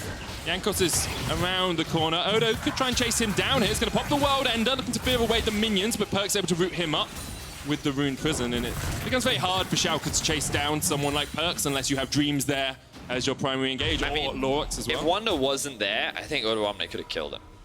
Or at the very least burned a flash from Perkz. I think he didn't take a great trade because he was stuck underneath the tower. And I thought the Drake was actually going to spawn sooner, which would have been way worse for G2, but still a minute and a half. So they can actually send Caps to catch the top wave if they want to, given that he does have the TP. Ooh, actually, I think that because they have enough time, the Drake is over a minute away. They can just have Ryze catch that top farm, and he should be able to push it out fast enough that he can then also still rotate down to be there in time for the Drake. I'm a little bit surprised by Caps going rapid fire cannon second here. I'm going to be honest, because Wonder's only a level away from being able to get the upgrades off. Lorox coming for the gank on towards that Ornn in the bottom lane. Dreams is on his way as well. Wonder still has the flash. Infernal Chains will pull him back. There's the barrel, but that's the flash. But Odo could just chase him down. And Odo will secure his second kill of the game. Now, the rest of G2 are in mid lane pushing in. There's no wave there. However, there is a Rift Herald, and that acts as a pretty gargantuan wave if you can pop it down. But good pick coming out from Schalke. They extend the kills to 5. They have their eyes set on the tier 2 in the bot lane as well. Ultimate going to come out to try and thin the wave. Keep going in. Sonic Wave's going to land. Here comes the teleport. Seraphs will keep Abadage alive for just a moment longer, and now Odoamne needs to dodge away. Dreams is here to act as a bit of a bodyguard, but even with the Infernal Chains, you can see Jankos jumping forward, jumping back. Will dodge out of the fight. Odoamne. It's still alive, though. The Rift Herald's going to get another charge in, as you say. Lorox coming in. Caps. Oh, the TP. It's onto a minion. They're looking for the hard push here. G2. 5 men strong, pushing in the mid lane. They know Abadage is still dead, but they decide to stop at the tier 2. Okay, so overall, G2 still do come out on top. A couple of summoner spells were burnt from both sides, but it all started with a pick coming out from Schalke in the bot lane, finding that kill onto Wonder. G2 then answer with a pick onto Abadage in the mid lane, and then a lot of TPs, a lot of summoner spells. I think Schalke want to fight this. Yeah, Dreams looks like the Caps. Caps flashes away. Ocean Dragon down to below 900. Wonder caught off by the rest of Schalke. He's going to be that front line with the call of the Forge God, but he's dead. Lorox looking for the chase on Perkz, but can't find his man. However, Perkz doesn't have Realm Walk. All of Schalke run for this. Dreams has flash soon. Jankos and Mickey are here. Law is going to flash in. Perkz, you can't 1v5, my man. He's shut down. And Schalke may just repay G2's push in the mid lane with a push in bot themselves. They have 5 people bot, which means with a wave, they can easily secure this. And there's no tier 2 tower in mid for Caps to trade it for, but at the very least, it's farm that's being wasted. Yeah. But G2, like, they're coming out short here. Schalke now reclaim the goal lead. Very tense game between the two teams. So this is where everything started. The exhaust gets used from Wonder. He has that from the Unsealed Spellbook, and then Lorax comes in with the Predator. Good use of the ultimate as well to prevent Wonder from being able to flash out. The flash is a little bit too late, but we might not have time for this because the Baron is actually being started. It's being two-manned right now. They've got it. Lorax is doing razor beams. He has no idea this is happening. You have to respect the Crescendum Calibrum combination on Caps. He's only at 2 items, but they sneak away the Baron at 20 minutes, 20 seconds. Damn, just Aphelios things. He cleared that so quickly, utilizing the chakrams. I'm not quite sure, like, hopefully we can get a bit of a pip and see how he stacked all those chakrams up, because the thing about that, the chakrams is the more you have, the more DPS you do, and the closer you stand, the faster your attack speed as well, because your next order will come out as the chakrams return to you. So the difficult part when doing the Baron is actually being able to stack up all those chakrams, and one of the easiest ways is utilizing Severum, but I'm not sure which weapons he had available to him. Either way, I think all 5 members of G2 now have the Baron. The gold is still very even, and at the very least, G2 can use this as a stall tactic, but they may not need to, because Seraphs and Rod of Ages are now done for perks. Who's going to get the upgraded? No one is. No, okay. No one has an level upgraded 13. Yeah, no one's going to get that upgrade. Inefficient itemization coming out from G2. We thought that Caps would rush the Infinity Edge. I mean, even Mickey, we sometimes see people go for Locket first, so you can get the Circlet upgrade, but he's going towards the Gargoyle with Stoneplate now. Schalke are the team on the front foot. They're pushing through mid. Perks is by himself in a side lane. Dream's trying to go in, but a good chance for Mickey will stop him. They're looking for Caps. They know he's got no flash, but Schalke can't find their connections. Inax flashes away, knowing that the chase was on. He's scared of the root from the Gravitum. Perks is still in top. Perks has Realm Warp. He can take those minions into the inhib. As soon as he clears that way, he's doing it straight away. We've seen this so many times. Perks on Rise. Wait, he missed the minions! Oh, okay. Okay, Perks, that's fine. We forgive you one. He's still top lane, though. He has the push. He definitely does. Schalke trying to defend mid lane inhib at the same time now. They're going to lose one. You have to feel Perks on the inhib tower. Odoamne is going to try and answer him. The inhib doesn't quite go down. That turret manages to survive. Perks no Realm Warp now. Lorax could chase him down, but decides against it. And you really could be forgiven for thinking that this was a game between our 2 top teams, because Schalke have been able to keep abreast of G2. They've made a couple of mistakes, some positioning errors, as we saw there, but they are not playing like a 0-7 team with Inax in the squad now. Here comes Lorax. Perks has no flash. ult. Here we go. No Predator available for Lorax, no flash on him either, no ult on Perks. Odoamne's popped the ult of Cell. There's the cast, knocks him back. Dreams on the chase as well. He can outplay this. He can outplay it, but Dreams with the flash in, the Seraphs, the body bop, and Perks goes golden, but you're only delaying your own demise there. Perks, true shot barrage. Inax, the replacement AD carry, lands it from long range. It still took 4 people from Schalke to actually find that kill, and G2 were able to push in mid and push in bot. They should be able to convert this into a tower, so props to Perks for stalling out.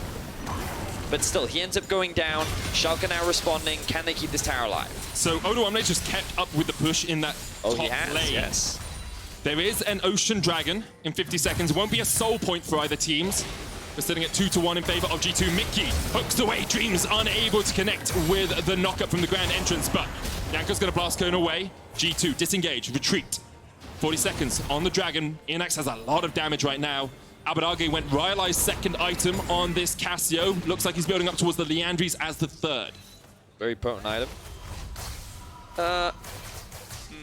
Okay, wait. I wonder what item Perks is going for next. Void? Is he gonna... But what magic resistance? Anyway, I'll talk about that in a second. I want to give props to Schalke for actually setting up a pretty good engage on the mid lane. While the engage didn't work out, that's one of the more proactive plays we've ever actually seen from Schalke. The fact that they had Dreams on the Rakan with Lorax follow-up and a good flank from Odoamne, while the play didn't pan out, it's promising to see this kind of decision-making from Schalke. We've heard from Odoamne where often it feels like they're not on the same page, they're not willing to commit to fights, and while they are being moved around the map quite a lot by G2, the fact that they tried to force that fight is definitely an encouraging sign for the squad.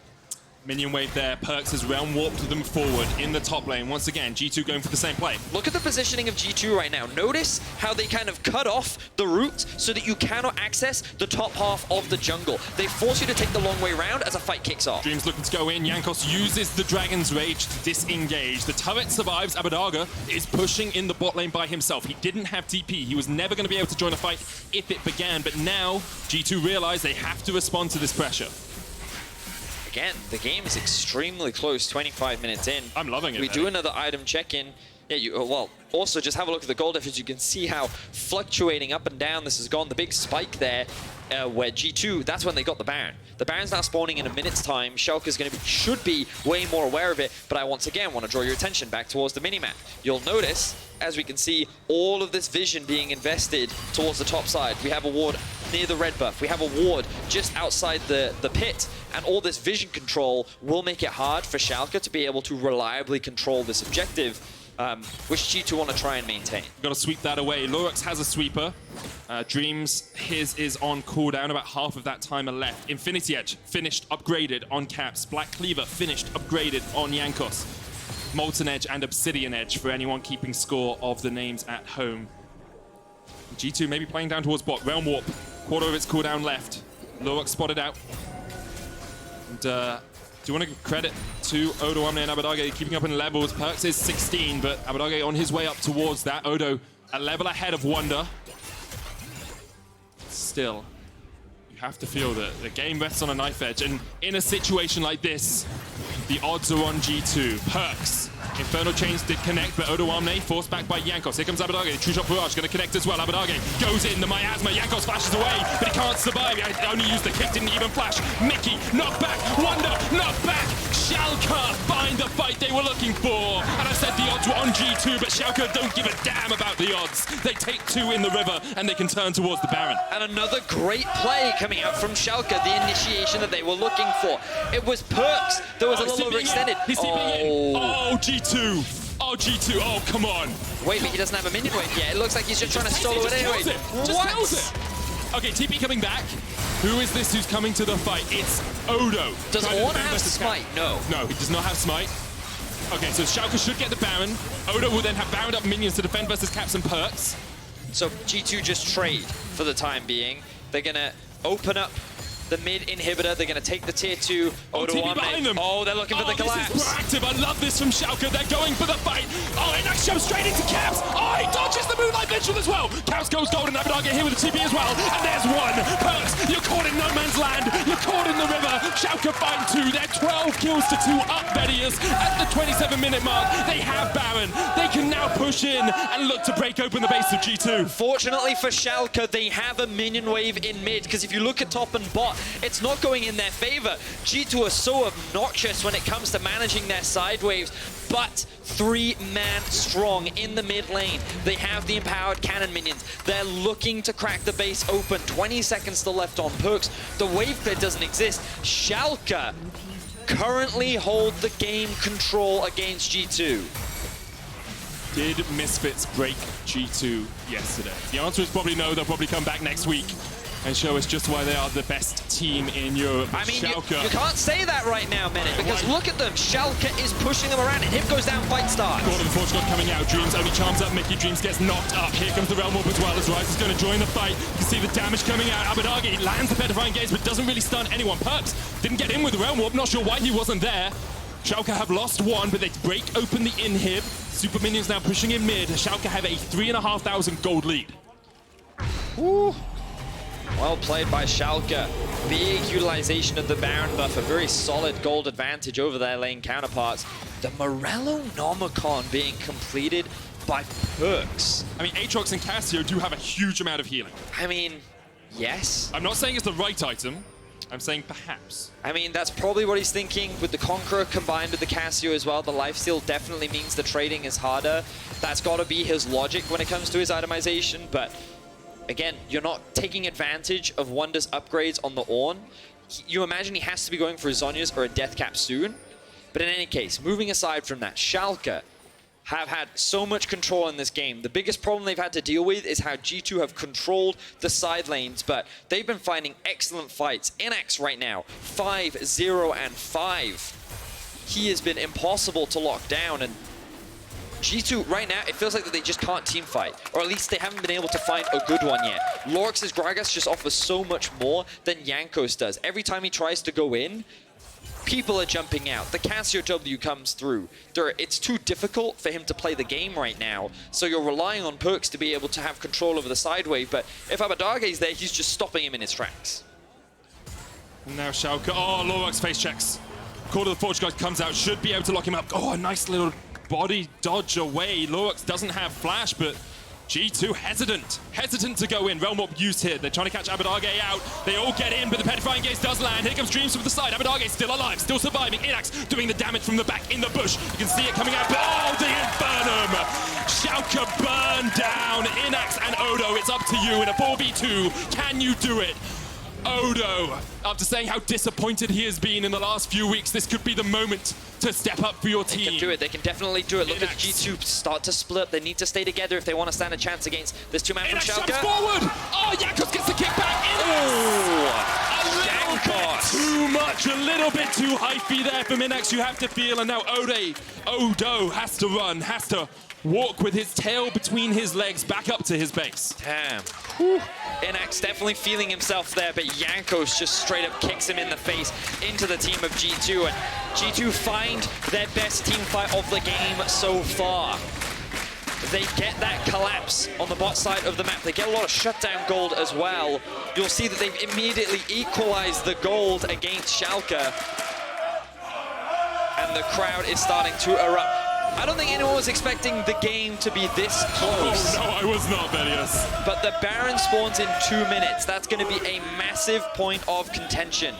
Third Baron of the game.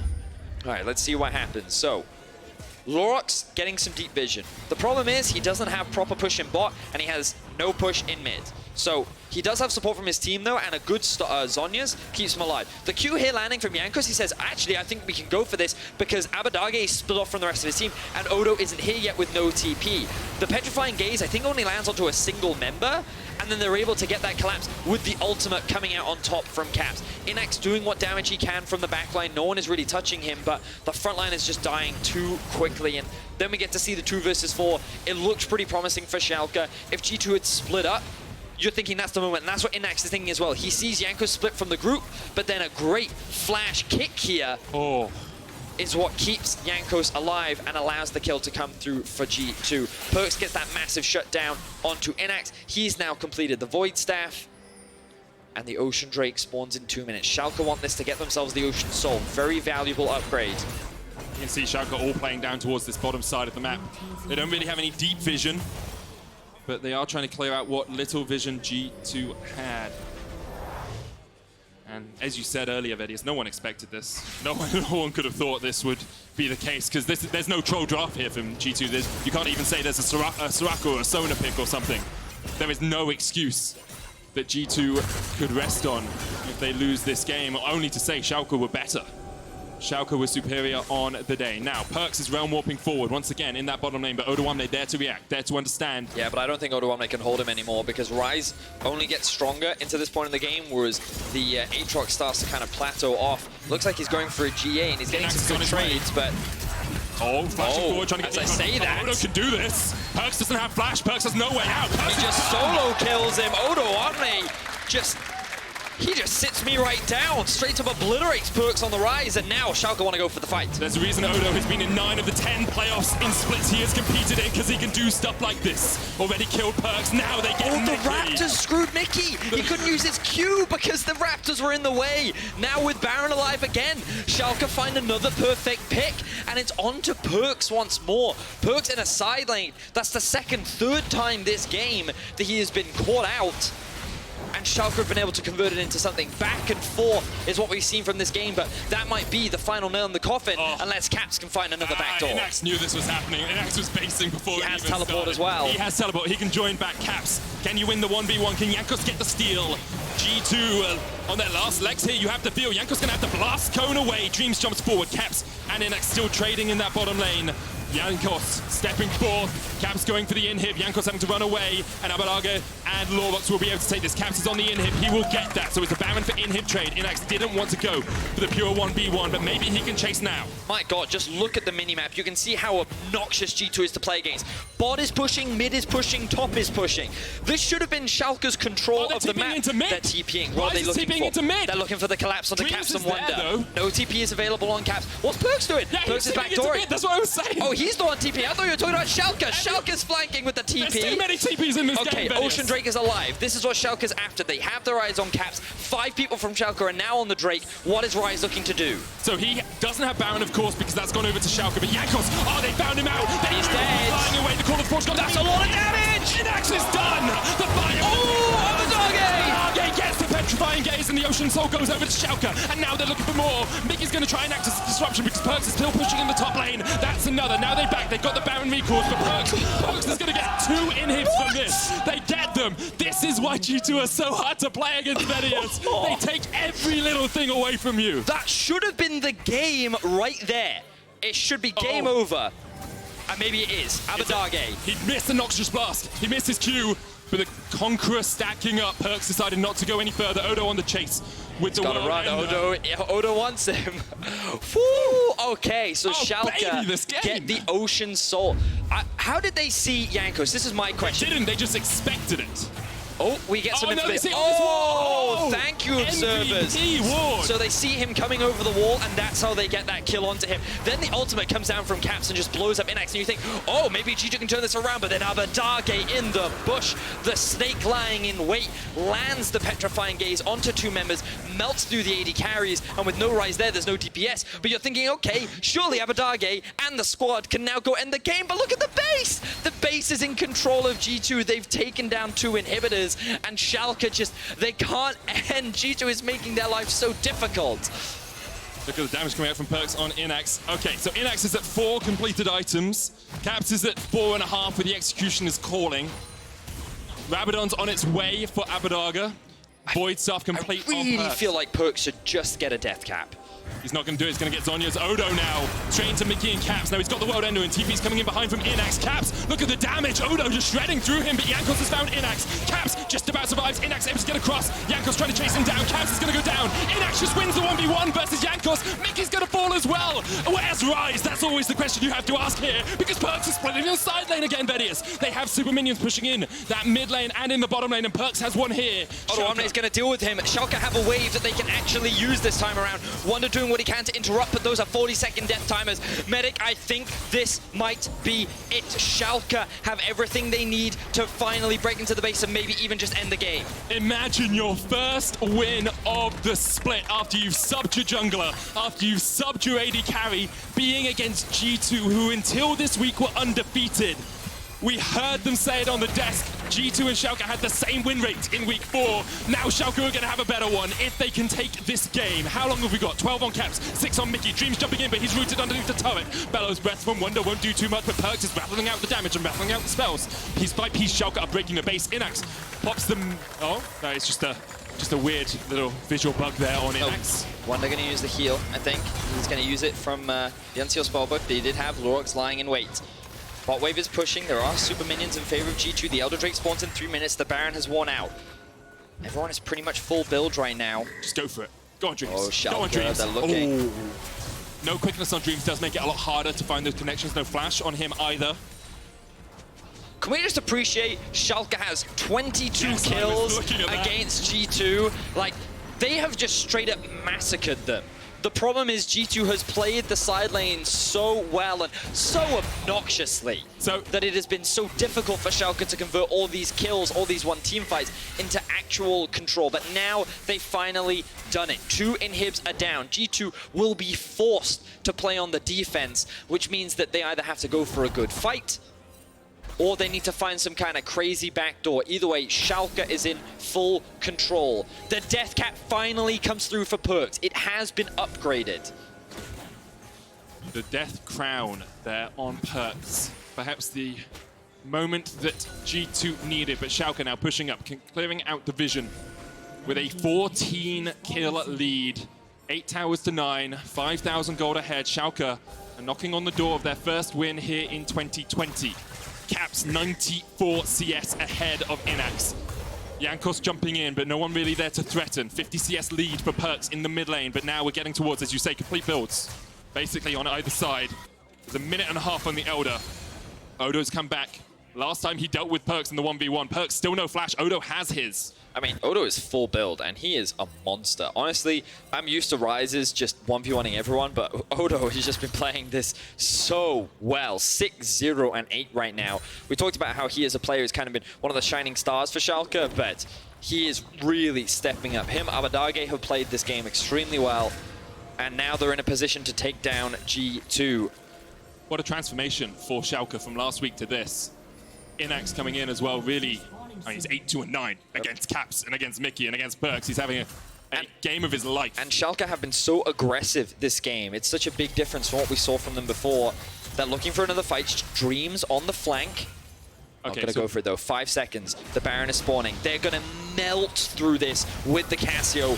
They're gonna start it off. Here we go.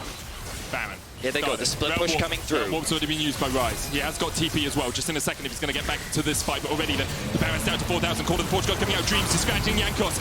That should be Baron. G2 unable to fight against it, but Rise is still pushing in the side lane. Now G2 disengaged. That's huge damage from Caps. They just have to keep them here. Look at Inax. Rise there though. Inax, can you get back? He's going to go. The TP! He's TPing his Odo. He's going to get back. Just about in time. He's back. Inax is back as well. Now Perks, he's caught in no man's land between two people. The TP coming through. It's Odo who's going to join the fight. It's Wonder. They're all coming in. The Nexus Tower's the target. Inax going to open up on Wonder now as Perks steps forward. Odo on the chase. No flash for him, but the Infernal chase almost flashes in.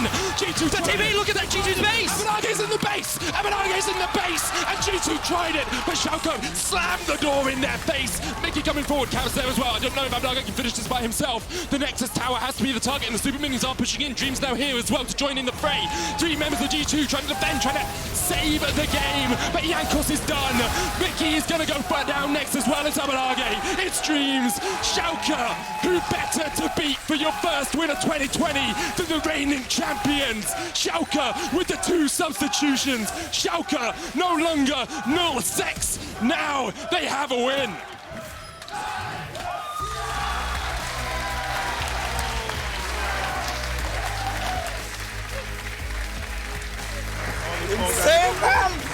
Schalke find their first win of the split, and it is against G2 Esports, and there are no excuses for G2. You can't blame it on draft. You don't get to use that anymore. There's no Garens, there's no Sonas. They just got outplayed. Beautiful TPs to interrupt the tower dives coming from G2 in the early game. Great team fight execution from Schalke. There was not enough threat onto Inax or the backline that meant that they could just keep at arm's length against G2. G2 did not make this game easy for them whatsoever. God no. But you know, we criticized Caps yesterday. I feel like Perks got caught out on a side lane so often, and Origen is just really having the game of his life as well. So many great performances. Like, you have to give credit for Dreams really acting as that engage tool to set up a lot of the successful fights for Schalke. Huge win for the squad. Good job, man. Origen, the big smile on his face. Good job, man. Great stuff there from Schalke. You can vote for Kia Player of the Game. Odo, Abadage, and Inax are your options. All 3 of them had Storm. Everyone on Schalke had a Barnstorm over game. Absolutely blew it out of the park. And does mean that G2 are no longer at the top of the table. They could be tied by Fnatic. They could be tied by Origen. They have been tied by Misfits, who have the head-to-head. So G2 no longer sitting solo in first place, but when we return, Origen tells you all about that insane base race before LEC Esports face off against Origen. You don't want to miss it.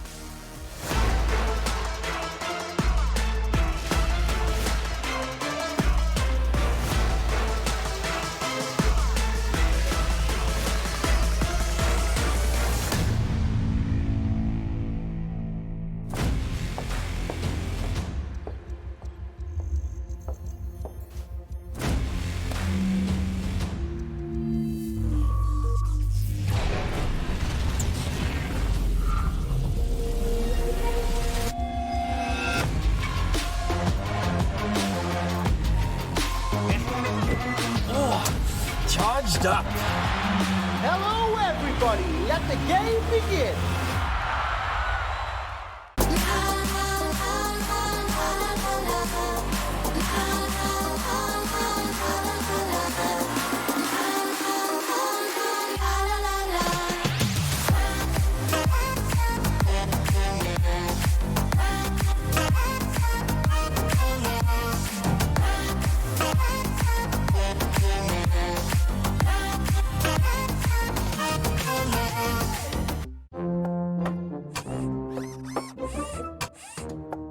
You don't have a chance against me.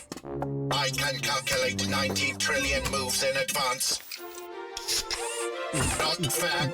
Not fair. Red Bull gives you wings.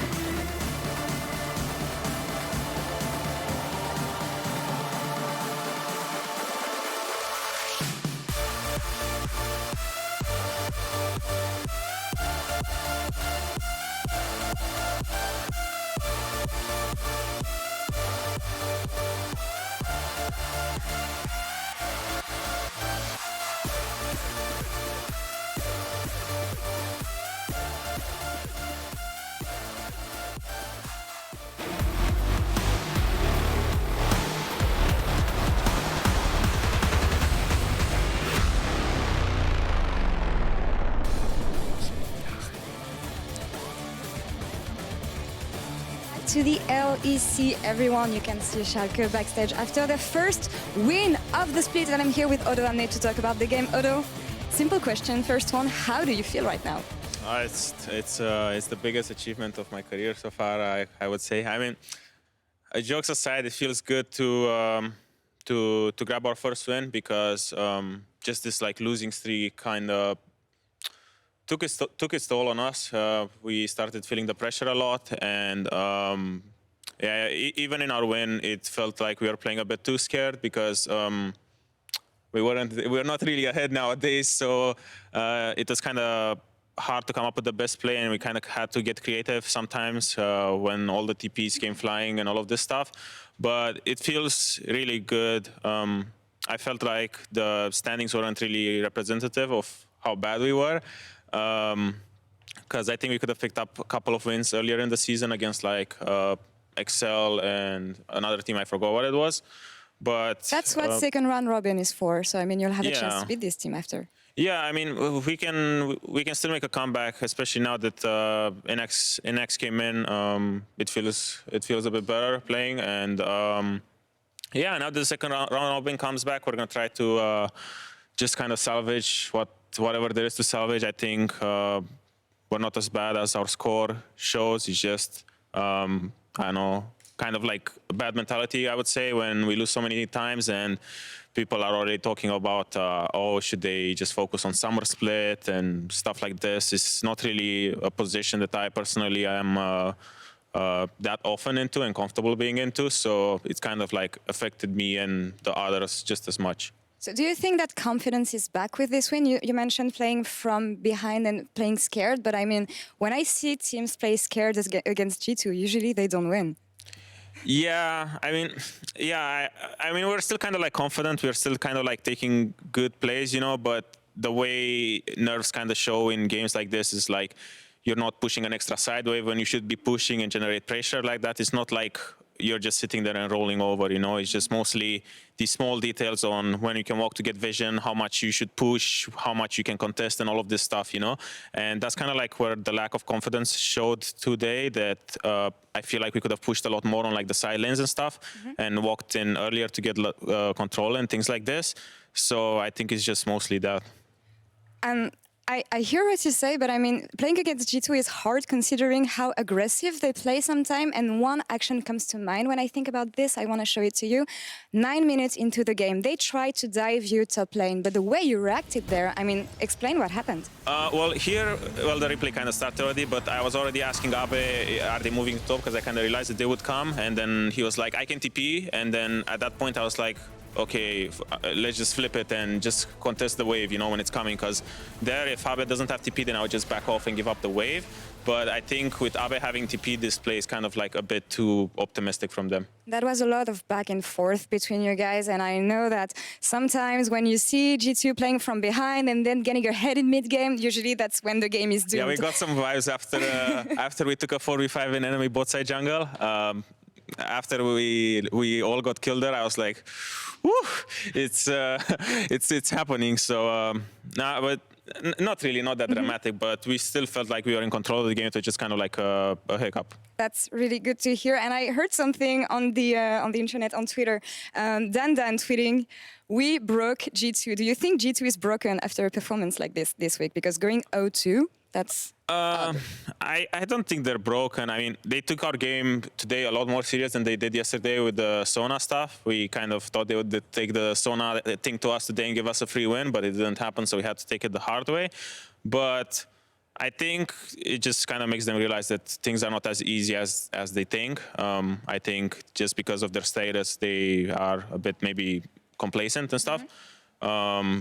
It's just things they won't get free wins and stuff like they're used to. We'll see if they can turn this around next week. But a bit more about you. You were mentioning Inax. You did 2 roster changes in the last 2 weeks. Gilius and now Forgiven. Can you tell me a bit more about this? How did this impact the result we had this week from you? Well, most of the swaps weren't really based on like individual performance and stuff. It was mostly based on team cohesion. Even when we had the interview last week, I said that we don't really function as a unit, and that's kind of like why these changes came through. That we wanted a bit more teamwork because the individual play wasn't the problem. It was the problem that we weren't playing together at all. And like we would be winning 3 lanes, and then after 8 minutes, we just lose the game every single time. So these changes were really needed because players like Lurox and Inax are kind of like more vocal and more kind of like present in the moment to work together with the team. Meanwhile, players like Forgiven and Gilius are more like impulse driven, and they're kind of like doing their own plays. Well, I feel like the change was necessary, and I hope you guys are back on track after this. Last question, and that's not even a question. I hear that you're a player of the game here, so I want you to talk to your fans and say whatever you have to say to them. Wait, where's the camera? Oh, right there. Here, Okay. yeah. Wait, no, it's not that one. Oh, that one? Oh, that one, okay. Well, you guys have been in for a rough ride so far. I'll try to keep the int at the minimum and try to pick up some wins for the second round robin because we're not really going to think of playoffs and stuff like this. We're just going to try to take it one game at a time and then just let our work and practice kind of show if we deserve playoffs or not. Well, you should be proud about the performance you had today, really. And I hope, yeah, you should. Really? And I really hope this continues. Okay, I'll be proud then. I'm really proud now. GG about the game. Odo, thank you for the interview. Thanks for as having always. me. I mean, I hope I'm going to have other interviews with you. Maybe. Hopefully, we'll see next week. Maybe losers interview again. No, let's not hope about No? this one. Okay. Back to you guys. My goodness, I think Odu Amne deserves his own sitcom after that one. But welcome back to the LEC studio where we are counting down towards XL Esports versus Origen. This is essentially a game to prove that you are the top contender as the UK underdogs take on the team right ahead of them in the standings. Joined by Vedi and Yamato, and let's focus first on Origen. Now, we've talked about the blip on the radar of the experimentation phase of Origen. Back to what works, though. Yeah, it seems like they've drafted much more towards scaling. The Karthus adaptation that we've seen from Xerxes, kind of a return to comfort for him from last year, but it just goes to show how comfortable he and the team were in their execution. And I think that it also compensates for some of the weaknesses that this team has shown, which is that mid-jungle synergy doesn't quite seem to be there as of yet. Not to say that it can't be, but with comps like this, much more focused on scaling, there's a less reliance on trying to make sure that Xerxes Nuta can find those early leads to snowball the game. I think a big thing that we need to hit on, though, I think calling them a scaling team would kind of undersell the performance they had yesterday because they had a crazy good early game. Xerxes was invading, they were great, getting advantages. And I think if I pinpoint the weakness, I wouldn't say it's the early game because the early game, usually they get leads. It's usually the mid game where they slow down. I think the late game, just because they managed to pick up a draft that is strong early and also have good scaling, that is more on the opponent more than anything else. Okay, so it's actually the fault before the game's even started. That draft is like we shouldn't blame them for out drafting the enemy, right? Yeah, of course. I just think when I look at Origen as a team, I think that they can't draft in a way where they have to rely on getting early game leads in order to win, which is a large part of why I call it a scaling, largely because they're in a position more often than not with their drafting where the enemy is forced to get advantages against them, which is a difficult thing to do because of how reliable and consistent their laners are. But when the onus falls on them, that's where I think they struggle. So how does that interact with an XL that picked up a big win as well last week? I think in terms of XL, the thing that sticks out in my mind always is their early game. Right. Usually the early game looks super, super clean, but usually that transition into mid to late game, that's where they begin to slip up. We had a game against Fnatic. We had another game where they played Pantheon. I think it was against Rogue. Always with the bigger leads against the more disciplined teams at the higher end of the table, they begin to slip up in the mid to late game with bad team fights, desperate nashers, and in general, just bad decision-making in the later parts of the game. Yeah, and I think XL is an interesting one because we've had a lot of discussions around how do we really rate this team, and I think that I was someone that believed that they could be challenging for the top spots in LEC, but other teams have been rising to that challenge. And it feels like right now they're kind of falling into that middle of the pack range where they could be contesting for that 5th, 6th spot. And right now this feels like a very competitive field because we're seeing teams as we move into the second half really fight with many of the top teams that we have in Europe right now. It just keeps coming. XL's win. We've just seen G2 fall in back-to-back games over the course of these 2 days. Those giants are not safe, and we'll see if that's the same case for this one as it's time to get into the action. It's over to Castus to bring home Game 4. Thank you very much. Welcome to the Caster Desk. I am Quickshot, joined by Ender to round out the week. And my word, have we had a spicy weekend. Dude, what's happening? It's amazing. The previous game, very entertaining to watch. Lots more questions than answers provided. But at the very least, as we move into wrapping up the first half of the split, as Vedius was saying, the top half of the table is now looking a lot more competitive. Exactly, and I think this is a game to try and give us a little bit of a clearer picture right now, because I think in Europe at the moment, I'm pretty convinced top 1, 2, you have G2 and Fnatic still, but then 3, 4, 5, that's where it becomes, where does Origen slot in? We thought they were going to be a 2 or a 3 after a loss to Misfits. They are now rebuilding some of those pieces. Yeah, but then you have to ask the question, where does Misfits fit into that 3, 4, 5? Right, Misfits, Rogue, they're all in there right now. Well, exactly. So, like you said, we're going to find out some answers. We're diving into the draft. Pantheon, Syndra, Karthus. There's no way Xerxes going to get his hands on that after yesterday's performance, and GP as well. Yeah, Excel taking away all the globals that Origen used yesterday with the Karthus ban, because I'm a big believer in the Karthus at the moment. Me and Yamato were talking about it a little bit earlier on the desk too, thinking it does well in a lot of matchups, but really it looks supreme up against Sejuani. Sejuani, a champion that Cadril piloted yesterday. So then, where does Sejuani sort of fit into this draft when there are still the Gragas's of the world open, Jarv and Lee Sin, all these power picks on 10-2 still carrying over and up and available. Yeah, definitely the case. And we've seen a number of set, first picks and lots of high priority. He's open and available with Aphelios, finding himself in the last ban. And we have Soraka after Yamato's passionate speech earlier at which you threw bananas at him is now first pick by Origen. Yeah, it's because I love Soraka. Like, all you haters out there just don't understand how cool this champion is when it fits into a composition. Like, yes, it's really frustrating to play against, but watching it can be exciting in its own way because it allows you to build these compositions that almost never die. You take her hyper scaling into the late game, and that's where she's going to offer so much value. Hyper scaling, late game, coordination, teamwork, all the elements required to make Soraka work. Pretty much like quintessential hallmarks of this Origen roster. Yeah, what is it, like motivation, work improvement team. That's the one. That's how it works, and Soraka is the embodiment of that philosophy. The response on the other side, a very deliberate phase 1 draft here. It's the MF and then using the full clock for the Jarvan.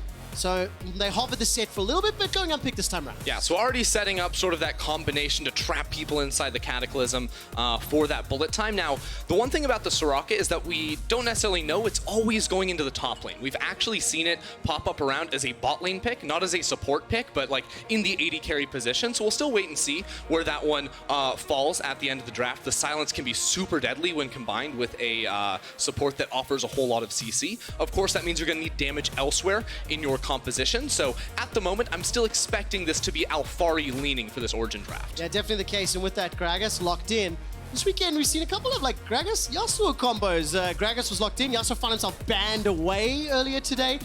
Don't really know if that's going to be the preferred options, but to match that Nautilus, which I'm expecting to go in the bottom lane for Destiny, is going to be Tora's Braum. Yeah, I'm almost surprised that Origen didn't go for the Braum themselves, not only because there's misfortune on the enemy team, but also when Braum is left open for Excel, that's very good into Gragas. The Unbreakable can, of course, block the cast, so he can't get any of those knockbacks on towards you. But also, when you have a Soraka in your comp, you tend to want to play backwards in team fights, whereas Nautilus is a support that would much more prefer to go in. So I think a Braum would have slotted in very well for an Origen style of draft here. Regardless, though, it will be this Nautilus, which allows them to play more around the bot lane, which is also makes some sense when Soraka, if she's top lane, she doesn't really need all that much help. And I think for the most part, Destiny's look pretty good on those like initiation or like, stepping forward type support, so I quite like that. The Rumble was banned away to remove that spicy hot pot combo, Cataclysm, Equalizer, as well as Bullet Time. And then there was the Yasuo finds himself in the ban pool as well. So I think that's the second time I've seen that today. Yeah, so Excel are banning away 2 AD mid laners here because there is a Gragas on the enemy team, and they're expecting it to be Soraka top. So Origen desperately need physical damage to come from Nuke Duck. Like, yes, Upset's going to be able to offer some of that. No. I'm getting excited. Don't get too excited on that Zed pick. No, of course not. Of course not. I mean, it still has to be blind. Like, we've seen Nuke Duck go for the Tristana in the past. The Corki, even though that's going to be magic damage too. So. Yeah. So what do they do? Now you've got they need physical damage, like badly, especially with this Kai'Sa. Oh, I love this. This is Camille. Okay, so it could be Camille mid, it could be Camille top, right? We still have that possibility. I think that Origen want that to follow around the Aatrox, right? So if this is going to be an Aatrox in the top lane, that's where the Camille will go, would be my expectation, depending on what Mickey goes for himself, because Camille really does like that 1v1. Now let's talk about what the implications would be. If you move that Soraka from top to mid, we know the 1v1 Camille Aatrox will be good. Let's see what this mid lane lock-in for Mickey's going to be, and it will be the Azir. So if you assume, obviously, Soraka is now going mid, what do you make of the comps? Yeah, so this becomes really interesting now because like we've only really seen Soraka be in the top lane so far, but I do believe that it is going to be Camille top to fall around the Aatrox. Camille not going to be super happy laning up against the Azir in the mid lane. So what Soraka should be primarily doing is just, you know, similar things to what she would do in the top lane, but she's definitely not going to be that same level of a lane bully. So it's going to be queuing to wave clear as opposed to looking for the poke, which you would normally expect to see out of that top lane Soraka. Okay, a very, very interesting pivots here in the draft, and it's very fun. A different look as far as the competition goes, but fundamentally in terms of how it's going to work together, I still think sort of leans towards OG's playstyle. Yeah, well, OG have done something really, really different here, because when you see Soraka, you think a comp that wants to go back, but they put 4 champions that want to go forward alongside it. So they do still have the ability to go heavy dive and seek out Mickey, seek out Patrick in these fights. That's what the battle is going to be the later we get into this game. Will Alfari and Upset be able to dive in and assassinate the XL backline? I mean, when you add into the combination the other side with Jarvan, Aatrox, Braum, all that kind of can have the ability to hop forward, I think we're going to have some very exciting team fights. And if you can get an advantage early, I think both of these team comps have got the tools to maintain that lead, to push it further to their advantage. Yeah, obviously we'll be looking at how these junglers can really make an impact early, but Kadril has a lot of things he can do in this early game to disrupt. This is going to be a really good one, Quick Shot. Well, let's see what Kadril and Xerxes can do as OG take on XL.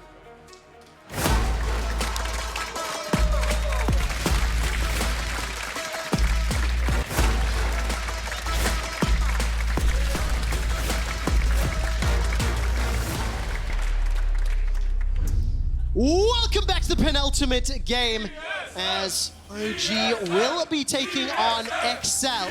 We will get that overlay updated for you in a moment as the Berlin crowd seem to have become schizophrenic and are watching a completely different They're a little confused, Quick Shot. But they have found themselves and rectified. Now, you mentioned what Kadril could do in the early game, but what do you think of this cheeky play? Using Mickey pushing Nukeduck back ever so slightly and setting up for a potential level 1. Yeah, I mean, you always have the Braum level 1 that you can try to make some things happen with. Now, XL aren't starting with a sweeper, so on either their jungler or support, which is a little bit different because when we actually had Kadril on the desk a couple weeks ago, he talked about how when you want to look for a level 1 invade play, oftentimes as a jungler, you will just go ahead and pick up a sweeper yourselves. But now OG are just trying to scout it out. This could get really fun. If OG look for a late invade, oh my god, they're going to walk straight into him. This is so scary. This is so scary. Xerxes gets caught up by the Winter's Bite. Duck lands the Q. Literally, I was like waiting to ramp up. And there wasn't any further follow-up. You can't get that stun from the Braum passive, and therefore OG are able to escape with their lives. Yeah, also Torre is like being called down to bot lane by Patrick there too, so XL decide, no, we don't have to necessarily commit forward for this fight. Getting Gragas to start E is already going to be suboptimal. He, of course, when he's starting on those single target camps, gets a lot of value out of taking W for that max HP damage, especially when he's on the solo clear too. So this will slow him down just a tad, and Kadril is already looking for the level 2 play. Let's see whether or not the Smite fight will go Kadril's way. It doesn't. Xerxes already there. The Flag and Drag does not find the knock-up. A little belly bop to the face of Kadril sends him packing, but he's forcing Xerxes again, delaying his impact, slowing down the clear. And now Kadril's going to make his way out of the jungle. See, I actually think that's pretty favorable to Xerxes. He didn't take a whole lot of damage and also paid mind to Kadril's mana bar. Lost a lot on that clear, so he's going to have to go straight over to his blue buff, which was warded by the OG bot lane. That's going to last for a little while, so he will be spotted out on that buff. At the same time, Mickey plays to ward over that wall too, so both junglers know where the other is. And this means that Xerxes should be comfortable to go ahead and take his red buff here, especially with the priority he's getting out of his bot lane. All right, so now if you zoom out a little bit, then obviously Xerxes impacted a little bit right at the beginning. Kadril's decision-making, maybe sort of balancing out that differential, and Xerxes will be able to clear the Bramble back in a moment. And Kadril, as he's being spotted up by the ward, means Origen have all the information to play with, and we're going to see how the rest of this laning phase plays out. XL pushing in the mid lane, and Origen pushing top and bottom. You can see the wave crashing into Patrick and Toure. just as Upset is back to ours. Yeah, so it's pretty expected, I think, for Nukeduck to get shoved in a little bit in this lane. You can see that Mickey even went for the Electrocute Rune as well for a little bit of extra poke, something you sometimes see the Azirs do, especially in these range type of matchups. But what I think XL would love to have happen is Mickey able to use this push in order to open up Kadril to, again, look to be a little bit more aggressive, right? He could potentially look for a double Scuttle Crab, or after taking that topside one, scout out the enemy jungle by popping the Vision Plant there too. Okay, so we'll keep our eyes now. Jungler's starting to hit level 4 now. First backs and teleports coming in. We haven't seen Alfari and Expect going toe-to-toe just yet. Just to quickly set some expectations, Alfari currently has 399 professional kills in the LEC. So if he picks up just one this game, he will ding that 400, and maybe we'll see some party. Did you double check that math? You sure? I did indeed. This is some quick math on stage. Makes me a little nervous when I have to add them up, but I can do the single digits there. Okay, good to know. Speaking of Alfari, I do think it's important to bring up, like, he just got an early reset off, has the double Dorian's Blade in a matchup that's already going to be pretty favorable early on, but the later this matchup gets, the better it will be for OG, especially when we look at how do they get into a side lane, right? Alfari on this Camille isn't going to have a champion on the enemy team that can really match him all too well. At best, I think Mickey is going to be able to wave clear with the TP under his turret, but it's not like he'll ever be able to get the push priority over an Alfari, who's already looking strong. And remember that he will also have Soraka's ultimate in any 1v1 too, so like there actually is turret dive potential for him in a side. It actually is one of those like terminologies, like 1v1. Yeah, technically it's one champion versus one champion, but there's an extra ability that can come from anywhere. Yeah, with Soraka's heal, it's like a 1.5v1, you know? That's the way I like to think of it as well. And you saw in the trading pattern how Alfari, with that hook shot and the precision protocol, plus the passive shield, really winning out against Expect. Xerxes popped up to that top lane, just shadowing him for a moment or two as the wave was pushing forward. And Alfari has now continued to shove that wave in. He's the only one at the minus CS lead. In the mid lane, Mickey's still out farming again, as expected in these early stages. And I'm waiting to see where either Xerxes or Kadril can find their first impact. Kadril's now sniffing around in the top lane. Yeah, this is a decent opportunity for him. Has to keep in mind that Expect being 50% HP could mean a counter gank would be pretty rough. And he hasn't seen Xerxes on the map for quite a while. So it seems like it's going to be holding patterns for the majority of this early game. Like, both teams are comfortable taking the scaling game. I do think that I would favor OG's comp slightly, primarily because of the fact that they have a really strong split push, but also like pretty good team fight with the Soraka and Kai'Sa coming online. Oh, Alfari's doing so much damage. The Hextech ultimatum is available and has just been thrown down. Wish has just been unlocked. Nukeduck may need to push that button. He's going to hold on to it because with the support from Mickey, it's going to be first blood to XL. Ooh, XL have to be super happy with that right there. Kadril been waiting around, waiting to see if Alfari would get over aggressive. Turns out Alfari ticks over to 6 and wants to make that play, but the biggest winner has to be Mickey in this mid lane. This is the late game scaling insurance that XL were waiting for, and it's not even like he loses all that much. He's able to get back into mid lane right as that minion wave crashes in towards the tower and maintain his CS lead, so beautiful spot for him to be in right now. Very, very nicely done, especially because we saw just how much pressure Expect was under. Like, Alfari was shoving that wave in, was winning multiple trades. And of course now, thanks to the fact that Expect has been helped out, he's got a minus CS advantage at least until Alfari catches that wave. But I did respect the fact that Nukeduck held on to that wish. It was a 3v1. The cooldown would absolutely have been wasted in that regard. Kill would have gone down, maybe bought a couple extra seconds, but nevertheless, it'll be available for the next skirmish, the next engage, maybe the next time Xerxes wants to look for some opportunity to get involved. Yeah, well, he does want to get involved on this one. A little bit surprising there, but he has Soraka behind him. This could turn into a fight. They want to go for it. They're going to look forward indeed. Alfari's jumping onto Kadril, no ultimate available to him. That will force out Kadril's flash, so that's already a minor win. Note, Kadril just leveled up to 6, a 2-level advantage temporarily over Xerxes, so that early game decision-making is benefiting Kadril's Jarvan right now. Yep, winning the fight over Crab, definitely going to help there too. And you can see that with the push in mid and bot lane, it's now about getting a little bit deeper vision. They know Xerxes was on the top side of the map, so the bot lane of Patrick and Tori walked up to scout and see if there was a control ward in that tri-brush. Now Kadril can very easily take this Drake for himself, and the best part about starting it up on this specific timer is that Rift Herald hasn't even spawned onto the map, and even if it had, they have vision in that topside river too, so XL are going to be able to easily be able to pick up this objective and just say, we're going to maintain a slight lead over you for this early game because OG, frankly, don't have a lot of tools to operate when Soraka mid is going to get pushed in 24/7. Yeah, there's no doubt about that. And I think if you're Origen, as long as you can maintain this sort of difference, don't let it snowball ahead, I think you're still going to be fairly comfortable.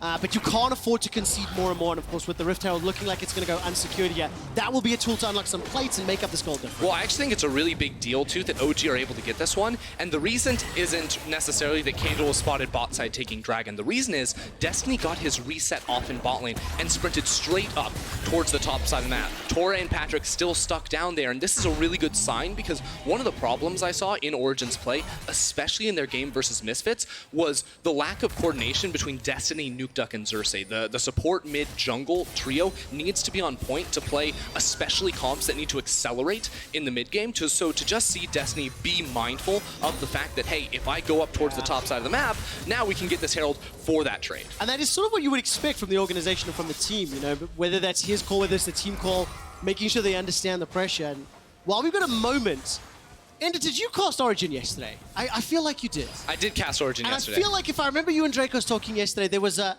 sub-story around how Nukeduck will never be able to retire until he's played every champion in the game. I think I did say that. Is that something that we heard?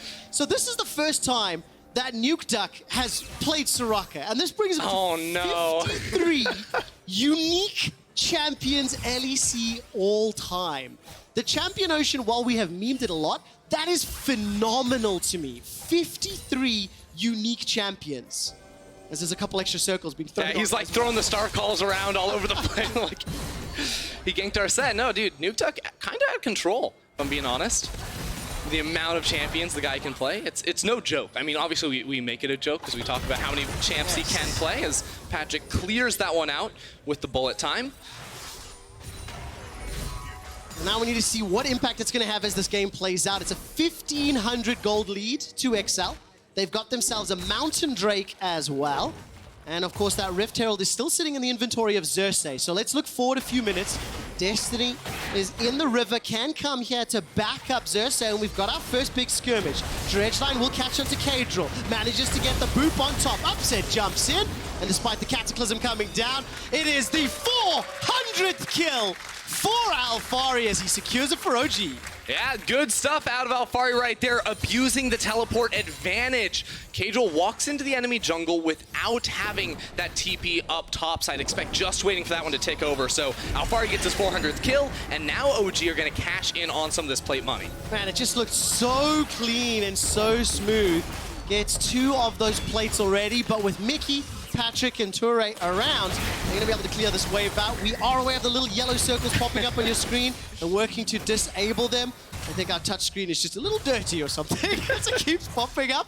But like there's some Yordles dropping them around or something. Exactly. But look, that goal difference changed. But now, if we look at the bigger picture, a couple of plates secured, 4 expect up in the top lane. He's got a CS advantage, and he's going to be able to back away with this right now. I mean, this Aatrox starting to look fairly farmed up and fairly comfortable. This could prove to be a little problematic, but it's just a matter of time before Alphari's Camille can, you know, continue to pick up. Yeah, Alphari was able to pick up quite a bit of gold off of this play as well. You can see Mickey goes pretty deep, and then Kadril goes for the engage onto Destiny. Destiny with the Q interrupts the knock up there, so Kadril really didn't think that was going to happen.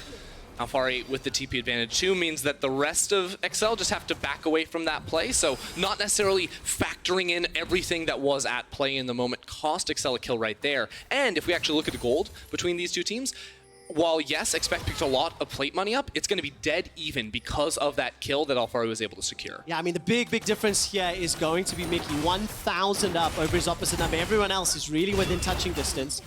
Keeping a close eye here, Alphari is nearby, and so is Kadril, so if Alphari completes this TP, there could be problems. Upset and Destiny backed away. Literally, as I start building up the tension, they immediately fall back, maybe realizing didn't have the vision, had spotted out multiple members of XL, and don't put themselves in a contentious position. The last time there was a skirmish around the crab, it was XL that got the better of it, got the experience, they got a Kadril ahead. He now is a level behind Xerxes, so just that quickly, the tables have turned. Yeah, and even bigger too, like the finished item for Xerxes, going to be a big deal, but Excel for the most part doing very well in the level department. You can see even Expect has a lead down here in the bot side. But in terms of itemization, I do think it's quite important that we look back at this mid lane and how Nukeduck has finished off that Athene's Unholy Grail. But the big thing here is that Athene's is really cheap, especially compared to Luden's Echo. So the fact that Mickey has the big CS lead, has the first blood as well in his inventory, means that he's been able to keep up one item to one item,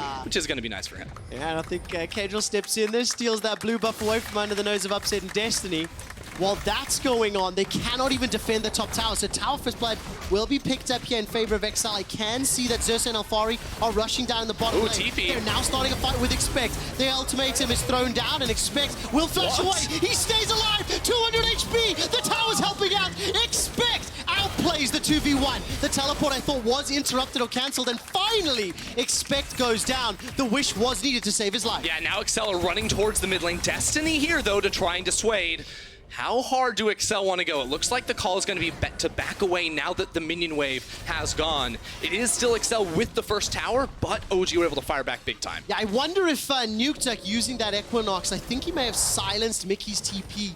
For sure. It from completing, but nevertheless Expect to survive long enough to outplay and give Excel the time they needed to chip away at this mid tower. Oh, it's so close to going down. I thought that was like the perfect window for them too, because you know that a lot of OG members were towards the bot side of the map. Turret plating just went down, so if there was ever an opportunity to break that mid lane tower, that was going to be it. Still should just be a little tap on it, so they can get that the next time. So yesterday, Origen pick up a convincing win, and now they're starting to fall behind, but looking at the minimap, you can see the mid lane siege, and this is expected. So watch this. I think Alfari gets creep blocked here, because he like stutter steps. He couldn't walk forward there to get towards Expect. Not that would have made a huge amount of difference there, as in the end, it is going to be a flash blown by Alfari and Xerxes to finish off the kill, but a minor inconvenience for him, to be sure. Exactly as anticipated. Nukeduck interrupts the TP. That could have turned it around. That could have been kills for Expect, and Mickey had it completed. But while we were looking at that replay, the second Rift Herald spawns and is now picked up by Origen. They got the first. That's what sort of equalized the gold difference. But for every punch that Origen have thrown, Excel have been ready. They still maintain a healthy 2 and a bit thousand gold lead. But now what can Origen do with this next Rift Herald? Can they start clawing back this difference? Yeah, that's going to be the thing for OG now, because for the first 15 minutes of the game, it was always OG, or rather Excel, sort of pressing their advantage, mainly because of the fact they had so much priority coming through from Mickey in this mid lane. But the best news to happen to OG is now the fact that like a lot of these side lane towers are down. They can stop thinking about playing all 3 lanes at the same time, and instead group Nukeduck up with the rest of the team, because Soraka doesn't want to be in her own 1v1 anymore. She's building support items. She doesn't necessarily need all that solo gold. She wants to be able to funnel more resources onto Alfari, onto Upset, so that's going to be the goal for OG in the next few minutes, to be able to snowball Upset and Alfari towards their first completed item. And of course, Upset has just picked up the Storm Razors. Nukeduck's been sitting on that Athenes for a little while. Kadriel and Patrick are now caught inside the jungle, stuck around simply far too long. Patrick gets caught up by the Nautilus ultimates, and Toure is now going to start to move away. Patrick forced to flash over the wall. That felt a little bit too bold to me, and Excel get punished. He's just so greedy once again from Kadriel. This is not a very characteristic mistake that he is making with his team going very deep inside the jungle. Now it is OG's turn to knock out this mid lane tower. Everything they could have possibly hoped for, get a kill onto the enemy jungler, and now they regain so much more control over this map. This is the first turret they've gotten, and they do get it. Yeah, eventually. It felt a little touch and go there with those Sand Soldiers. But let's talk a little bit about the OG scaling, and they're still 1,500 gold behind. Do you start to get worried if it stays at this point, or are Origen still in a comfortable position as we're now moving into this, mid-game phase? I think OG are fine at the moment. Now, I think Excel's comp really comes online around 2 items, like when you consider like the Azir with 40% CDR, assuming that he's going to be running like now that he's getting Nashor's Tooth, like that'll top off at 40%. Patrick, once he finishes off his Infinity Edge, more than likely coming through. Like their Wombo Combo AoE burst damage in a team fight is going to be super, super high. So assuming they can execute on that, isolate Nuke Duck primarily first in these fights and remove the healing from OG, they're looking really, really good. But OG will continue to get stronger and stronger, especially in side lanes the later we go. So here's a replay of Kadril, Patrick, and Toure starting to move forward. Wait, did he didn't even get the red buff. Out. No. Xerxes picked that one up, and then he just gets slammed on. And I have to assume he didn't know Alfari was there, and that's why he's going for this aggressive play. But all in all, that would have been an opportunity where they didn't need to invade. They could just put down the vision, you know, back away, as opposed to going for the smite fight. And this time round, we go to the red side red buff battle. I think Patrick picked that one up with the double up. So he manages to steal that one away. Honestly, it's just Infernal Map baiting everyone right now. They're like, the walls are down, we see the buff, let's go. I actually heard you talk a little bit about like Infernal Map and how it impacts the different team comps. What do you make of it this time around? Because I can kind of see pros and cons for both sides, really. So I would assume that Infernal Map benefits OG a little bit more in this game, primarily because Excel's comp has a lot of like zone control in it, so having more terrain just benefits you. So if there's a fight in the jungle, you want more walls sort of like box in your opponent so that exactly, so the Jarvan ult has more value, the Azir wall can maybe block the full zone, like all of these things do play a factor. Whereas when I look at OG's team fight, it's going to be much more spread out. It's about like Alfari coming in around on a flank, trying to find a Patrick or a Mickey in the backline. It's about Upset hitting frontline until he sees his opportunity to go in as well. So it's much more variable on OG's side, and therefore they don't really need those sort of like walls as much as the XL comp relies on it. I'm looking forward to seeing how these next Dragon fights play out. 30 seconds till the next Infernal. Nash's Tooth completed for Mickey, and the Redemption picked up for Nuke Duck on the other side. Both AD carries still working towards their big ticket second item, but there is a stopwatch in Upset's back pocket as well as Xerxes. And Destiny's actually combined that with their ability to dive forward. Here we go. That's actually going to be the engage. Destiny manages to find Mickey. He escapes for now thanks to Toure's Unbreakable, but Kadril is caught out and dunked down. Alfari completely taking him out on the back end of the fight. Nice hook. And there's still an ultimate available for Xerxes Gragas. Uptick goes all the way forward. That's the barrel. Beautifully done from Origen. Oh, Mickey. The slide glide. Emperor's Divide. Destiny's locked under the turret, but uses a stopwatch to stay alive. Ted's taken down by Expect, as well as one additional turret shot. It ends up being a 3-for-1 in favor of OG. Oh, Mickey tries to be a hero right there, but not against the Soraka. Nuke Duck healing up everyone in the face of Excel right there. They're going to be able to win out on the fight and turn straight for this Infernal. I was so focused on Mickey getting caught out that I didn't see Patrick being exposed and jumped on by Alfari and Xerxes. That's what I'm going to be looking for this time around. Yeah, they just turn it straight around because, again, it looks like the fight's toward the left, but it's Alfari on the flank, like I mentioned, finding those individual stragglers. So they're able to punish him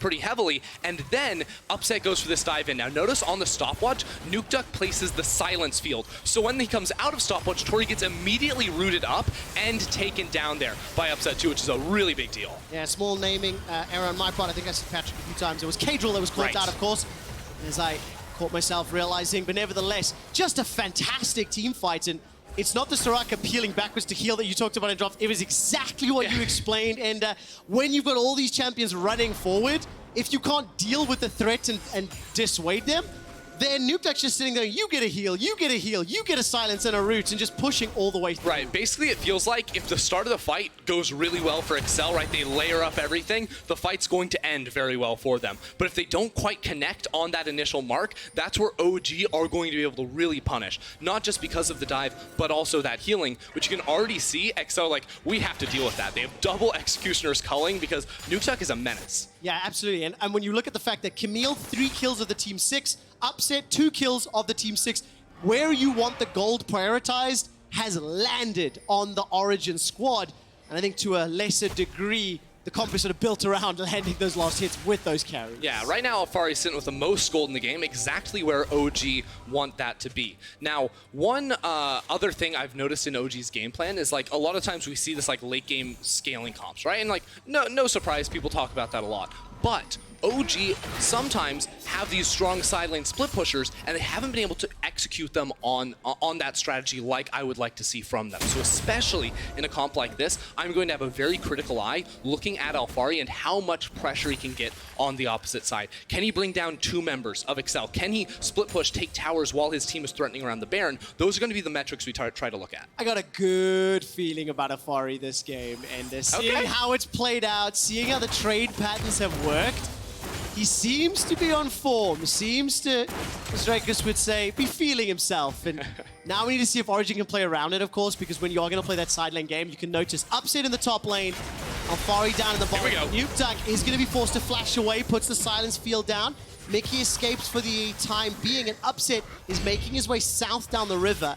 No further follow-up, but that's a flashless Soraka. Yeah, OG just going to push out this wave and run up into the enemy top side of the jungle. They have a crab they can pick up, control wards to sweep away, and another red buff to fight over. Why not? They have Alphari coming in around. They catch out Torre. It is a fire rift, and it is a red buff battle. That's a dash away, stand behind me. Torre yells, and the barrel won't knock him in the right direction. Cadril goes way deep. There's no follow-up. There's no support. Finally, the bullet time comes down, but Patrick was simply too far away. Expect got locked up inside the baby cage, and he's not going to be taken down just yet. Upset holding on to that ultimate. I was wondering if he was going to dive in. Nobody goes down in the engage. I mean, XL are just all over the place right now. Cadril jumping forward without Patrick there, ready to throw down the bullet time either. I think OG can just start this Baron. They've been super cautious around this objective in the past, so they're not going to do it this time either round. But like, XL need to be communicating. They need to be together. Otherwise, these fights are just not going to work. And it's such a basic thing, but when you consider the flag and dragon, the distance that it covers, combining that with, I think, a flash as well into Cataclysm, it's actually real difficult. Patrick's got to be theoretically ahead of you, right? To time that well, and we saw it panning out just a moment ago.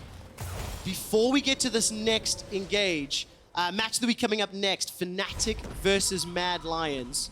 For anybody that follows Peter Dunn on social media, we do have very fun social media tweets.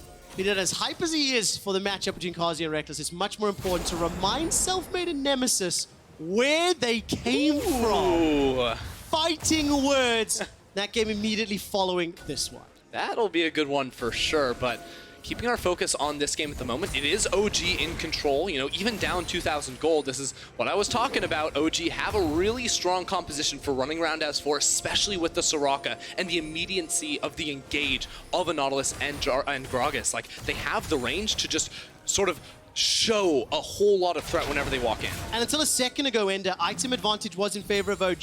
Guardian Angel was just picked up by Alphari. Rageblade has been sitting with Upset for a moment or two, and as I've started saying this, Death's Dance and Infinity Edge were just picked up for Expect and Patrick. So those 2 items across the board, XL have not found the team fights they've really wanted. It feels like they've been disconnected to a degree, and now they're not in position to really challenge for this Infernal. It looks like Alphari can pick it up uncontested. Dude, I think this is a good moment for XL to look for a fight. They have all their engage tools, they have the items, and there's no flash on Nuke Duck. That is a really big thing to have missing here for OG. So right now, with Alphari soloing this away, XL, like, do they want to start up the Baron here? Because I would love to see them try to spot out Nuke Duck and punish him. Well, XL had no vision in the South River or the Dragon Pit. They've managed to push up into Baron, contest and challenge, place a couple of control wards themselves. Mickey is shoving top. He's got teleport available to him, and OG, after taking their second Infernal, they're now the ones sieging and putting pressure in the mid lane. Destiny's looking for a target. Dredgeline manages to catch on the Touré. Unbreakable is up and the bullet time comes down. But Patrick is almost insta-give. He's not down just yet. Finally taken out by Upset, who's forced to go into the back. The GA's been popped from Alphari. That's a golden Upset, but he's surrounded by members. Look at the healing!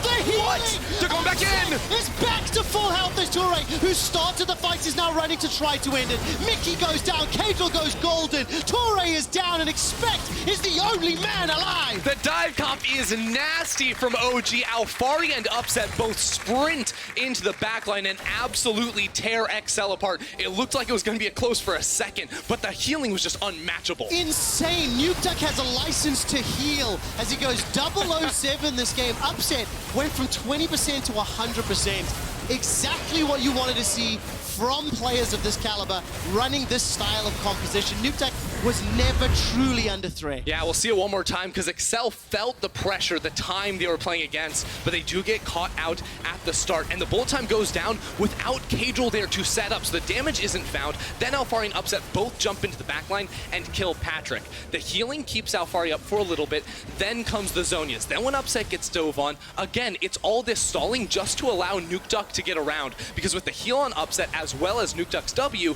that brings him to full. Then Alfari is back to full. Like, Excel just have to be so frustrated right now because they simply do not have the DPS to cut through OG when their AD carry gets insta-gibbed. I think, what was the words Yamato used earlier? You need eyes and teammates who know what they're doing. Was that the only two requirements? Honestly, I was more focused on the bananas. So. Well, this time around, Nukeduck's banana is not the most impactful, but still doing just it's such having a fantastic. big impact, I mean, Trev. 2,500 gold up. Baron secured 2 Infernals, and Alfari's just hit level 16. You can't stop him. He hasn't needed to play the side lane game because OG have just found really good engages and punished Excel every time they've started a fight. Yeah, that's the thing though now. With the Baron buffed up minions in 2 lanes and Alfari on the side, he's always going to be there right there immediately. For the threat of a hookshot on towards Patrick, as he has to use the bullet time to clear the wave, so it is very clear Excel not looking to fight here, just looking to hold on for as long as possible. And that's going to work because now the waves are desynced. So OG will have a wave in the mid lane way before that wave arrives in bot, but this tower should fall in this wave. Yeah, I don't really see them being able to defend. Patrick is running away as Mickey almost gets jumped on by Alfari. I was waiting to see if the Hextech ultimatum would come out. The heal comes down from the National Infusion and no damage at all. Destiny went fishing, found nothing, came back with an empty shoe, and Excel, they concede the inhibitor without losing more, but Expect has teleported in, so minor correction. They lost the TP just to watch it go down. It was a very suspect teleport coming through from Expect, especially since Mickey doesn't have it either, so Alfari with a TP of his own is going to run into the top lane and catch the wave while OG stay pushing down towards the bot side of the map. He's going to be there to arrive on any type of push, could also TP to the front minion if that tower gets a little bit lower and they want to commit for that themselves, but this is just going to be OG waiting for the super minions in the mid lane, waiting for Alfari to set up that top lane push. All right, let's see what happens here.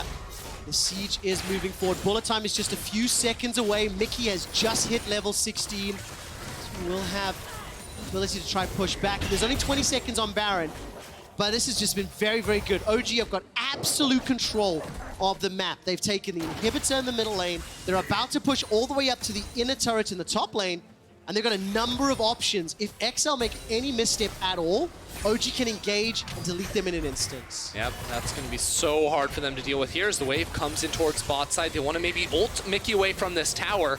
It's going to go down not too quickly now that the Baron buff has gone away. And of course, the engage is fairly telegraphed from Excel. Is Jarvan nearby? Can Expect flank? And if the answer is no, that's why you can see Xerxes and Upset push all the way forward into 5 members of Excel.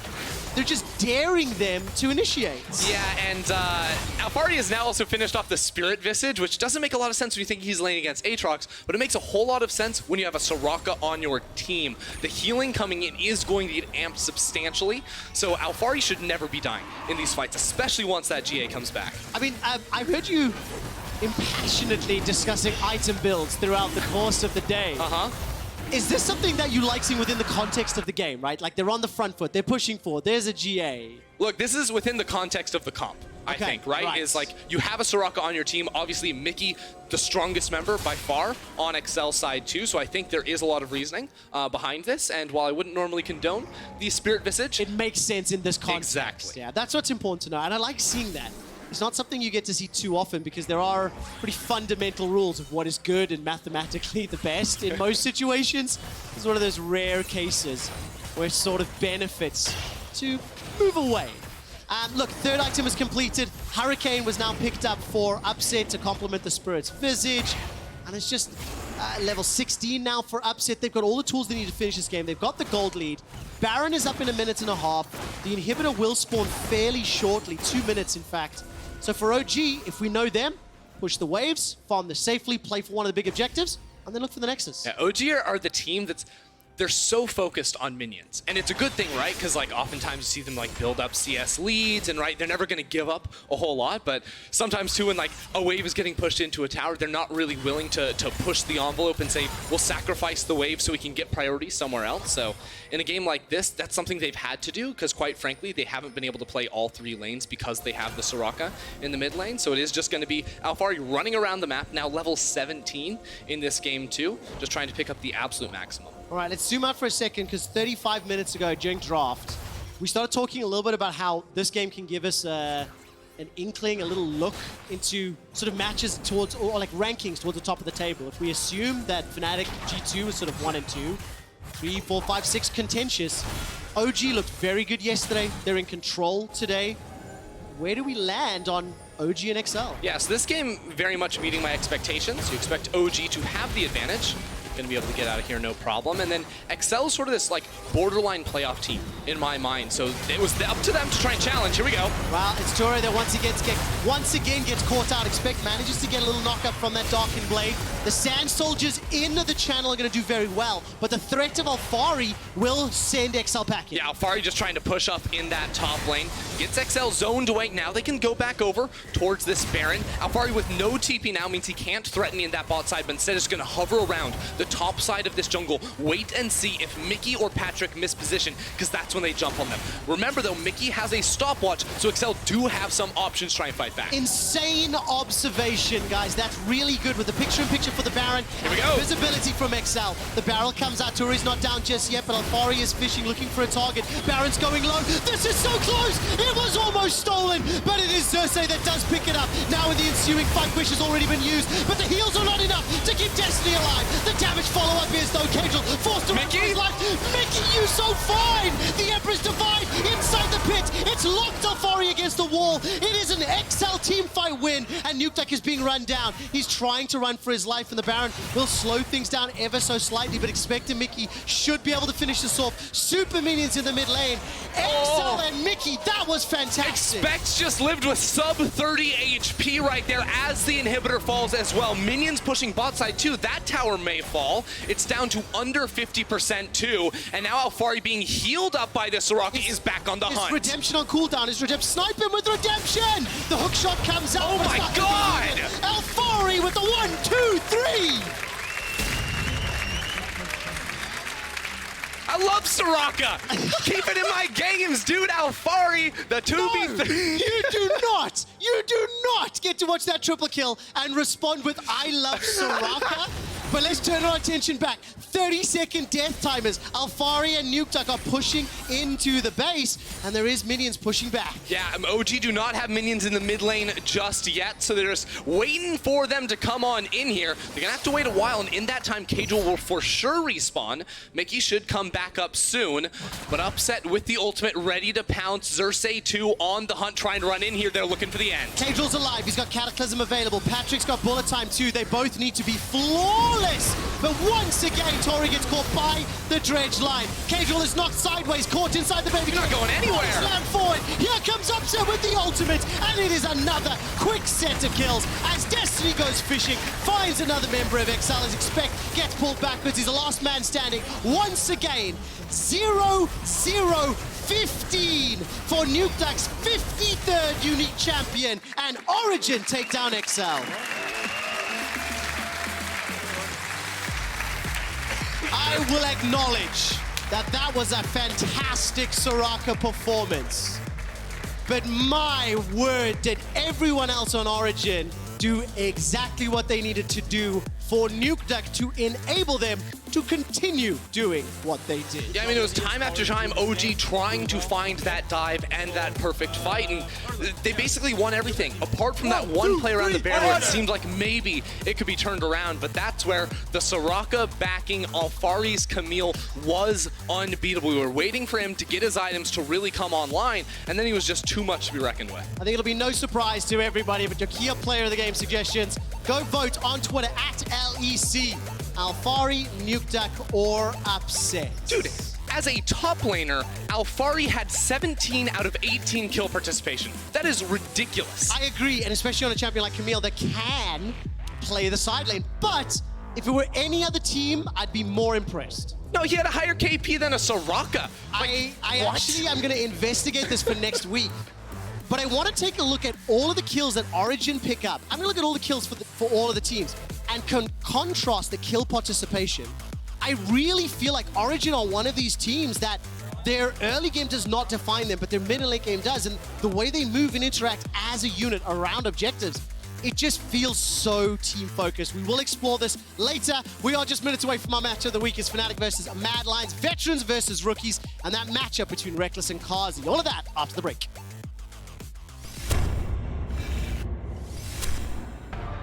I think this year is the highest year of rookies, so I want to be like the outlier of an old schooler who just keeps on performing every year so that I can never be replaced.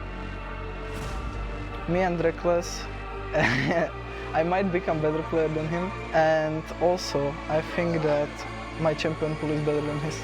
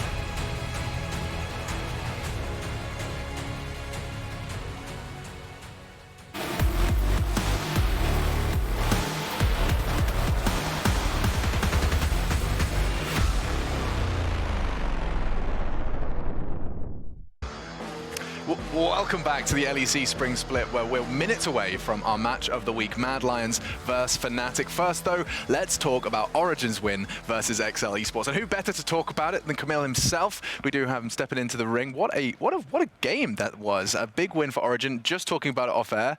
Joint first place now. That's a whole new world. I have a gift for you. Yeah, there you go. Accurate, colorized representation of the game. Go on, Banana. Yeah, would you say that you were carrying, or would you say that Soraka was carrying? I think it was a team yeah, team Nice. effort.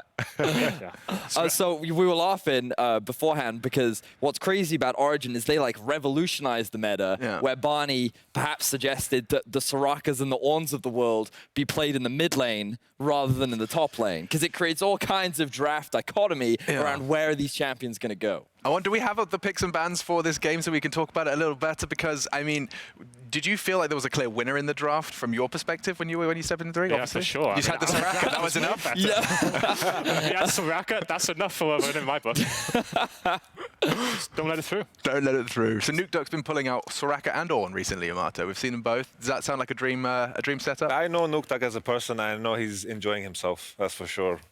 Yeah. Maybe. I don't think he's the person that kind of cares. I think as long as it's good, he kind of plays it. That's why the Champion Ocean meme has spawned. But I was very surprised that, XL, when I see Misfortune locked in against probably the longest range cancels in the game in Soraka and Gragas, that's like, you don't want to play the game. Yeah. It's quite rough. Yeah, well, but you guys played the game fantastically, and actually we do have the Kia player of the game. Alfari takes it, 52%. You get another one. You get another Yeah. Wow. You really robbed that, didn't you? Just keep putting Nuke Duck on Soraka. I like this. This is the secret. I've got a fun banana fact for you if you want. Okay. Did you know that they're a little bit radioactive? Yes. So if you ate, I think it's something like 100,000 bananas in a day, you'd die of nuclear poisoning. Have a third. So just be careful. I'm just saying, man, pace yourself. Yeah, pace yourself. Yeah, the moral of the story is maybe if you play with too much Soraka, it could kill you. Yeah, or you get I don't think that's the moral of the story. Just don't eat 100,000 bananas. That's the lesson we're learning from this one. And lessons that we are hopefully going to be discussing about the game coming up. That's kind of why we're stealing you for some additional insight. I don't know if there's any questions Yamato or Vedi wanted to direct towards the Victor before we started focusing on the Fnatic game. We on the analyst desk love talking about scaling Origen, right? We love it, okay? So obviously this week you had two pretty solid early games, but when you tried to play things like the Elise Kiana, your early game planning was not quite as clean as we would see this today. So do you think that it is a draft issue? Do you think that it's just a playstyle difference? What do you think is maybe a weakness in Origen, or and could you tell us that it's not entirely all Origen always draft for scaling? What do you think on that? I mean, I do think we draft for scaling, but I think that's just the way you get wins. I think it's so just OP to draft scaling, have winning side lane, have Soraka mid, just Soraka in general. If you have a Yumi, I guess, our lane as well, these champs are so obnoxious to deal with. It's kind of unwinnable unless you just snowball super hard early game. And that's just why. It's you can play early game with stuff like Elise and Pantheon, and these champs are strong, but you have to just be really, really, really good. Which, I mean, we're maybe not exactly there yet. I'm seeing nods of affirmation from Yamato on the end there. Did that land on your ears correct? Feeling correct? I think I've been reserving. For the first initial games, I felt like you guys won in draft. And I think it's a positive thing, because I think you guys have a very good grasp of... When I saw the Soraka first pick, that's great, because we saw Soraka getting through to second wave bans. I was like, what is happening? Have people not been watching the same games as us? Yes. So when you guys locked it in first pick, I was like, yes, that is the good stuff. And I think you guys are often in a position where you have a strong early game, and also just because your draft happens to be so much better, you also outscale. And I think, sure, that covers some kind of weaknesses, but I think it's also a massive strength. You guys have a very good grasp of the meta. Yeah, and we're going to continue to talk about the draft of the next game in a moment. But first, Mad Lions vs Fnatic is just moments away as the young rookies go up against the most winning team in LEC history. Let's remind ourselves.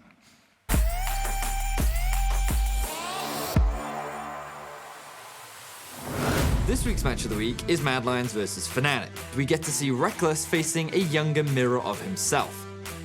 So first I heard about Reckless when I was around 13, and I was always like, ooh, this guy is so cool. When I came in 2014, I felt like I was so much hungrier than everyone else.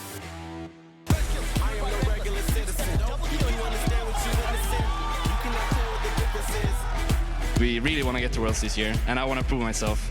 I get more pentakills, of course. And now I'm playing against him. Flash into melee range of an Aatrox. Here comes a big roll of time. That's a play with style. Well done, Cardi. Oh, Cardi! Style suplex back. That is the price of free. I like playing on a big stage, and like I int and I start laughing because I know everyone sees it and everyone flames me. For Kazi, it's about proving that he can compete with the best, but for Reckless, it's about showing the world that he still has the skill and ability to sit on top. It's a mistake if I don't try my absolute best every day, because otherwise I'll be overtaken, like most of the old schoolers now are. I want to be like the outlier who just keeps on performing every year. Clean hook comes in from Hellsang on the back of coming through the Ignite, taking down first blood from Fnatic. Gibbons in trouble. We want him to 2v2, but he's not going to get it. And hook going to land on Forgiven came to play League of Legends. I think he's working very hard. I also think that he still has the drive to be the best. Reckless gets a double. He's looking at escape for more. That's a triple. Quadras on the card. I think we will see him for a long time. We've just taken the Varus down to 50%. The equalizer goes out. Jack Troll. There's another. That's a goal. Shadow. He comes out again. Someone like Karsi, who's born 2002, if I don't have the same hunger as I did in 2014, which he does now naturally, he will probably have my number, and I obviously don't want that to happen. My goal is to beat Reckless because then I will get the Rookie of the Split, most likely. Believe it or not, this is the matchup to help determine second place. The winner of this will cement themselves in Europe after week 4. Said I'm fired up. I'm sorry your time's up. I see the top and I climb up. Came from the ashes, I rise up.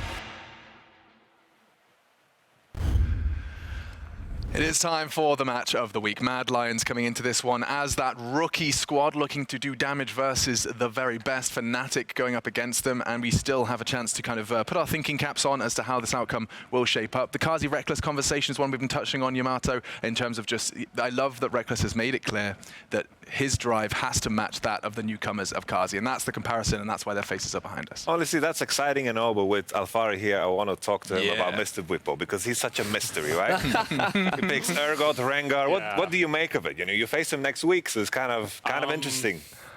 I feel like a lot of the champions he picks shouldn't work versus like a good top laner. Okay. But for some reason they do work. So just, I mean, he plays them well, I suppose. I think it's very cheesy, but I like to see him try it versus me.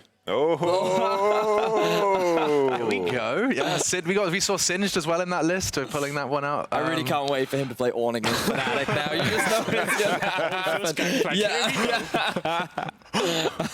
Playing against Whippo is always a bit of an unpredictable kettle of fish, but in terms of predictions, I assume Fnatic heavy favourites across the board here. Yeah, I think so. I think that the way they've currently approached the game has been more on the aggressive side. I am curious as to what you think of the introduction of Selfmade to the squad, because like I think he's had a couple of pop-off games, but honestly I feel like a lot of Fnatic's success don't come from early game snowballing or like a hard investment towards like a particular area of the map. It's largely like the way in which they pick fights in the mid game that I think they find a lot of their advantages. I mean, I agree. I think that Fnatic just play like really chaotic generally, at least in scrims. I think they do kind of transfer over the stage a lot as well, where they're just fighting like so much with Hillsong and Selfmade mid game.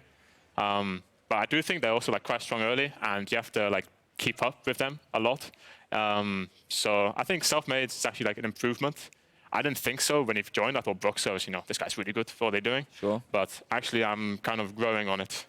And do you think that Mad is the kind of team that can match them in the early game? Because I feel that they're a much more scaling-focused team based on a lot of the drafts that I see. Yeah, I agree. I think Mad will work early game, and they'll just have to try to keep up. Maybe they'll look like some cheese plays. Like Shadow has some good ganks. But I expect Fnatic to get ahead early. Okay, so expecting a strong start. What's so crazy about Fnatic is I feel like they just start the game from minute 1. Level 1 invades, they run at you with GP and Lee Sin invade, force your flash, and they just make you think at any point in the game. think they're always being very active, sometimes to their own detriment, but it's a working recipe so far. Yeah, so keep our eye on that bloodlust from Fnatic, and we are ready to start Champ Select by LeBlanc and Yumi. So, Alfari, when you play against Fnatic, are there any picks that you find super obnoxious that you never want them to have?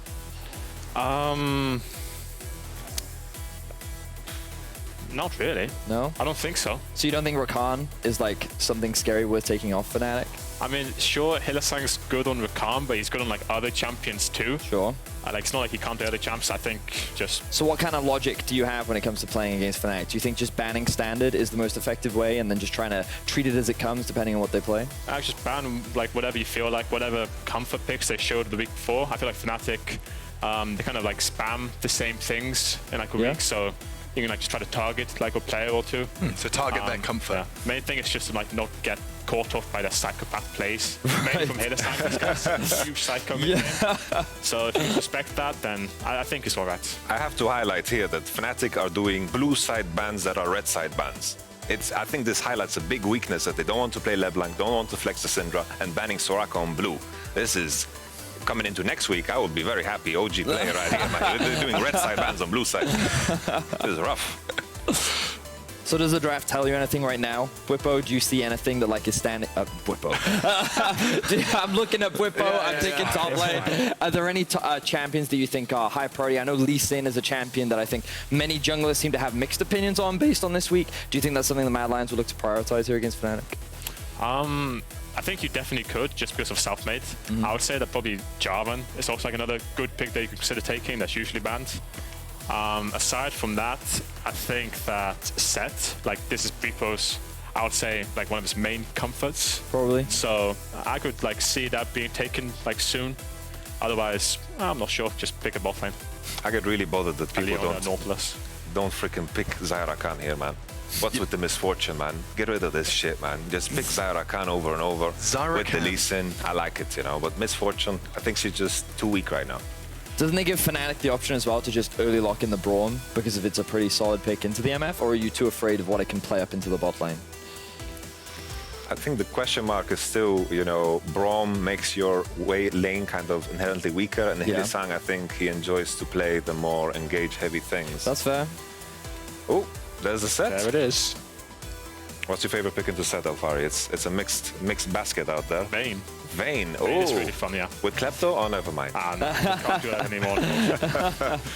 That's a rough one. Yeah. I do think that Fnatic could consider, I was going to say they could consider locking in the mid lane now, but I guess the jungler makes more sense considering they've already locked in top and they see enemy jungle as well.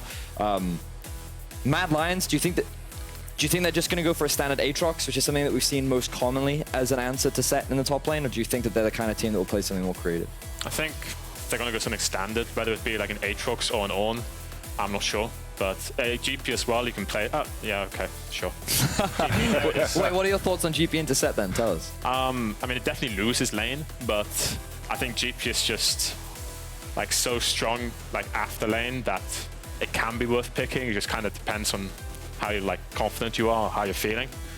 So it's like playable on both sides. Just have to see whether Fnatic can take advantage of it early again. I was wondering, because you have the Elise, right? So if when you pair Elise up with Set, that to me suggests that Fnatic is already looking for an early dive top. Are these the kind of things that you think about in draft with like early game plans of your opposition? For sure. I don't think it's like Set and Elise are like a combo. That you have to, like, dive top. I think just Elise in general, you already think it's a top laner. Yeah. Okay, wow. Yeah. Fnatic banning Cassio is kind of odd, right? Because I thought that this would be the go-to blind pick, especially with LeBlanc and Syndra out. So it's kind of big question mark what Nemesis is going to blind pick here on blue side. Because usually you go to Is LeBlanc, he a Zoe you go to Syndra. player? I can't remember him playing Zoe, I don't think like the only other pick I'm thinking of is Rise. So the assumption is that they either believe that Mad will not pick Rise here so that they can blind pick it, or they assume that Mad is going for Rise and they have a counter pick prepared, which isn't the Cassio. And the Cassio ban is to try and force the opposition onto a Rise or to get it for I guess free they have for the Vega, right? They have the Vega in the pockets and, you know. Why are you laughing out, Fari? Vega's a great champion. I think it's pretty troll too, man. I'm with you. Bard. But then it's a question of humanoid and playing something immobile. You know, I think he's kind of cursed with the idea of playing Akali and LeBlanc champions with 15 jumps. That's what he's relying on, and now he's going to play something immobile and die maybe 5 times on side. My prediction. Okay. I think Fnatic. I think Fnatic is likely to do a Ryze plus Nautilus here. I think currently they're lacking some form of reliable engage. I think the Nautilus matchup into Rakan is fine, and you also have the win condition of playing through side if you can't snowball early. Because Ryze not only outscales the GP, but again, because the Cassio is gone, Mad Lions are limited in terms of what they can answer to match with. So like those are the 2 picks that I would be looking at if I'm Fnatic right now, but again, it's the Cassio ban that makes you question if they want to force Mad into a Ryze pick, but I think it would be dumb not to pick it now. Genius, Veddy. There you go. Holy moly. Veddy just lays down the law. What's the 5th pick here? I honestly, humanoid, like, he can't pick Kiana. His full AD team. It's LeBlanc is out. the Veigar. It's the Veigar. It's the Veigar. He's going to play Veigar. Yeah. He's going to play Veigar. Oh. Vel'Koz. The mathematician. Vel'Koz into Ryze? Is that good? It's all right. I think the matchup is all right. It isn't necessarily... okay. That's fine. More standard. Yeah, that's a little bit more standard. So, overall impressions of the comps, do you think the one side has won the draft, Afari? I feel like Fnatic won the draft. I'm not like sold on the Zoe too much. And I feel like Fnatic just have a lot of tools to get ahead early game, and then they just win sides. So Mad Lions have to play really well around tempo to just make it close mid-late. I full agreement, yeah. Okay, so they've got to drag them to that late game. A player to watch, though, from that Mad Lions side, if there was going to be a win condition, one player to step up, who would you have your eyes on? You said you're not having faith in Zoe, so, I mean... I think it has to be Kai'Sa. Yeah. I think he has to like find some crazy engages. Maybe like him and Shadow. They are pretty like proactive champions in Rakan and Lee, so let's see if they can make some early game plays. Let's see. We're going to strap ourselves in. Anyone else to add to that list, Veddy, before we jump in? I think it's going to be a tough game for Mad, but this will be a great opportunity to prove themselves if they can turn this one around in their favor. As the coaches shake hands, Mithy looking ever stunning in his turtleneck. He stole it from me, I swear. But we are going to be jumping into this one very shortly. Fans favouring Fnatic, there's no doubt about it.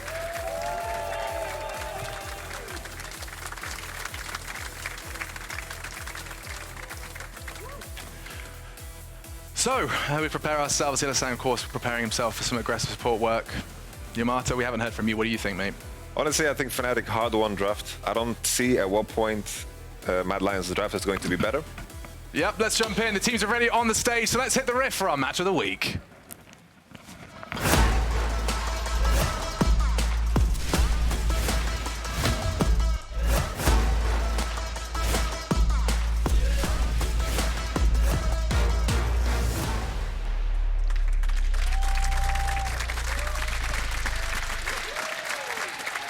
Welcome back to the Caster Desk. Quick shot at Ender bringing you the last game here of week 4.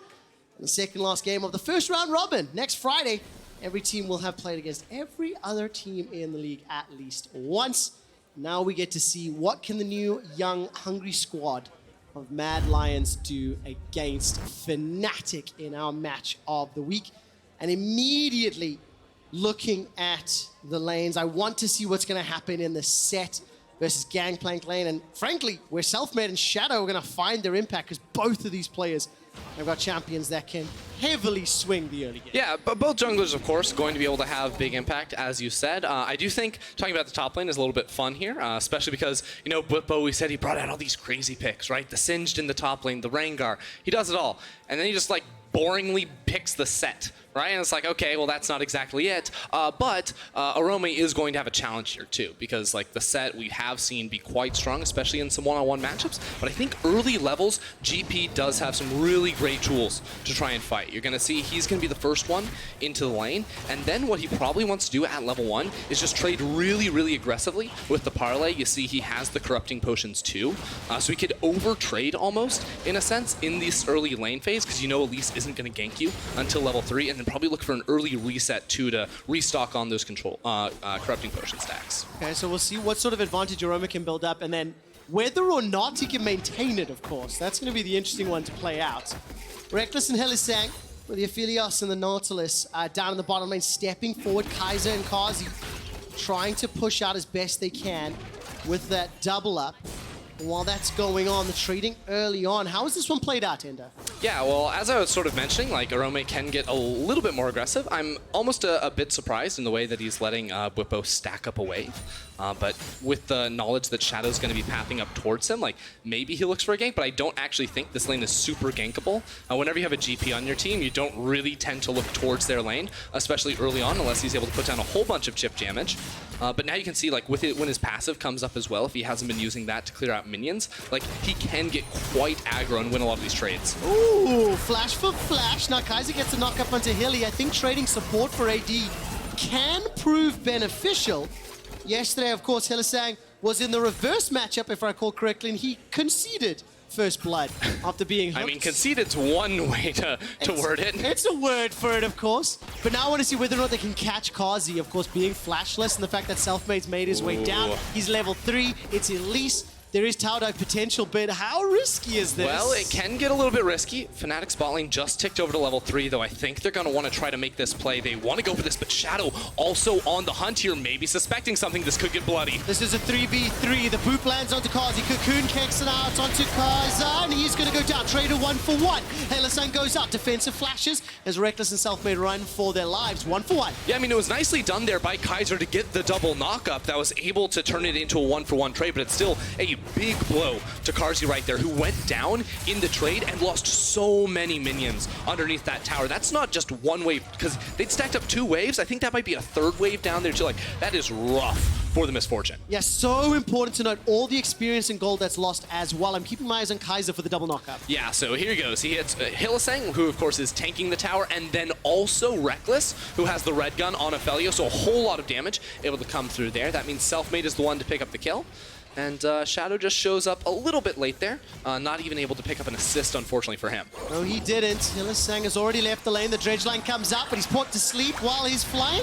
Takes a very short-range paddle star, Sonic Wave into the resonating strike, but the dash forward from Kaiser. He's knocked up Hilly, who's flashless, and goes down again.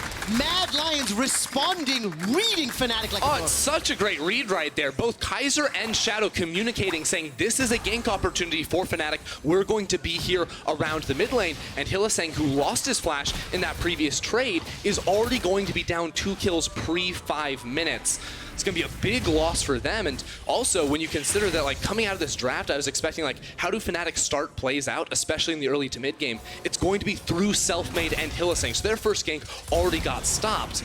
Now Selfmade up in the top side of the map, looking for a Cocoon, but right now the wave should be pushing back towards Bwipo's side. That's what Selfmade wants to wait for. So I think Orome just ate the orange. That is on a fairly high cooldown. If Selfmade can find the skill shot, this would prove problematic. Bwipo just eats a powder cake to the face. Look for the Cocoon! It's not going to land just yet. There it goes out. It's wide! It's wide. It's my favorite spell, and he held it. He baited me, but he gets the flash. Oh, it's not over yet. Quick shot. Nemesis is here. Now there's a big wave they need to clear. He's just flashing in. There we go. Manages to connect the Rune Prison, throwing out the overloads as well. Not going to be enough damage, and Orome is able to just walk away. Fnatic throw the kitchen sink at Mad Lions and get nothing for him. Fnatic are just so impatient right there, right? Like, Bwipo had a wave pushing back towards him. Selfmade obviously wanted to make that play before Orome's W came back off of cooldown, but that initial gank didn't work after holding on to the Cocoon. And then Nemesis, without the minion wave there flashing forward, was just very, very optimistic because they couldn't actually press any further for that dive. Yeah, they absolutely could not, and that ends up being a situation where Mad Lions, 2 kills to 1, they get the first Drake of the game. They have a very minor advantage. And just while we got a momentary respite, because we've seen so much happening between Nemesis and Selfmade, I showed those tweets a little earlier, right? As hype as this bot lane matchup is. You know, Peter Dunn wanted to remind everyone of where Selfmade and Nemesis were from. So the response is, I am from Slovenia, Selfmade is from Poland, just in case anybody wanted to know. Now I need to know where Selfmade and Nemesis will find some impact in the game. Selfmade obviously had that play down in the bot lane, but did not make it pay off in the top lane. The most literal response I have ever seen. I did not tell Ender that this was happening. I had no idea that was coming. A little bit of like a quick shot moment. But to bring it back in, Mad Lions they're responding to the plays that Fnatic are making, and they are the ones in the lead. Yeah, they've got a slight lead at the moment. I want to see how they push it forward because now Rome's hit level 6. Shadow has about a half level lead over Selfmade 2, so unlocking level 6 on Lee Sin gives him a whole lot more kill pressure, especially like mid lane doesn't have a flash, top lane doesn't have a bot lane. Like everyone has their abilities off of cooldown, so now would be a great opportunity to look for a play. Yeah, it definitely finds the hook through the minions, but no real damage to follow it up. Selfmade is now snuck into the bush. Yeah. He can swing around the alcove if Kazi and Kaiser step. It's a play Selfmade likes to go for a lot, right? When his team is communicating with him, like the waves pushing in, like sneak into the lane. We've seen him do it multiple times already throughout this split, so good on Mad Lions to say, hey, we'll back up now. We'll potentially offer up Fnatic a freeze and just leave that lane. Come support our jungler on the top side of the map right around that 8-minute mark when Herald is spawning for the first time. So Mad Lions are playing very fast already in this game, and they see Selfmade bot side too, which makes this so safe. And while that was going on, I'm noticing Shadow and Humanoid, they were moving through the river together, and something we were talking about during the draft end, it was just how the two of those can combine for some pick potential. You know, if they do manage to find those bubbles or move around the map. I want to see what level of impact can happen as the first Gangplank ultimate, I believe, of the game is now thrown down bottom. Clear that one out. Reckless takes a turret shot to the face, but Orome will defend it and allow him a little bit of extra time to shove in and give Shadow the safety to pick up the Herald. It's really nice having the GP ult whenever a lane swap comes through because you can play the entire map and just soak up one entire lane from the enemy team. Fnatic so stalled out on that push, and now by bringing both Carzzy, Kaiser, and Shadow into the mid lane, they're just going to break the mid lane tower. Like, they dropped that so late, even though the resistances are shooting up with each plate taken on this tower. Shelly doing true damage should knock this out in one charge.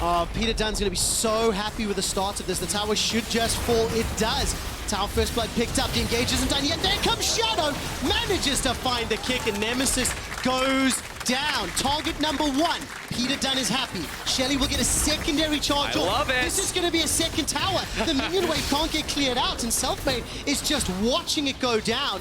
Shadow lands the Sonic Wave, but doesn't follow it up, and that bottom tower is still standing. And yeah, so Fnatic are trading this to try and get as much gold onto Reckless as possible. You can see he has a big CS lead over Carzzy as well, because Carzzy has been grouping up with Humanoid in the mid lane, but that is a massive win here for the Mad Lions. The turret only getting tankier.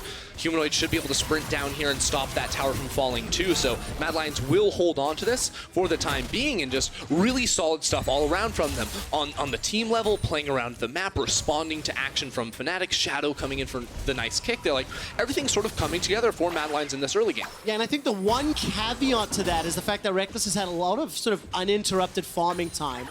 94 CS in around 10 minutes. We look at some of his stats league-wide.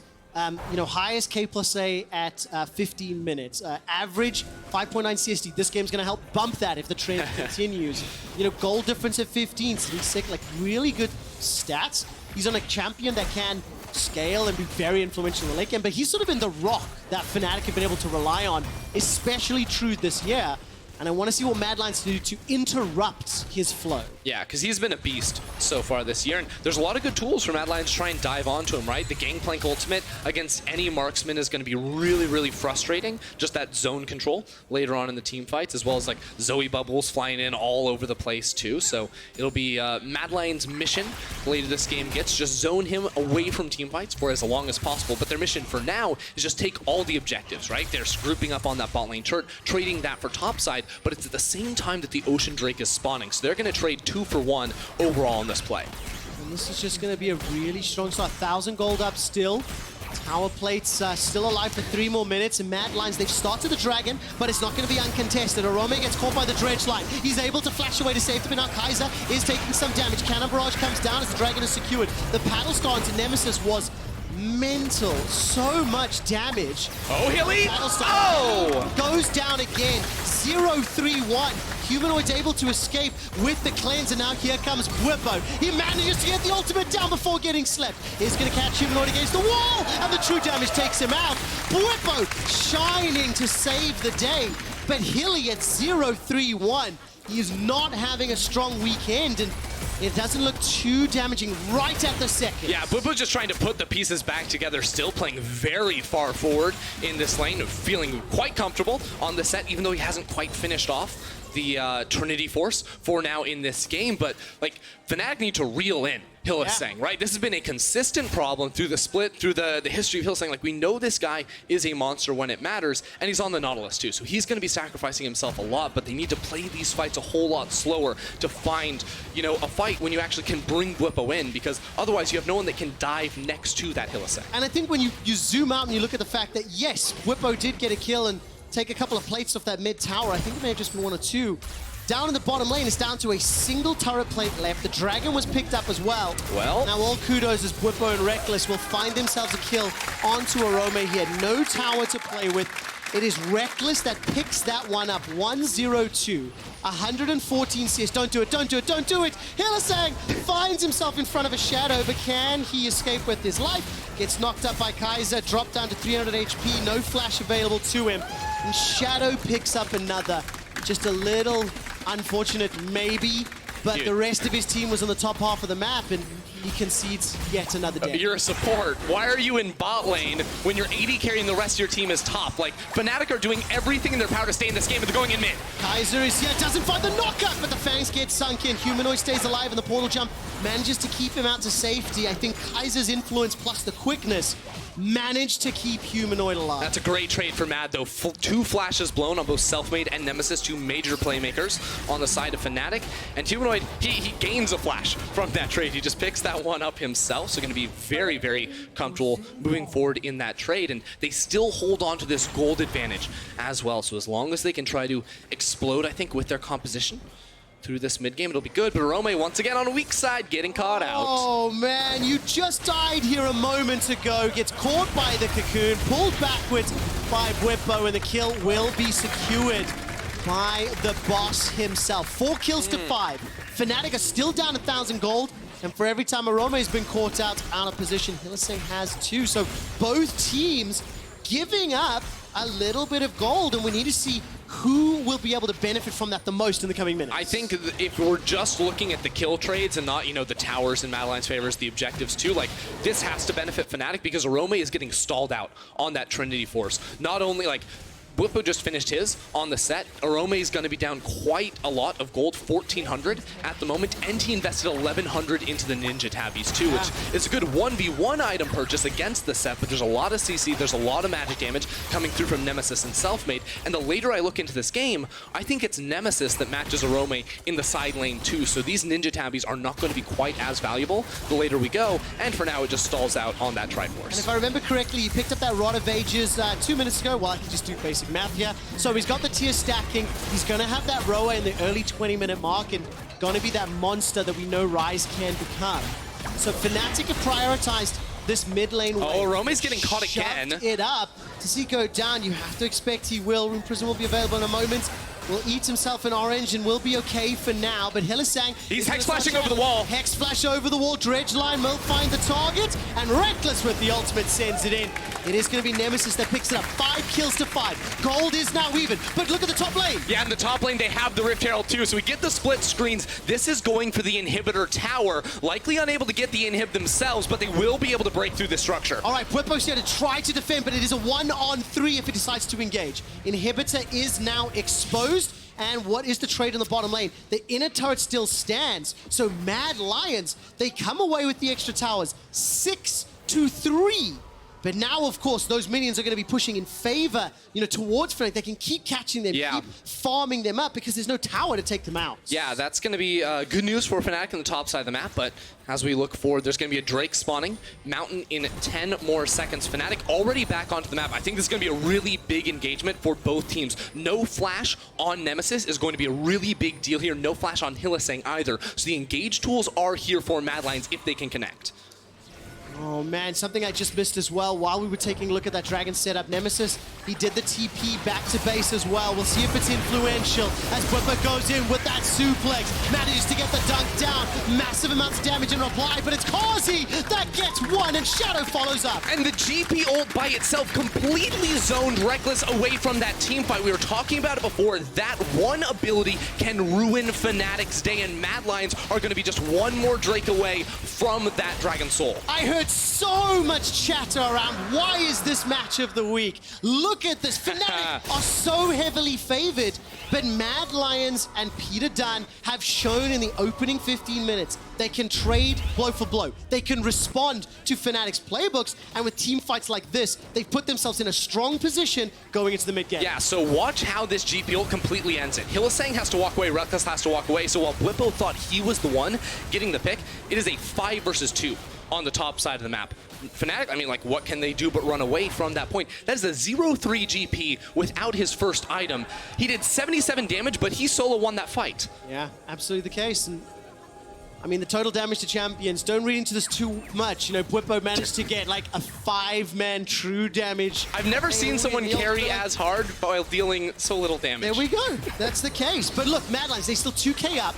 And I've heard it today, I've heard it earlier from Medivetti, from the analyst desk, that when we have these young teams that are full of rookies, the early game, they tend to be able to go blow for blow. They tend to be able to match. They're skilled players.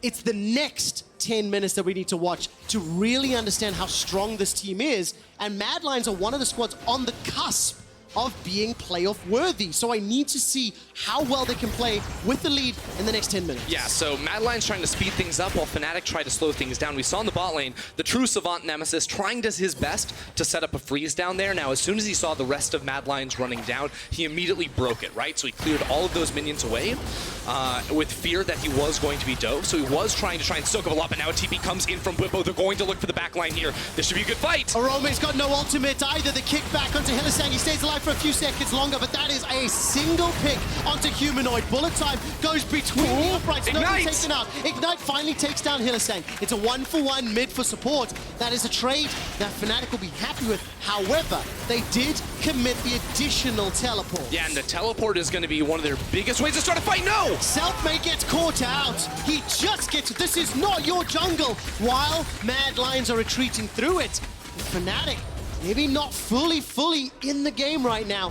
He just got caught out yet again. Yeah, so here comes the TP in from the backside. You can see Bwipo on the attack, and this is where Set is in his element. Because when he runs straight in a line at you with the rest of his team, he can't really do a whole lot. When he comes in from behind, there is almost no counterplay to him, especially when the rest of your team is not trying to peel him away. Good news for Mad is they were able to trade 1-for-1 in the end, and then they got Selfmade too, because coming out of that play, Arome was seen running up towards the top side. So Selfmade, hey, he thought he was safe. He was not safe, Trevor. Definitely not the case. And I'm going to ask a follow-up, because you said just a moment ago, obviously Mad Lions, they want to accelerate this game. Trinity Force was just picked up there by Arome, and I think Black Cleaver by Shadow a moment or two, if I read that graphic correctly. But how do Fnatic bring themselves back in? Yes, they have to slow. Yes, they have to scale. But how does their comp scale as you move into the second and third item phase? Well, I think we're always going to have to look at Nemesis in the side lane, because at 2 items currently, like, Humanoid never wants to be there, so he can't match them. Arome, while he likes to be in a side lane, isn't a great duelist, you know? He was set very far behind, and now wait, Fnatic? How crazy? Are they doing this? Okay, so Selfmade actually has quite a bit of healing coming in from his W. Reckless has the chakrams too, so Mad Lions are sprinting over here. Shadow is on the wrong side of the map, but Mad should be able to stall and end this. Yeah, the bullet time plus any Zoe poke is going to be so disastrous for Fnatic. But that is one of the, Fnatic specials. They have snuck Barons many times in the past. They still find themselves in a deficit. They were able to slow Mad, force Mad to come to them, but now Mad Lions, 1 minute to Mountain Drake. I want to see who gets vision control. Yeah, so I was just about to say, like, this feels almost like a bit of a fake deficit to me, because so much of the gold is actually in Shadow, right? He's 4-0-3 on the Lee Sin. If you compare top laners, at the moment, it's a 1k lead for Bwipo. Looking at mid laners too, right? You have 2 completed items on Nemesis while he's still trying to stack up. He feels quite good. 300 difference is nothing. Yeah, and then in bot lane, right, I think Carzzy just finished off his item, so he is still going to have the lead, I think, in the head-to-head if he lands a good bullet time. But right again, 2 items with both these players. If you'll allow me, would it be fair to say one caveat? If Shadow can find the kick onto either Reckless or Nemesis, that gold... Oh, this is a close fight for sure, and Shadow might just win it here. He's gonna... Oh! And he finds it! That gold lead being It's all the difference. But now the rest of the fight needs to go well. They got Carzzy. Goes down. AD for AD. The four-man stack of the Mad Lions are now turning their attention onto the boss. Whippo is running for his life. He's forced to flash defensively. It's a 1 for 2. Watch Humanoid. Those Mad Lads are He looking landed for it. another. Sleepy, Trouble, Bubble, Paddle Star. Not enough damage just yet. The Sonic Wave aside step. Whippo with the blue suede shoes gets away. Knock up from Kaiser. Manages to knock up Nemesis. Humanoid. It's running for his life. Repels up, goes down. Mad Lions ace Fnatic. What an absolute monster. Humanoid landed everything when it mattered. Sleep after sleep. Paddle Star after Paddle Star, he was absolutely on point in that team fight. We came in thinking Fnatic had a chance, but starting with Lee Sin's flank Shadow, like, just, it was beautiful at the start. You see he finds Reckless immediately, cancels him out in the middle of his ultimate. The sleep goes down onto him too, so Reckless doesn't stand a chance, and that's where things look like they might get a little bit closer, because Carzzy goes down, but then just watch the clinic that Humanoid puts on from this point on. Unbelievable. And we were just talking about the fact that Shadow had all the gold lead. Shadow had all the advantage. He finds the angle in. And then Humanoid lands every single skill shot. And he uses the dead turret too to extend the range on this next bubble coming on in. Nemesis is like, that doesn't seem fair. He gets sniped out of midair, and then Selfmade, he's stuck without a team. LEC fans and viewers, this weekend G2 went 0-2. Mad Lions, the rookie squad, going up against Fnatic. Look at the damage from Humanoid. I wasn't kidding when I said he was popping off, man. They're in a commanding position. We could see Mad Lions for a gigantic surprise. Helisank Dredgeline goes up. Maybe He's got him. It didn't hit, but it's not going to be enough. Humanoid gets another 6, 2, and 5. The rest of Mad, they're on the Baron. Mad Lions are still on the Baron. Nemesis is bot lane with a teleport. Does he even want to come in? Without Hylissang, Blippo's the only person that can step forward, but he has no wards. They can't get into this pit, even though they see exactly what Mad Lions are doing. Okay, Reckless is stepping backwards. The Baron is picked up. There's 4 Drakes in the inventory of Mad Lions. Elder is coming up in 4.5 minutes. A 27-minute Elder, and that will be followed a couple minutes after that by the next Baron. This is going to be such a difficult game from the Fnatic perspective, but they do have some tools to stall. They cannot afford to keep losing those team fights. Oh, close bubble right there. Looking to find Nemesis. Now this brings us to the big advantage, the big strength that Mad Lions do have in their comp, and that's going to come down to range. Primarily in the top lane and mid lane too, because right now, no one on Fnatic can reliably hit Humanoid. With Hylissang getting caught out at the start, there's not that CC to find him. So Fnatic have to play around to the fog of war like they are right now, hiding in this bot lane. If Humanoid walks into this bush, oh no. Fnatic push, Fnatic push, Fnatic push. Guess the right bush, guess the right bush. You did not guess the right bush. That's going to be a flash away. Shadow stays alive a few seconds longer. Continues to chase, safeguards away. But look at the mid lane.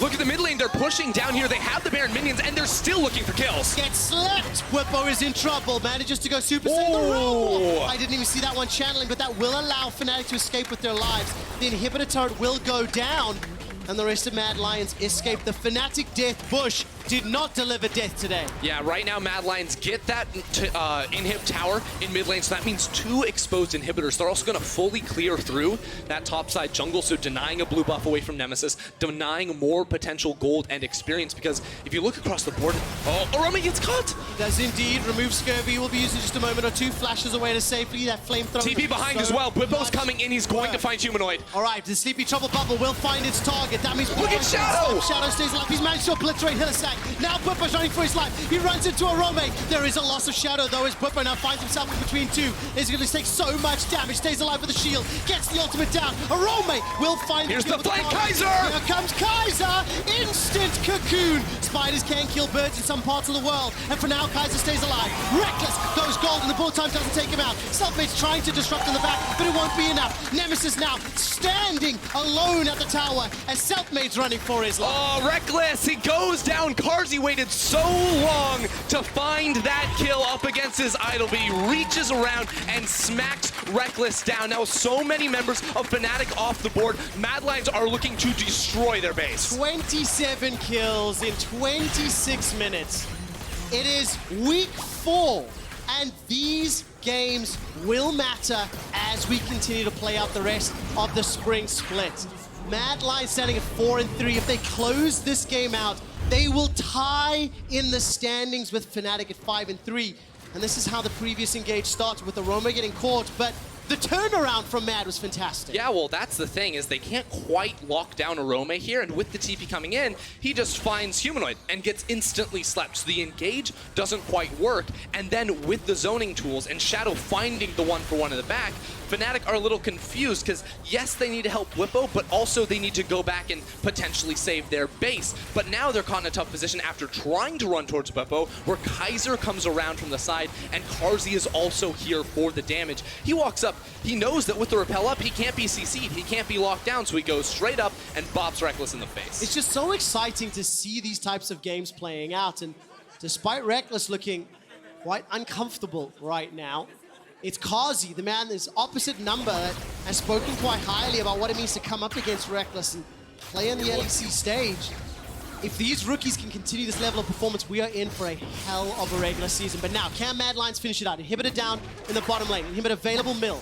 40 seconds for Elder, 2 minutes for Baron, and they're looking for the objective. Mad Lions going to look for the inhibitor right now. Still playing it slow, still playing a little bit safe. Top lane exposed too, but they don't want to lose a fight right now. If you lose a fight right now, you also then lose the Elder Dragon. So you want to get this and get out as fast as possible. Sleepy Trouble Bubble, we're both clenching and nervous. Hilly takes a paddle star and loses 50% HP.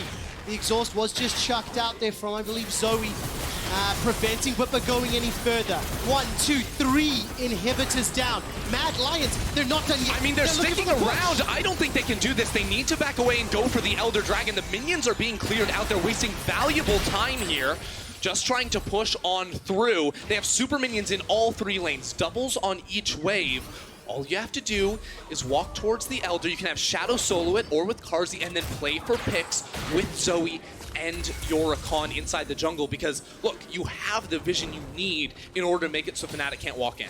Definitely the case. And now Fnatic, they have to find a miracle. Dredge line again. This time around, Hylissang escapes with his life. 0, 8, and 4. Not having a great game, and I don't want to pin it all on Hylissang. Multiple members of Fnatic have been caught out throughout the course of this game. And all credit to Mad Lions, because they put themselves in a position with vision, with reaction to where Fnatic were moving. It does feel to me that Mad Lions' game plan from early has been able to counter what Fnatic has thrown down. I really love what I've been seeing from Mad, and I think so much of the conversation around this team has been, we're excited to see so many of these rookies. We think this could be a pretty good team, but it's like a playoffs like barrier team, like 5th or 6th place. Good performances like this against the top teams are going to try and change perception, and right now, they should just get a free Baron buff. Fnatic cannot leave their base with all the minions flooding into it right now, so all Fnatic are going to try to do is get as much golden experience from these waves as possible, and then go for this last-ditch effort fight against this Baron. This next fight will decide whether or not Mad Lions can finish out right here, and if they can't, then Fnatic will get so much off of the golden EXP from those minions flooding that they maybe can try and turn around. I mean, it is terrifying with Baron, with Elder. Mithy's face in the coach camp says it all. Humanoid also just finished off his Rabadon, so he is monstrous on this level 16. So you have to engage quickly or you will be poked down. This is where Mad Lions look to find the win. All right, Reckless has already used the ultimate. But on the flank! It's coming in from behind. He manages to throw the ulti down, but Hylissang's already in trouble. He's just obliterated where he stands. Reckless will get taken out by Shadow. Mad Lions have done it. They've taken out Fnatic. They're looking for the last kill onto Selfmade. Turn their attention to the Nexus, and Mad Lions defeat Fnatic. Just a beautiful performance coming through from Mad against the favorites in Fnatic. I think Humanoid had a ridiculous game on this Zoe. Fight after fight, landing absolutely everything. Shadow on this Lee Sin, tracking up against Selfmade in a matchup we thought was going to be a mismatch. Mad Lions came out and surprised and looked real good while doing it. When I think about the first few plays around the roams to mid lane, where Mad Lions were there and available, the outplays from Arome in a 1v2, 1v3, those small momentum builders just started the snowball. And from then on, Mad Lions took control of the game. They played the objective fights well. They responded. They punished the mistakes from Fnatic, which have to be called out. And at the end of the day, Mad Lions, they showed up and they won the match of the week. Yeah, I mean, Mad Lions, they kept it close with all those plays you were talking about. That first fight around the Dragon is really what separated everything. The ultimate from Origen to completely zone Reckless from the fight. To come around for a lot of high fives. I guess we're going to join in on it too. Oh yeah, we have to get in that. Oh, fist bumps, breaking the rules, dude. There we go. Nicely done. Congratulations. There was a lot of fans here in front of the stage. That's not quite traditional, but I dig it. I like it. And again, key player of the game, head out to Twitter at LEC, vote for Shadow, Humanoid, or Kaiser. I think it is very exciting seeing young, hungry rookies showing up. It is 1 game out of 18. It is week 4 of 9. It is not a hyperbolic statement, but it is a good demonstration of what you can do. And it just continues to be a weekend full of surprises. We had G2 falling, now you have Mad Lions beating Fnatic in what was for sure a closer matchup on paper, but still a surprise to see in the end. Mad Lions already trying to say as we go closer towards the end of the first round robin, like we are a team to be reckoned with. We want to get into playoffs, we want to see if we can go deep too. Do we have any indication around our top 6 with more certainty? Because I feel like we now have more questions than we did answers. It's been a running theme for our last 2 games. I have so many questions, Trevor. Like, what's going on at the top end in this week? Like, how, like, we're gonna have to see what really comes through, because I still think like my top 6 feels pretty comfortable right now. Like Mad Lions now trying to really solidify their name in there too. This is going to be a situation where right now we have a really muddy middle, and the more we see, the clearer that picture is gonna get. The thing that I do like, and not to lean into some like meme territory, but last spring, last summer, you know, we had that hashtag every game counts. We had a number of top teams losing games to lower ranked teams on the table, and it created a very exciting end of split race for those playoff seats. Now, I think we do have 8 very clear teams that could be competing for 6, with Schalke picking up that win earlier today. Maybe the miracle run, right? But like those 8 teams that already picked up a number, they're sitting at 3, 4, 5 wins. It just sets us up for a very exciting back half, and you know we're 1 day away from that starting. Yeah, I think if you're any of those other teams hovering around, right, you have like your Excels of the world and stuff, like now you're looking at Mad Lions, you're like, you're a little bit more scared. That thought, and they are scared because of the man that Law's sitting down with, Origen. Thank you guys, and thank you, Origen, for joining me. That was an amazing game from you guys, and I know how important the mindset and the approach can be, especially facing a team like Fnatic. So tell me, what did your coach say before leaving the stage? I mean, I thought we were going to defend both plays, but they focused top for some reason. I don't know. We still applied our game plan of focusing bot, and it worked. And it worked really good. I mean, I can see some progress here with Mad Lions from total rookies 4 weeks ago to now. What can you tell me about your success and improvements? I think since we were all rookies, it was really hard in the start to play together because everyone had a different idea of how the game works. But again, since we are rookies, it only took a bit of time for everyone to get on the same page. Why, I mean, what did you improve the most on? Is it communication, maybe, drafts? Where do you see the... I think our mid game was really terrible in the start, and so were our team fights. So that's the 2 areas where we improved the most. And what is the next step? It's hard to say. I think we can still improve on those, obviously, and I think our early game is pretty good. Yeah. It's mid game and late game that's lacking. All right, well, about this game, I was having a talk with Odoamne earlier about how it can be hard to stay focused, especially when you're ahead against a team like this, G2 or Fnatic, not to get ahead of yourself. So how was communication when you saw that you could actually win this game? How do you take things slow in these moments? We don't think like that. Okay. As a player, you never think, and you never go into a game thinking that you will lose or that you are worse than your opponent, because that's just as bad. Like, it puts you in a bad mindset. So we went into the game thinking that we will win. So it didn't affect us. And you want now, last question for you. As I said, you were rookies 4 weeks ago. You just beat Fnatic. What does it say about you? That we have a lot of potential. We had some really bad games, some really good games. We just need to hit that consistency. And I hope you'll keep that consistency for the weeks to come. Orome, thank you for the interview. And Thank to you. wrap up this week, let's send it over to PGL. Take it away, Machine.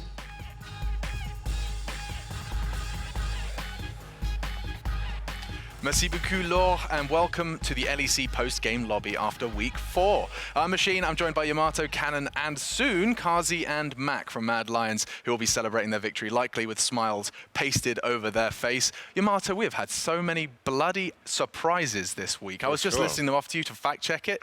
It's like we've seen Fnatic go down, Misfits beat G2, Excel's win versus Origen. We just saw Schalke today beat G2. What's going on? Honestly, it's been a crazy, crazy week. What's going on? Honestly, I don't know. G2, with the game, like the games that they lost, it wasn't necessarily that they trolled. I don't think you can brush it off as that, because I think definitely today they went for the Orn. I think that's the most try-hard pick that you can pick, even though I disagree with it against Ezreal.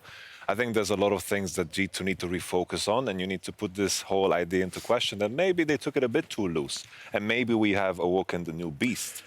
Well, perhaps the new beast is the rookies of the LEC. What do you make of that? I mean, like, it seems like the words that just came out of the interview there was, it took a while for us to all get on the same page. Do you think that's like the genuine conversation, that it could just take rookies a while to just get their heads right for the LEC? For sure. I think getting accustomed to the LEC schedule, the stage, and everything around it is definitely a part of the process. I'm pretty certain that there are clear differences between the LEC and the ERL leagues, and I think this is something that comes with time. I think Mad Lions is a living proof. I think also Misfits is a living proof, considering how crazy their first kind of performance was. I think the trajectory of both of these teams is growth, and I think, you know, as a fan of the European League, this is just everything that we can hope for. I mean, it was what Quickshot was saying just at the end of that cast. He's saying, like, last season or last split, it was like every game matters. It got to that point because you can get, you know, it can be week 4, and we'll get to week 8 talking about, oh, that week 4 loss, you know, those wins versus the Fnatics, the G2s. You play them twice. You've already got a win under your belt. That makes, like, these are big opportunities for the likes of Misfits and now Mad Lions to make a deeper run, right? By taking the scalp of such a high contender. For sure, and like considering, looking at the scoreboard, how close we are. Okay, the gentlemen are joining us. Good evening. Good evening. How are you doing? Very nice game. Very nice to meet you, Kazi. Mac, I've met before, but Wait, you Kazi didn't is touch the my first hand. time. Hey, guys, come on. Oh, I'm terribly sorry. That was very un-British of me, wasn't it? What are you doing? I've heard the accent, clearly a lie. Mac and Kazi joining us. And actually, you can just jump straight into this conversation. We can hear your perspectives on it. Me and Yamato were just talking, obviously, about your game, and congratulations to you. That's a huge win. I've got so many questions to ask you. But like, let's start from the game itself. It's obviously fresh in your mind. Kazi, we've been painting this parallel between your battle versus Reckless, this seasoned veteran, and you know, having the same kind of drive coming into the LEC. Must feel great to pick up a win versus Fnatic. Yes, it definitely feels great. I'm kind of sad though, because I couldn't really show how good I am in this game. There was just a lot of macro and not really a lot of mechanical outplays. And okay, so Mac, as the coach of this player, who's just said, yeah, I mean, I'm not particularly happy about being Fnatic because it was macro. How do you feel about that? I mean, feels nice to hear, but I think Kazi's being really humble, because actually a lot of the calls, he made some really, really good calls this game. Awesome. Like, I think one of the biggest things that as a rookie player people often lack is not mechanics, like obviously in a lot of cases. I think even with some of the kind of lower tier teams that have a lot of rookie players, they're not lacking for mechanics at all. It's more kind of composure and shot calling, and that's something that I think Kazi actually has been making a lot of improvement on and did really well. Like, for example, the game against, which was the game you played, Kaiser? Rogue, yeah. Like the Rogue game, Kazi was calling literally everything that game, really aggressively. Well, not everything, but like he was a super, super firm, confident, aggressive voice in the team, and that's exactly what we needed then. And I think that's part of what makes our team good. So, Kazi, question for you is, you know, I always wonder when I'm watching and hearing words like this, interviews like this, I always wonder, you know, how do you practice better communication? You know, I mean, this is something, it feels like a skill that just comes naturally with experience. But if this is something you're making improvements in that are being noted by your coach, how? How are you practicing communication and getting better at communication in game? so I think, like, you can practice communication by getting. Or how do you improve is a better question.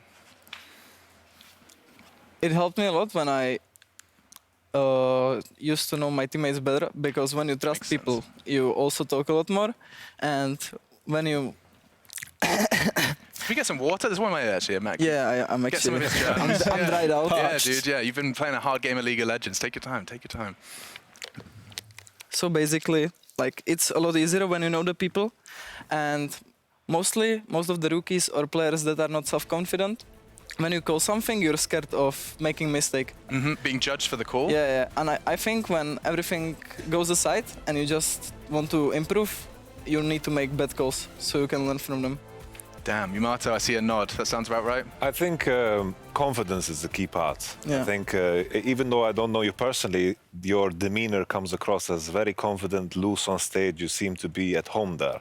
And I think with that confidence, you have the confidence to make the calls. And I think in the beginning, when you're starting off your career, you make some calls, you make a few mistakes, and then eventually you kind of build, you bolster that confidence to make the right call. And I think it starts with having the confidence to try in the first place.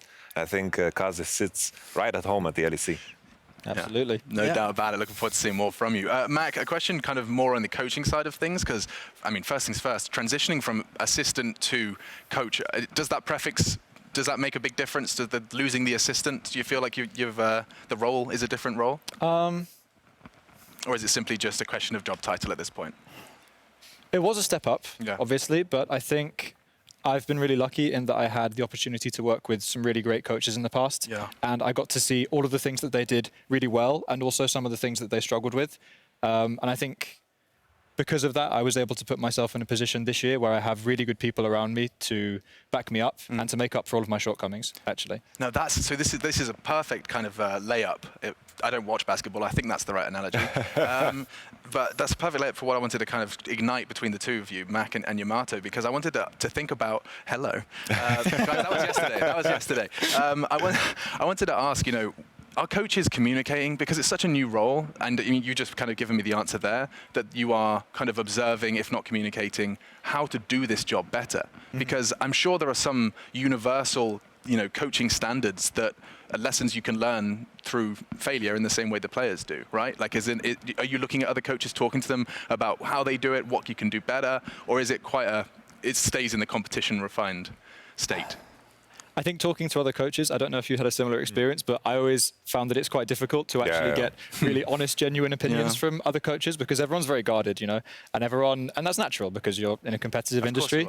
And so you view your craft as kind of your trade secrets, especially because it's such a young industry.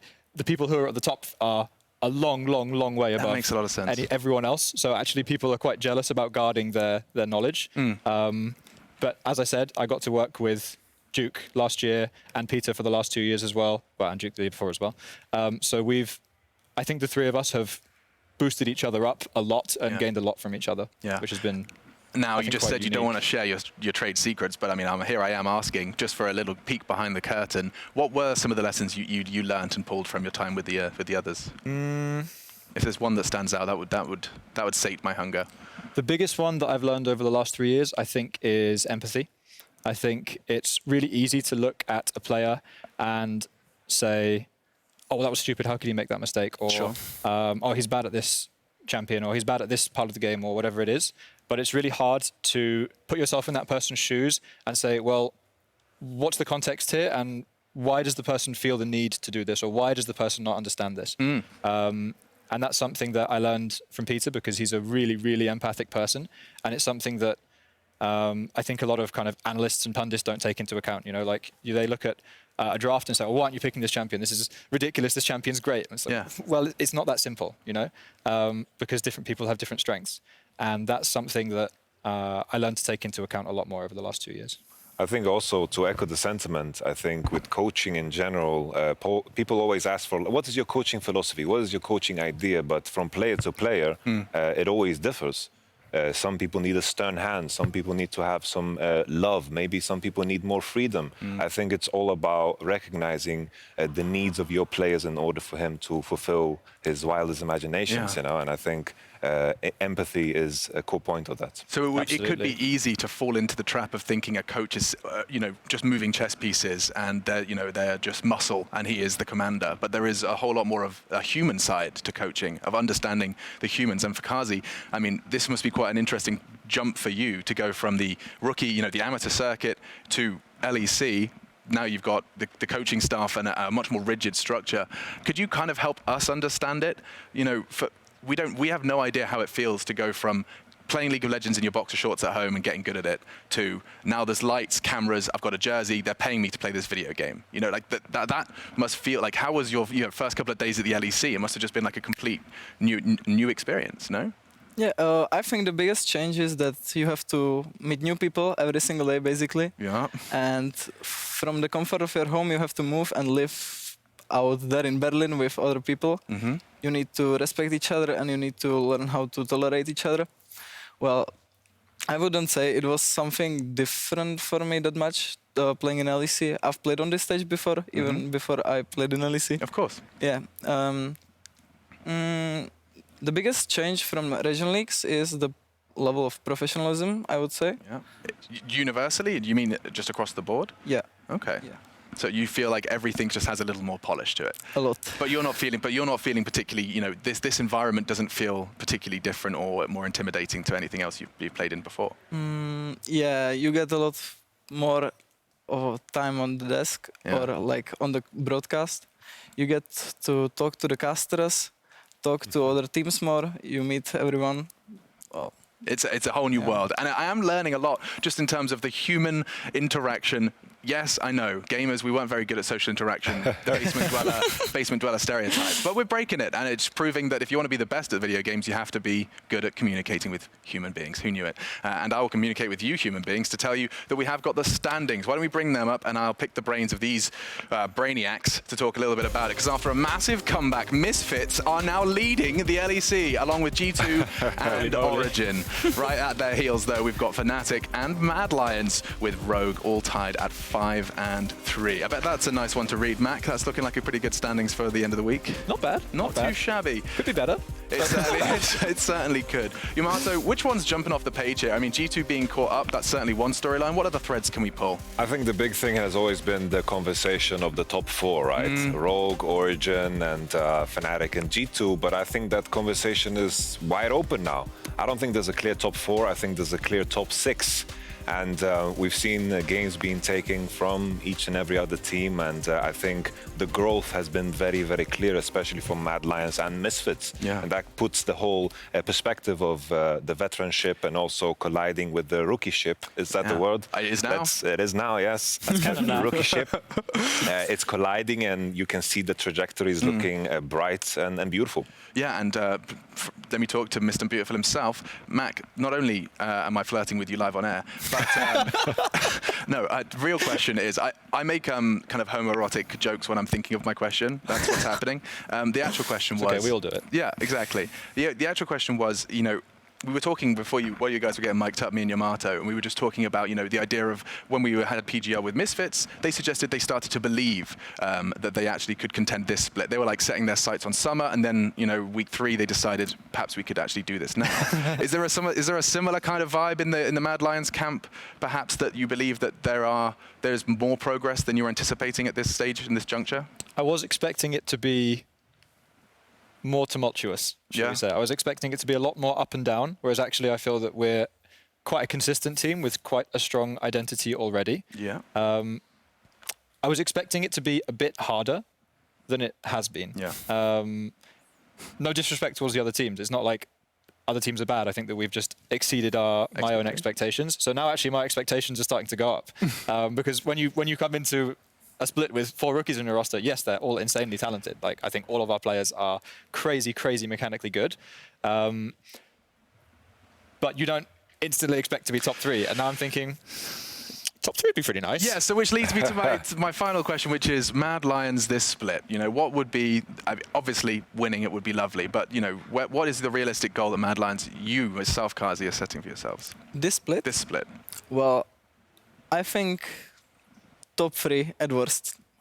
Oh, and you know what? Okay, I like those I'm not even words. asking a follow-up question. That's a spicy little quote that will be thrown around next week. Top 3 at worst, ladies and gentlemen. That's Kazi. That's the final words from him. And in fact, the key player of the game leaderboard, Perks, is leading, followed by Finn and Alfari. It is important, though, to note in the event of ties that the player with the highest amount of votes will come out on top. So we've got Perks holding 3. In fact, all of them looking pretty sitting pretty. And where are the Mad Lion players? Where are the Mad Lions players? Yeah, what's going on? Where are they? Week 5. I guess we're a balanced team. I guess everyone got one or something. I don't know. That's obviously the problem. You're all having MVP performances. Well, guys, it's been an absolute honor. PGL, I think the final question that we have to end for this one is next week. I mean, we've probably got some ridiculous games coming up next week. In fact, actually, we can bring them up and I can pick your brain so I can see exactly what games are coming up, because the LEC returns for more action, starting with Mad Lions taking on Misfits. So you've got a pretty tough one versus the Bunny. 2 of the teams with those badass rookies this week are clashing next week. How are you feeling about that one, Mac? You should hide your secrets. I can hide your secrets, man. I think when I look at this matchup, honestly, I think support and jungle is the heart and soul of the team. And I think you guys have a crazy strong support jungle. I think the Misfits one is also popping off. I think that's where everything gets decided. Because I think both of you guys, when you have leads, you know how to close out, you know how to play the 1-3-1, the 1-4. I think that comes from support jungle. So I think it will be a fantastic clash. A fantastic clash, there's no doubt about it. But for now, over in Los Angeles, Broxah is making his debut for Team Liquid as they kick off week 4 of the LCS. After their games, you can catch the rebroadcast of the LEC. If you just joined us, you missed the fun. And for now, it's time to call it a night. We'll be back next Friday for more League of Legends. We'll see you then, and I'll see you some other time. I kind of hijacked the point there. Sorry.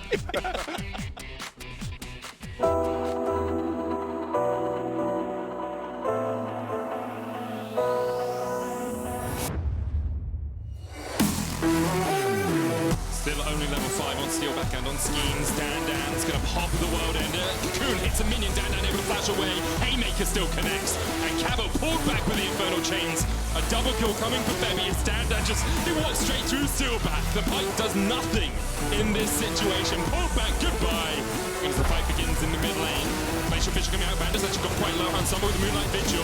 Being off towards the side. Has a flank position. Suckley already down. And now Tricky shot it to bother Finn. Doesn't have Baron, of course, because that's gone over to Schalke. But Jankos, they found him out. Then he's dead. Finding a way to call the force. That's a lot of damage. Nax is done. The fight. The doggy. Yeah, he gets the petrifying gaze, and the Ocean Soul goes over to Schalke. Already the Baron's down to 4,000. Call the Portugal coming out. Dreams distracting Jankos. That should be Baron. It's Wonder. They're all coming in. The Nexus Tower's the target here. That's going to open up on Wonder now as Perk steps forward. Odo on the chase. No flash for him, but the Infernal Chains. Loma quickly. He's going to go far down next as well as Amarage. It's Dreams.